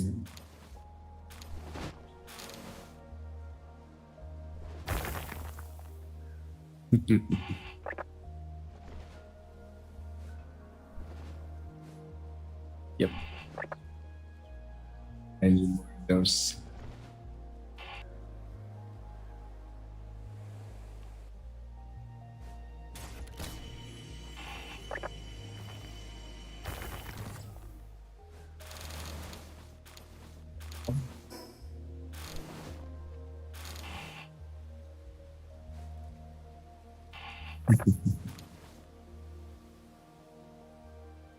Not slavery when they like what they're doing.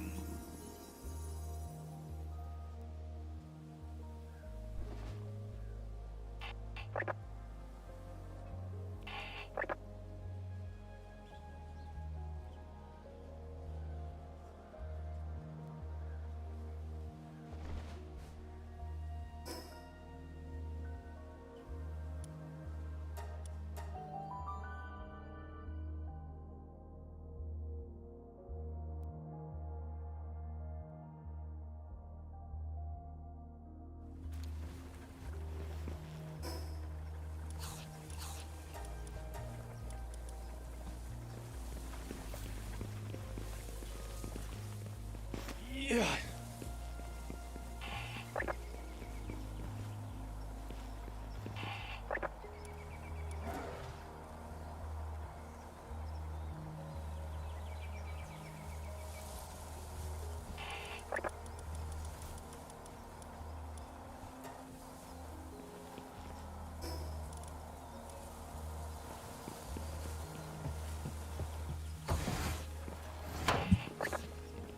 Doing.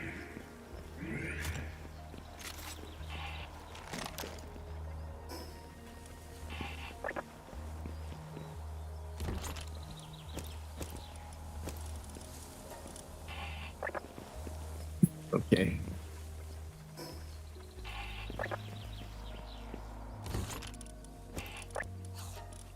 Oh, you found a nest. Yeah.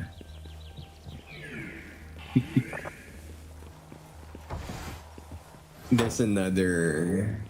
There's another pal with a satisfying power. I'll let you find out. Let's see if you can find it.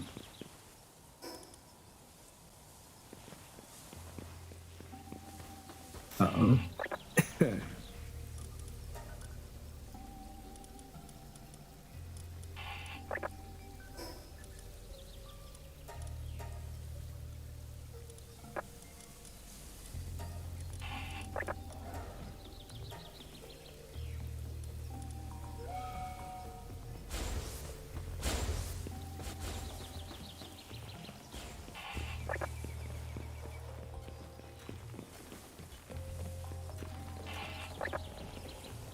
Hmm.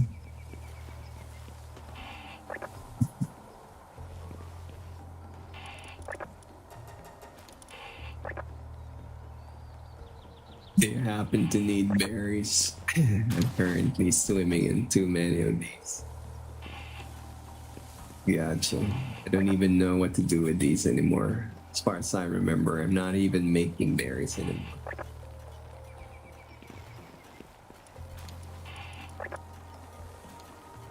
Is there a recipe that's using stupid amounts of berries?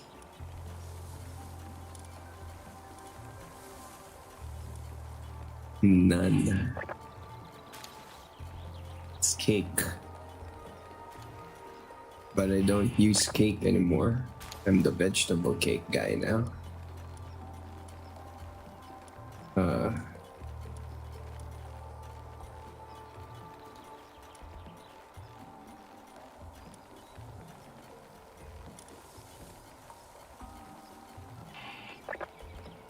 Yes.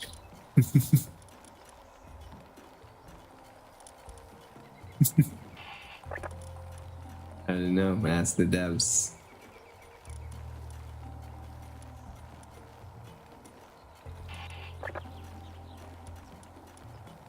Post it a strict deer ever. Yeah, none of them use the damn berries. Except for cake. And I don't eat cake here. I mean, I don't use cake. Wait, chicken. No.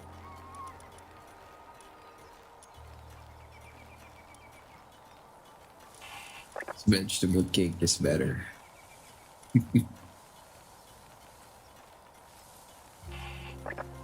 The taste sucks, but gives. I get 2 eggs per batch. Hell, why not?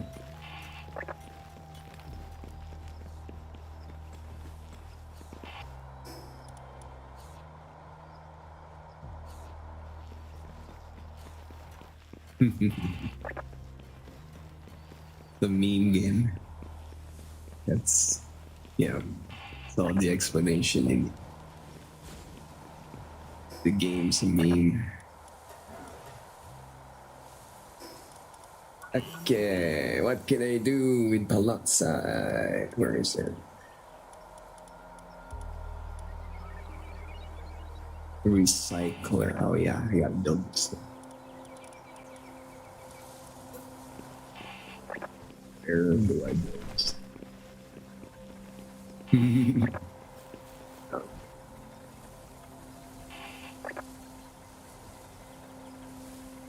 Overlaps with another object.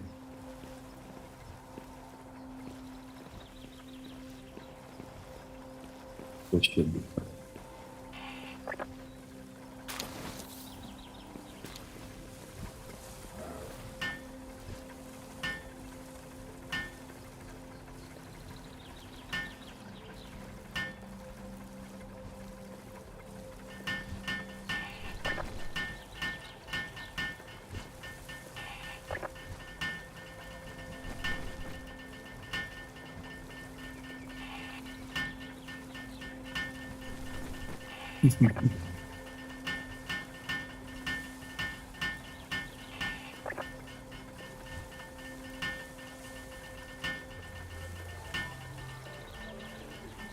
That's good. But that combination, you ended up with a defense tank. Right? EDO and the Diamond Bodies both def centric. Yeah. You gotta try the raids, man. You definitely need some def in your life.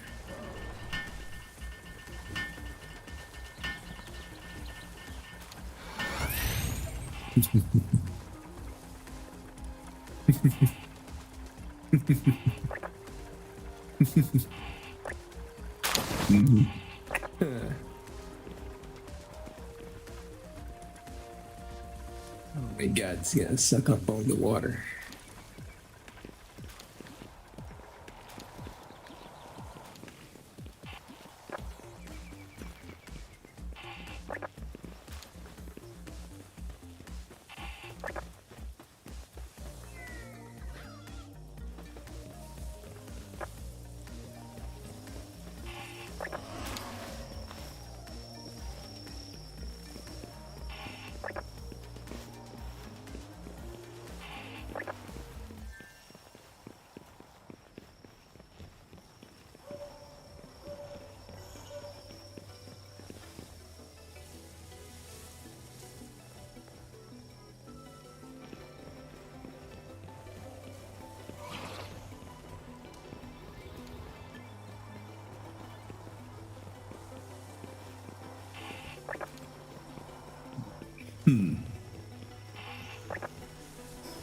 Let me see.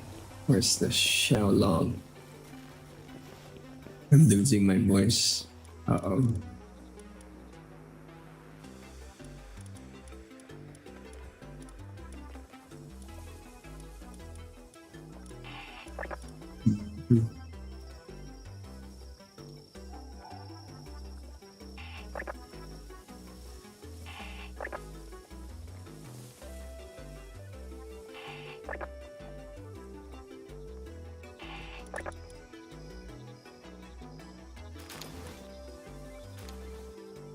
Xiaolong.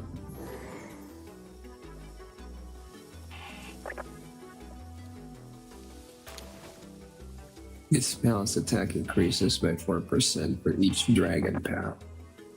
Interesting. It's the same as Hydralon.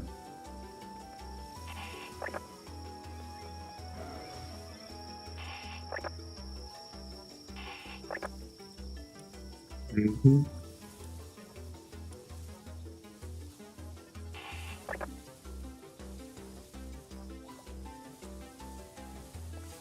Xiaolong's exclusive skill breeds dragon elemental flames in sweeping.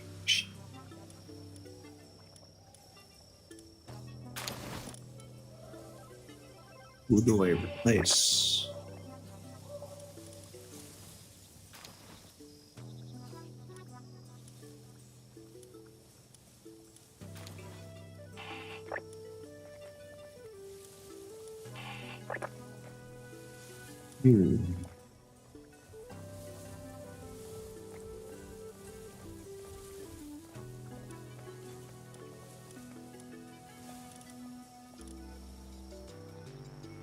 While in party nullifies lava damage, increases players and pals damage enemies afflicted with burn by 65%. This is partnered to Hydralon Fire. So Hydralon Normal Alpha.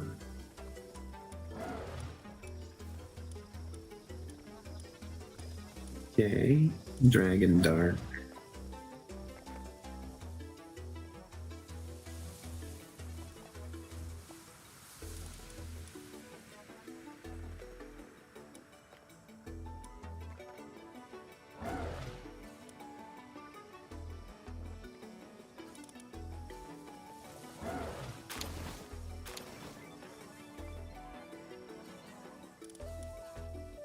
Let's see if I can build Xiaolong aside.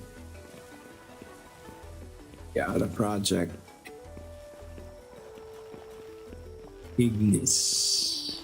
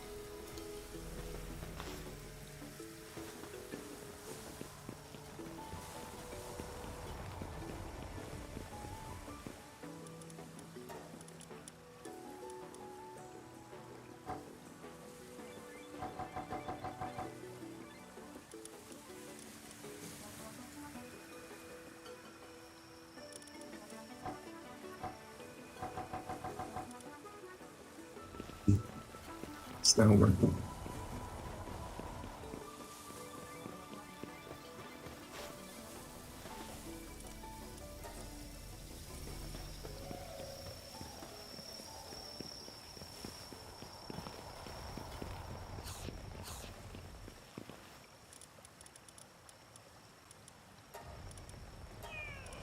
There we go.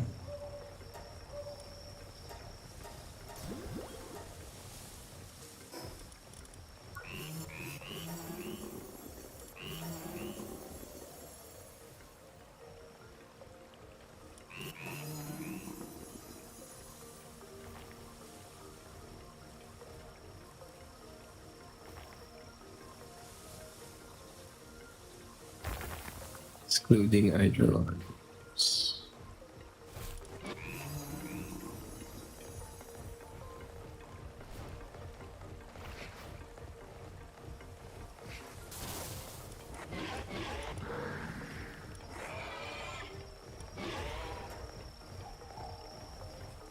Jet drag. 4140 or 920 or 823 or 23243. Why is this tiny? Oh, forgot that one.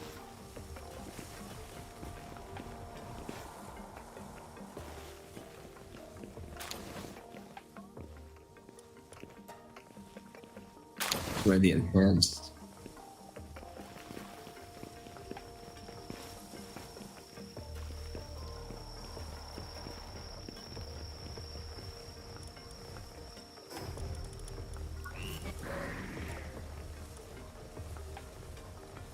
I found small. Why?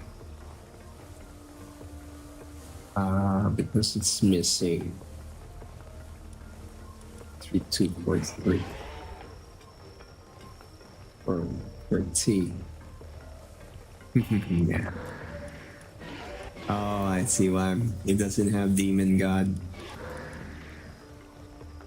My Xenolord doesn't have Demon God. That's why it has less damage. But that's supposed to be what Musclehead does. It's the same attack 30%, so attack 20%, attack 30%. This is supposed to be 30% dragon damage, 10% general damage, another 30%. That should be higher. Let me ask this. Palworld 1.0.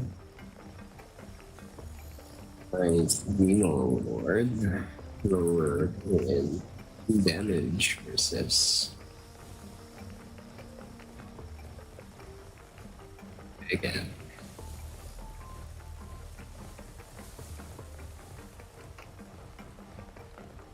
All short, direct combat damage due to a combination intentional balancing. And partner skills.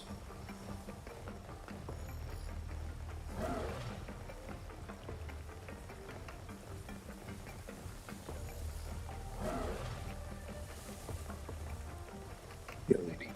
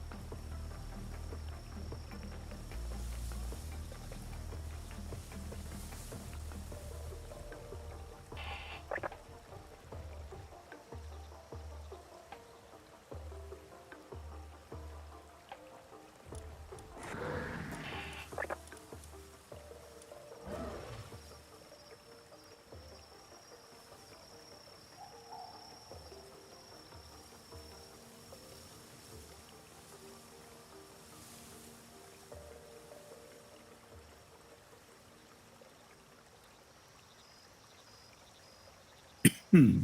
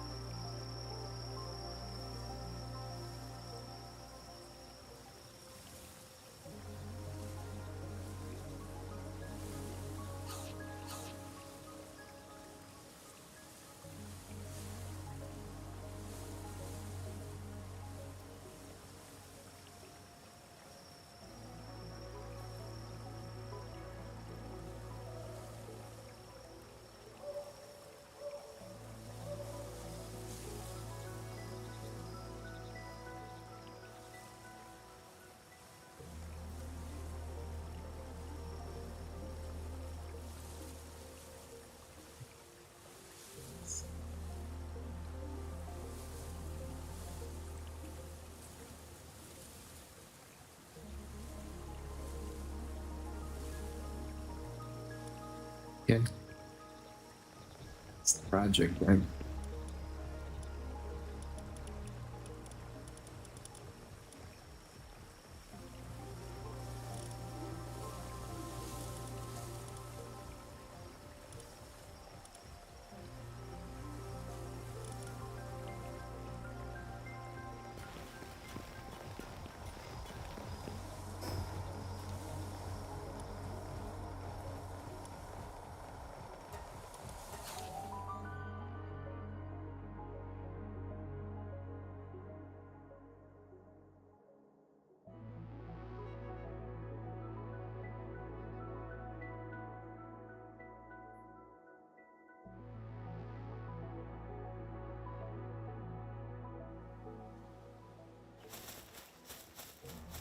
Wow. Oh.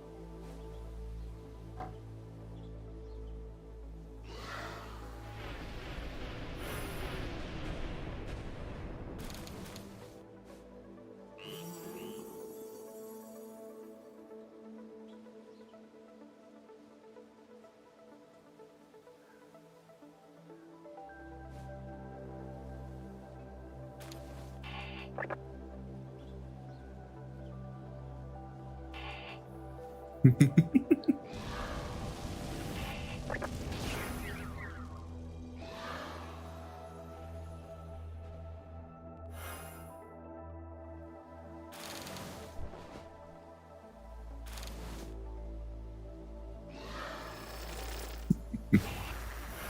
how did you find each other?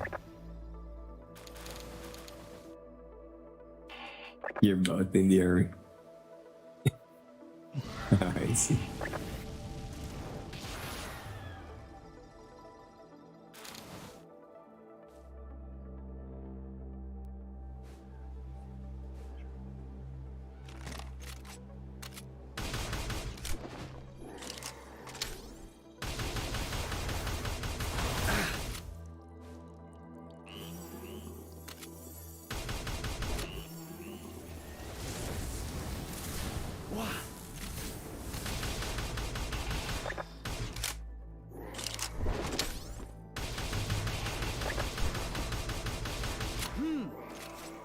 Yeah.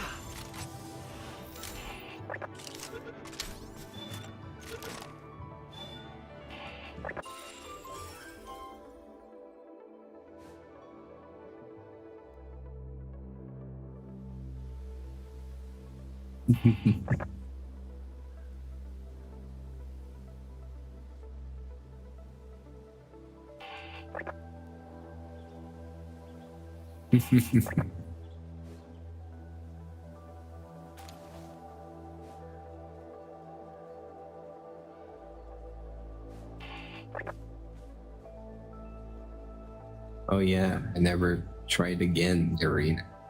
Maybe maybe later. Set this Xiaolong thing first. Uh-oh.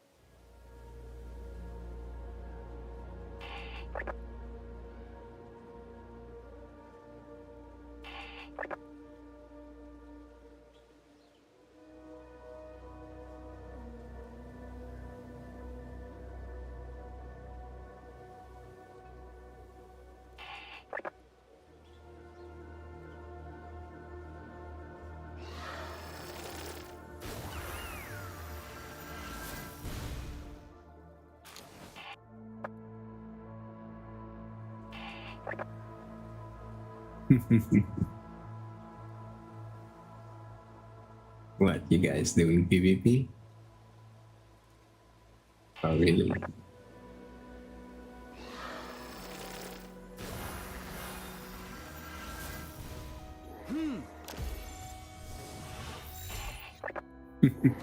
Wah. Yeah.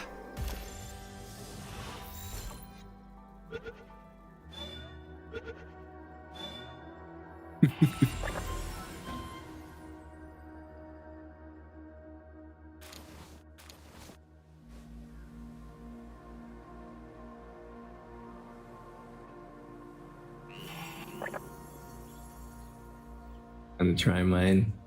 See what happens. It's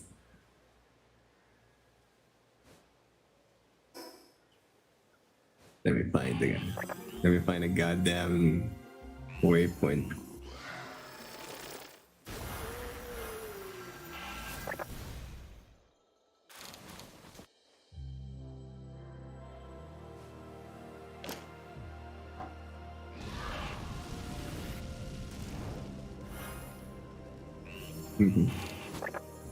So what are the rules?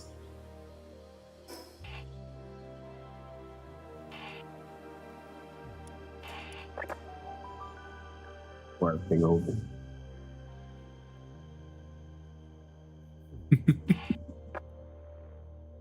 Okay.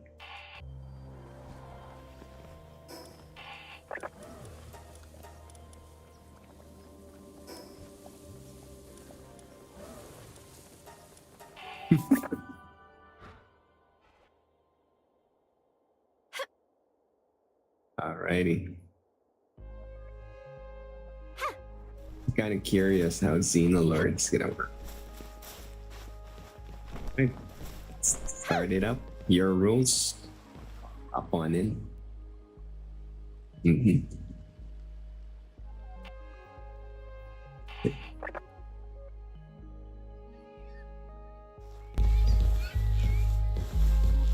Joining.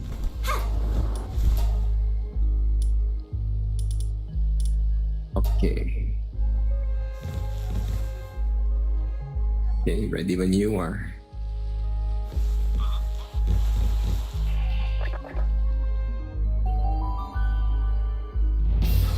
Don't worry, the level will scale, so it kind of balance or attempts to balance. Yeah.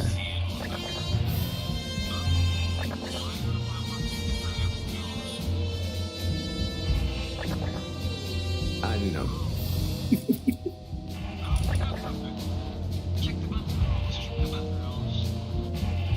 I just joined you, right? Oh, who turned it off? You started it. No. Did I start it? I just joined you. I didn't even think. Oh, whatever. Okay, how about this? Since we're kind of mismatched, you pick. Who do you want to fight? You got 17 seconds. Alright, fine. Here, alright, there. Let's try this.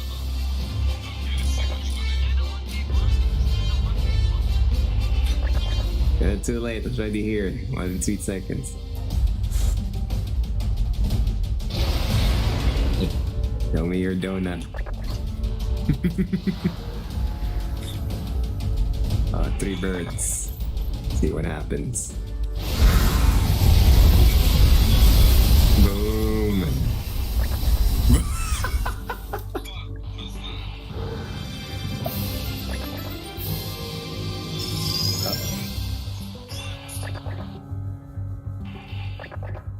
Uh-oh. Okay. I cannot. I don't even know which one. No, let's do the level thing. It could be the level thing. Alright, fine. Sure. Okay, let's try that again. With level sync on. Okay, what other rules do you want? Okay, so just rules on. And then I'll let you pick. Who do you want to fight again? Same ones or different ones? Your choice.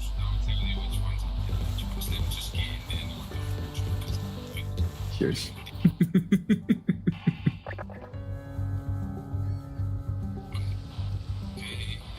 Because I can't remember the names. Sure. Holding now.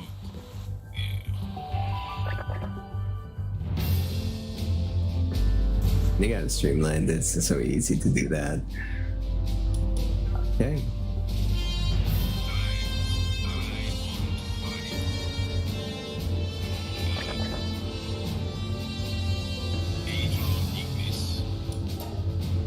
Mm-hmm. Yep. Ready.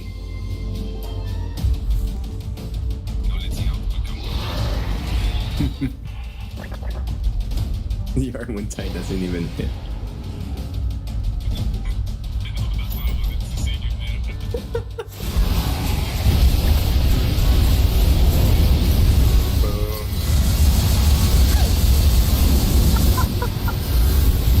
Okay, not too bad just earlier, but yeah.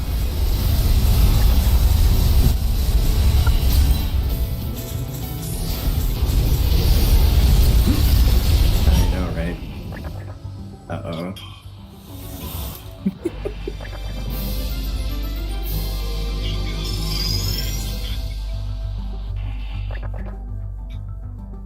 It's like you find yourself a project.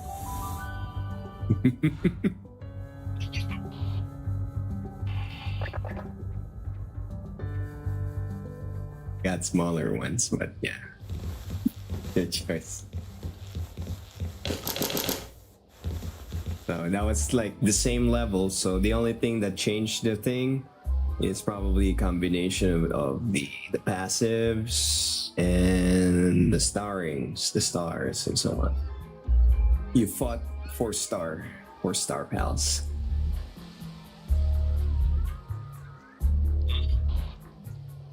Mm-hmm. The stars thing. Yes. So you gotta stars. You gotta start your things.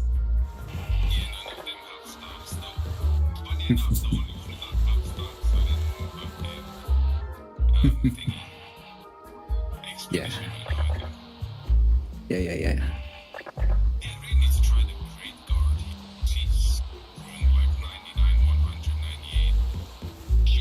Favorite guard. I can switch over a smaller one. How about this? I want to try something different. I have Shadow. I can put in Shadow Beak. What else is my not so mega star? What do you mean sheep? I know, gosh. How about this? 1v3. Wanna dare? You can pick the one. Yeah, let's see what happens. Then again, I did the math. That might be a problem. Okay. Here we go. Join the arena. Level sync on. Okay. You can pick which one you want to go for.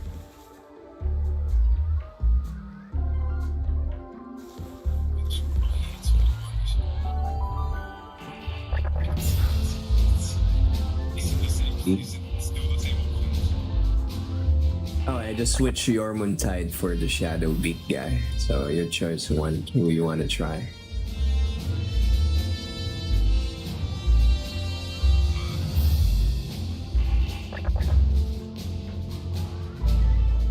The Lord. Jet. Okay. Okay. Solo Jet Dragon.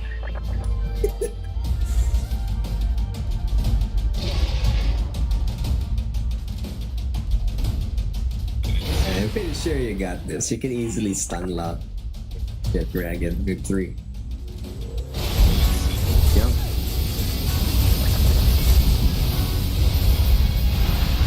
Hey, Why are they going for me?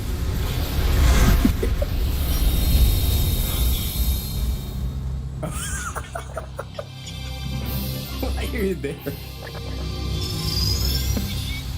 just focused me, nothing else. Your guys went for me as well. Like, what the fuck? Oof. Uh-oh. Yep. There's still room for improvement. No shit, Damon. No shit.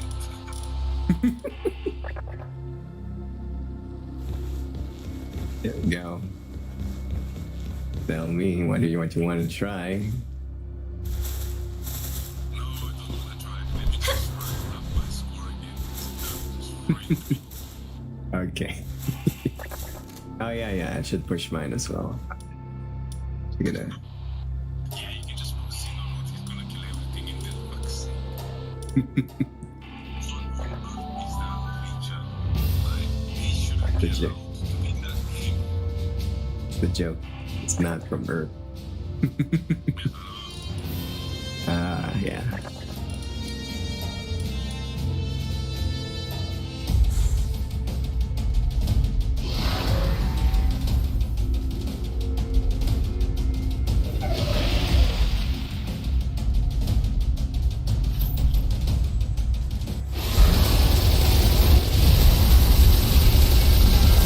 Oh. They're all gone.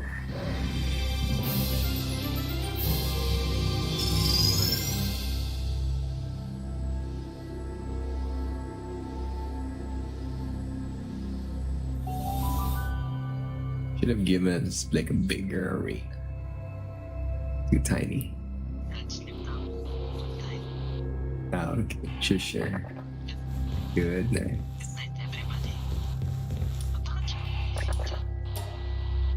What do you mean?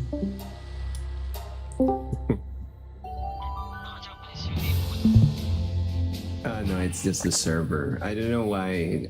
Ask the devs. They keep changing it every time they patch. All sorts of stuff happening.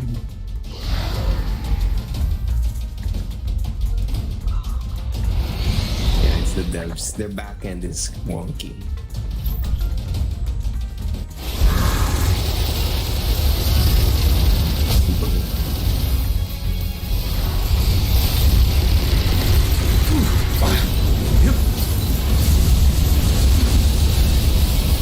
What?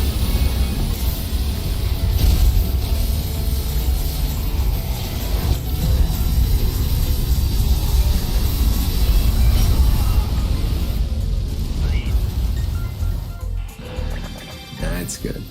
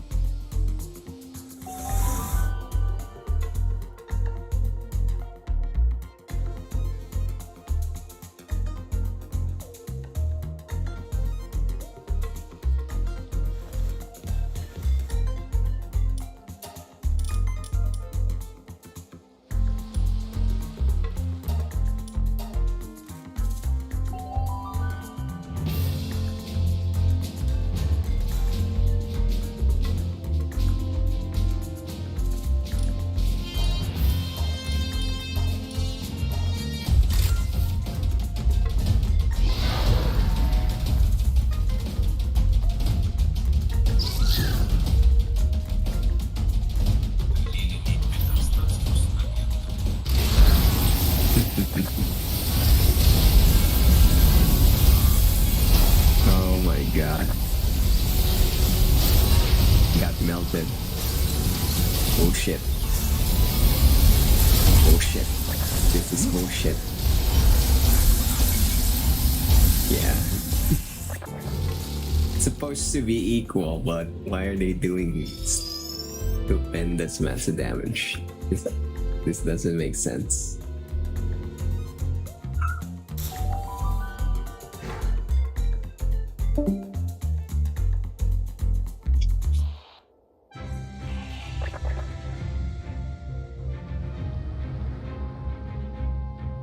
Here we go. Oh, gotta fix that. Hey.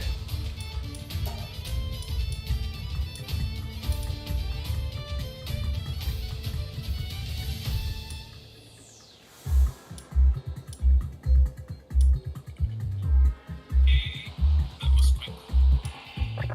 Mm-hmm. That was very quick. Yeah, back to Silvers.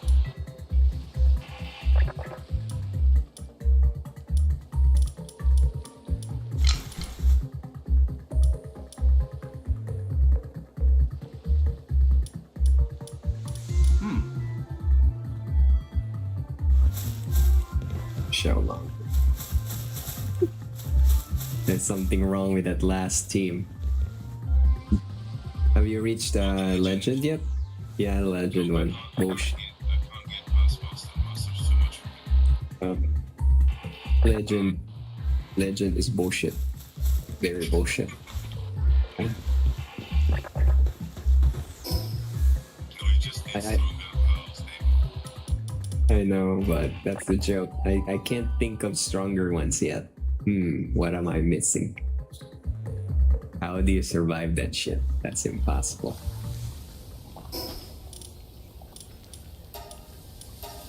With stronger power defense,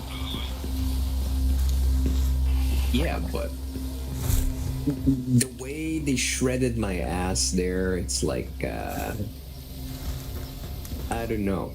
It doesn't make sense. It doesn't feel right.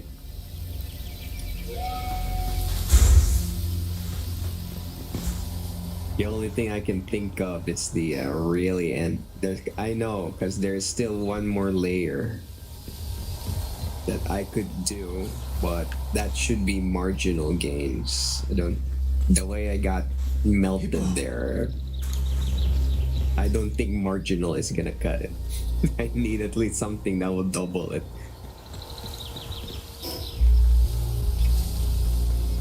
What am I missing here? Let me get my doggy boy.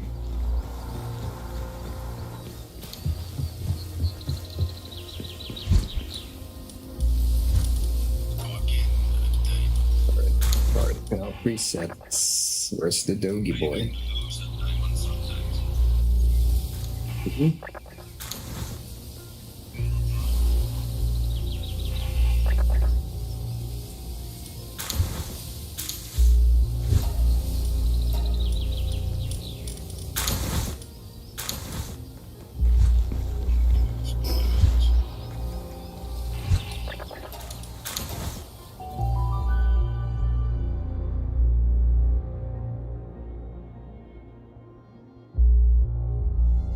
The barrage from Xenogard is insane. Xenogard, the Jet Dragon. Yeah, Jet Dragon. He wants something like that. The one you kind of missed, the first one, is gonna give you that same barrage feeling. It's the Relaxosaurus one. Relaxosaurus has the same effect. They killed me. Wankers.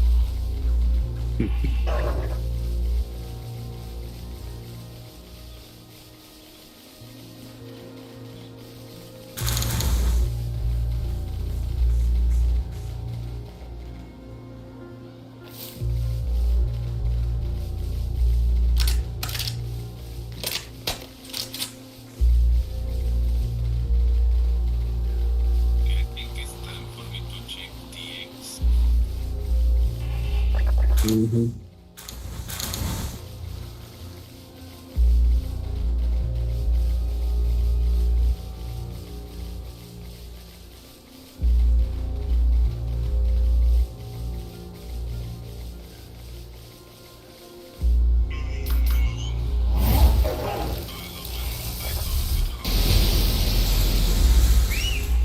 Yup.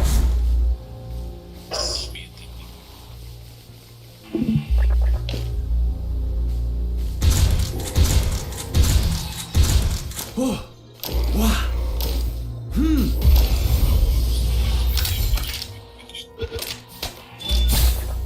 Oh no.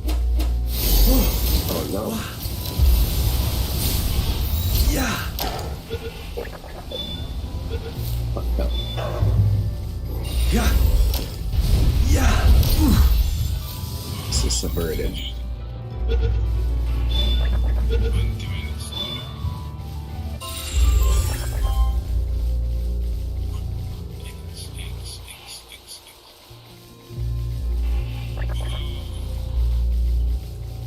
Huge commonly gives me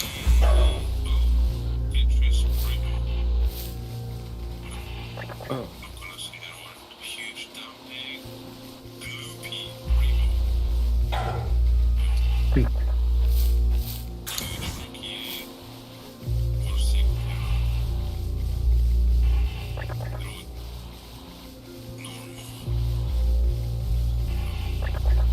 Classics.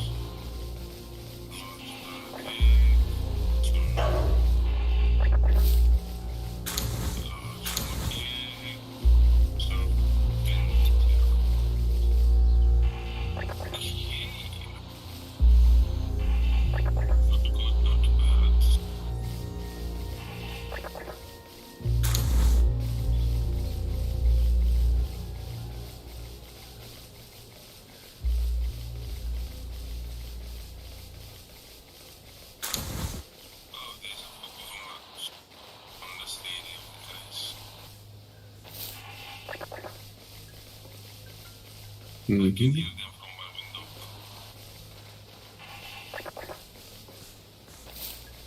Would be funny if the ball goes through your window.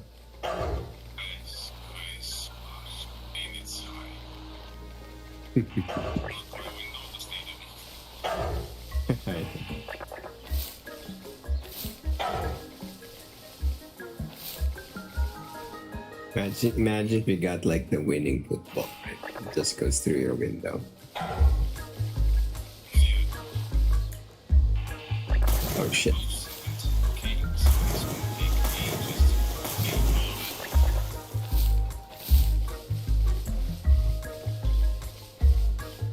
It's the Xiaolong.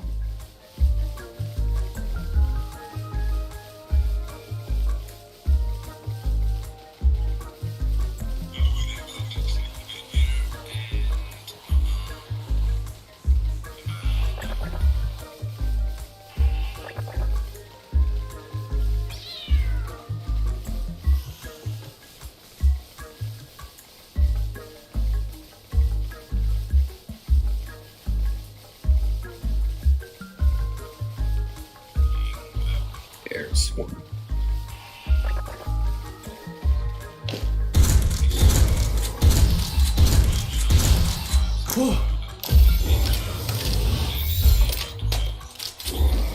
Yeah. Yep. Useful but expensive to build.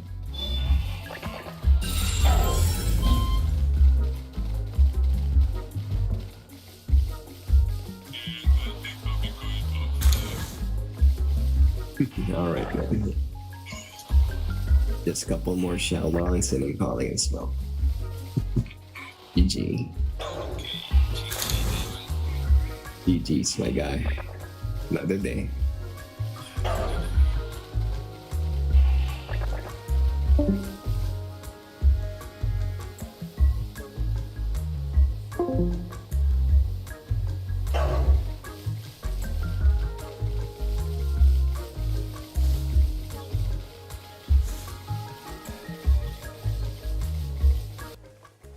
One more Xiaolongs.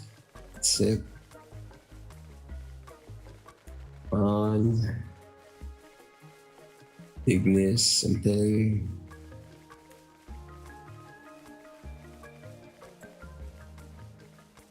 around.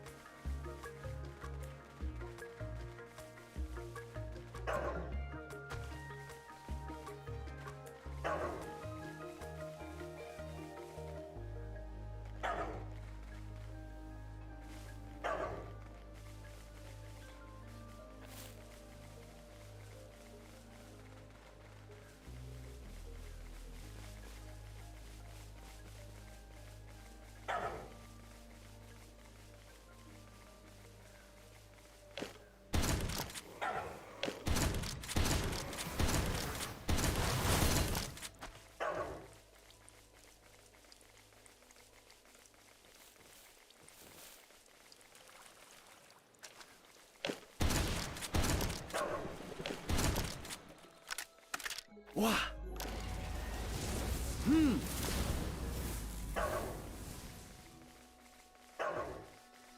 Oh. Yeah. Hmm.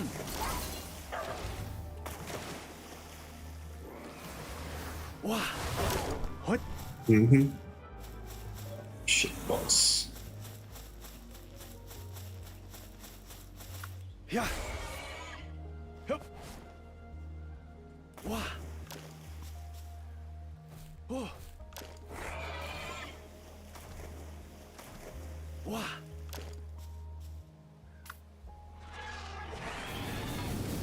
Yeah. Oh. Yup. Wah. Yeah. Oh.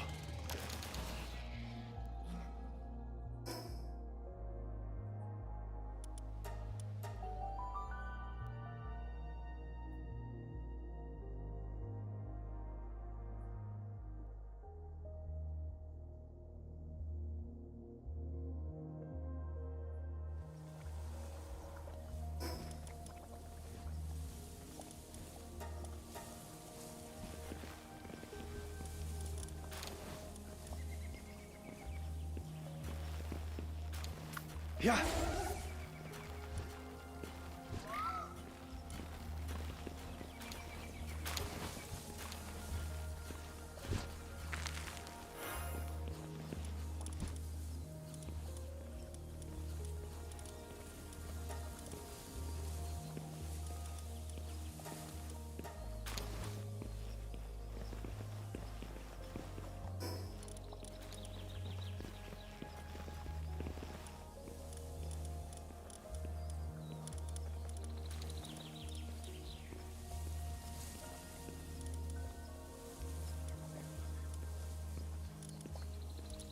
Yeah, here Xiaolong. It's a good stats are shite though.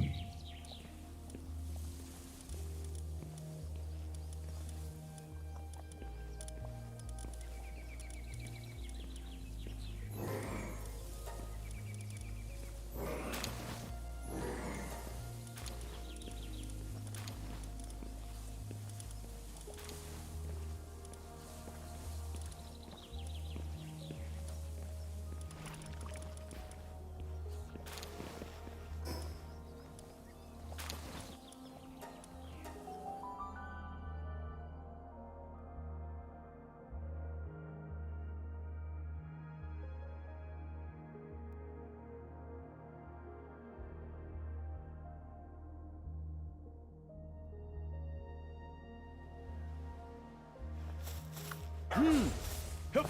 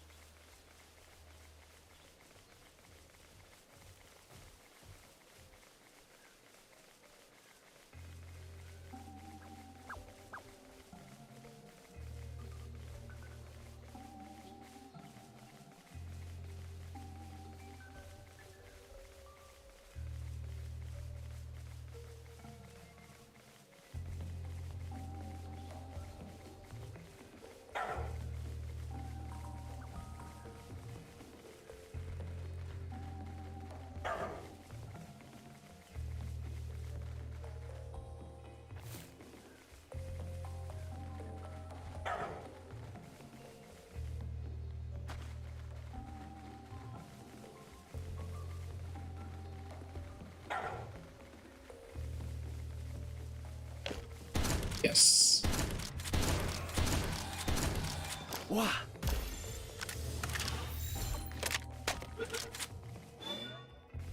Hmm.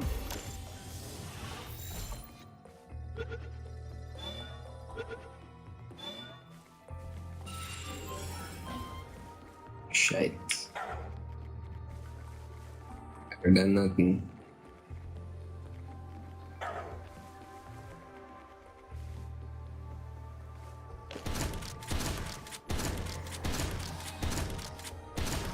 Oh. Wow.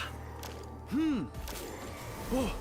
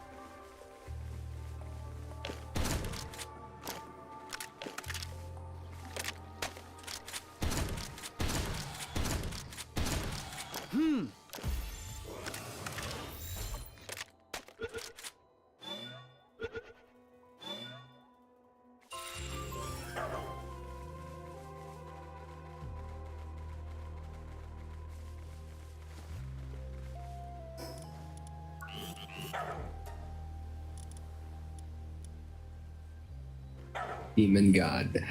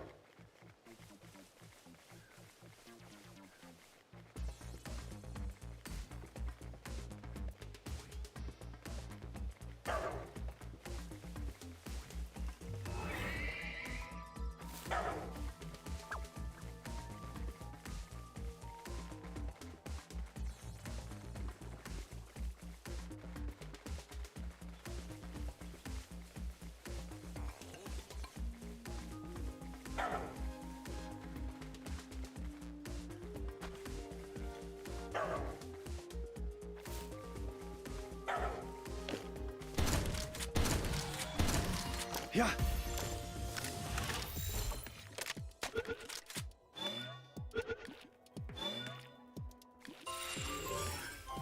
There we go. Couple more tries and then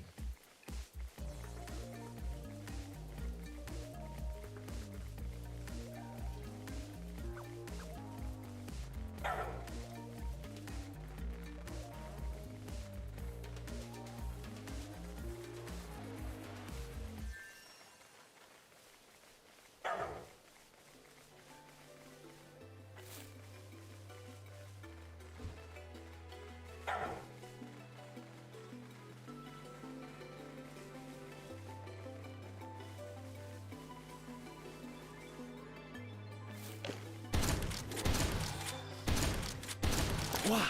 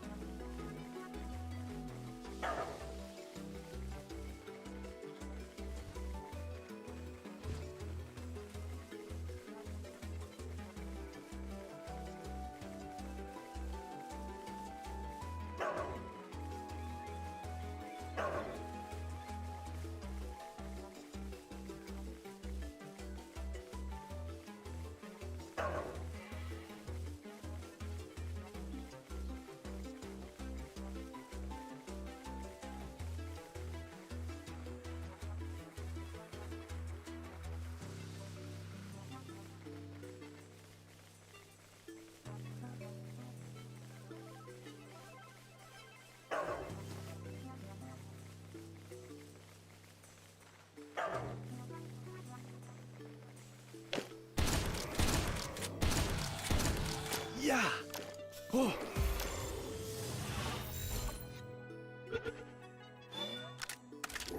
Yeah.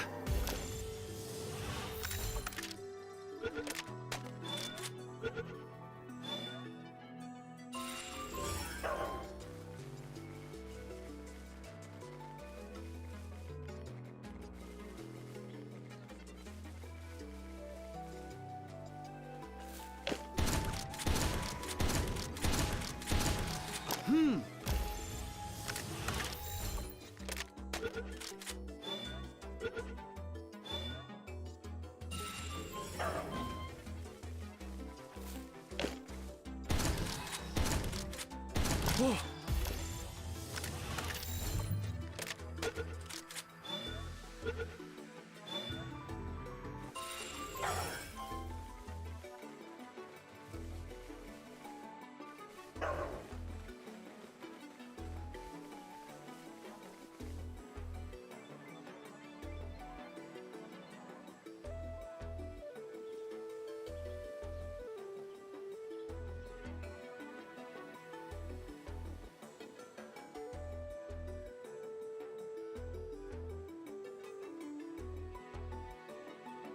Very done.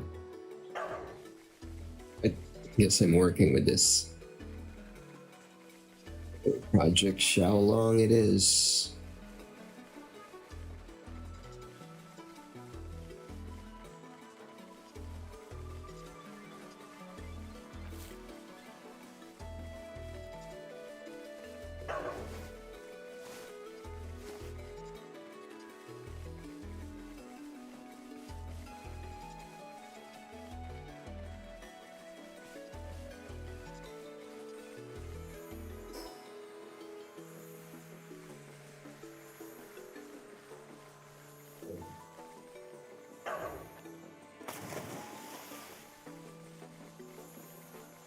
Oh, yes.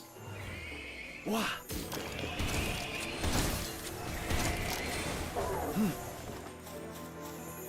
Oh, no.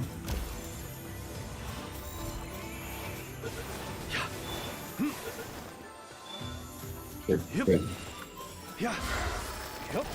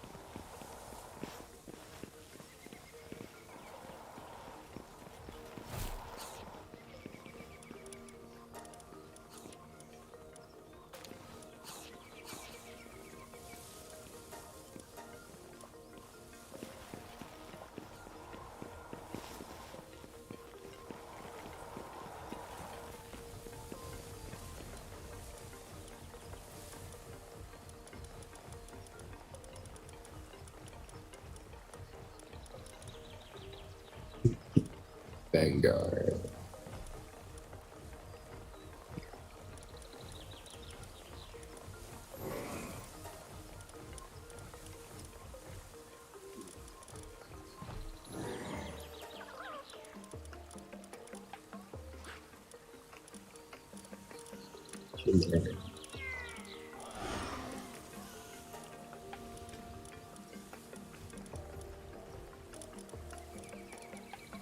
Demon God, Vampiric, very shit stats.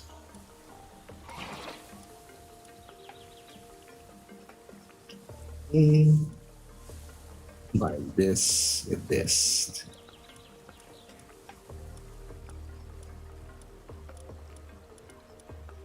God. Email good. Yeah.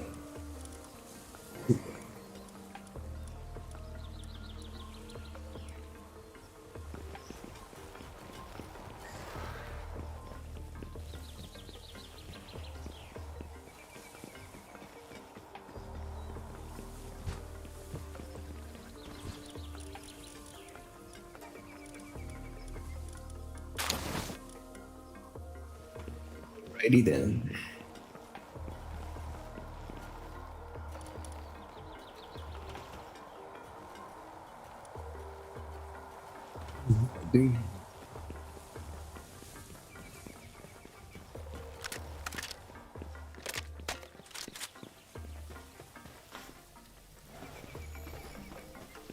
Okay, that's it for me. 4:30 a.m. my side of the world. How long it's now running. If there's anybody out there, this is Palworld 1.0, Road to the World Tree. Or should I say, already in the World Tree. Making our way deeper in. As always, thanks for watching. See you guys on the next one. Good night.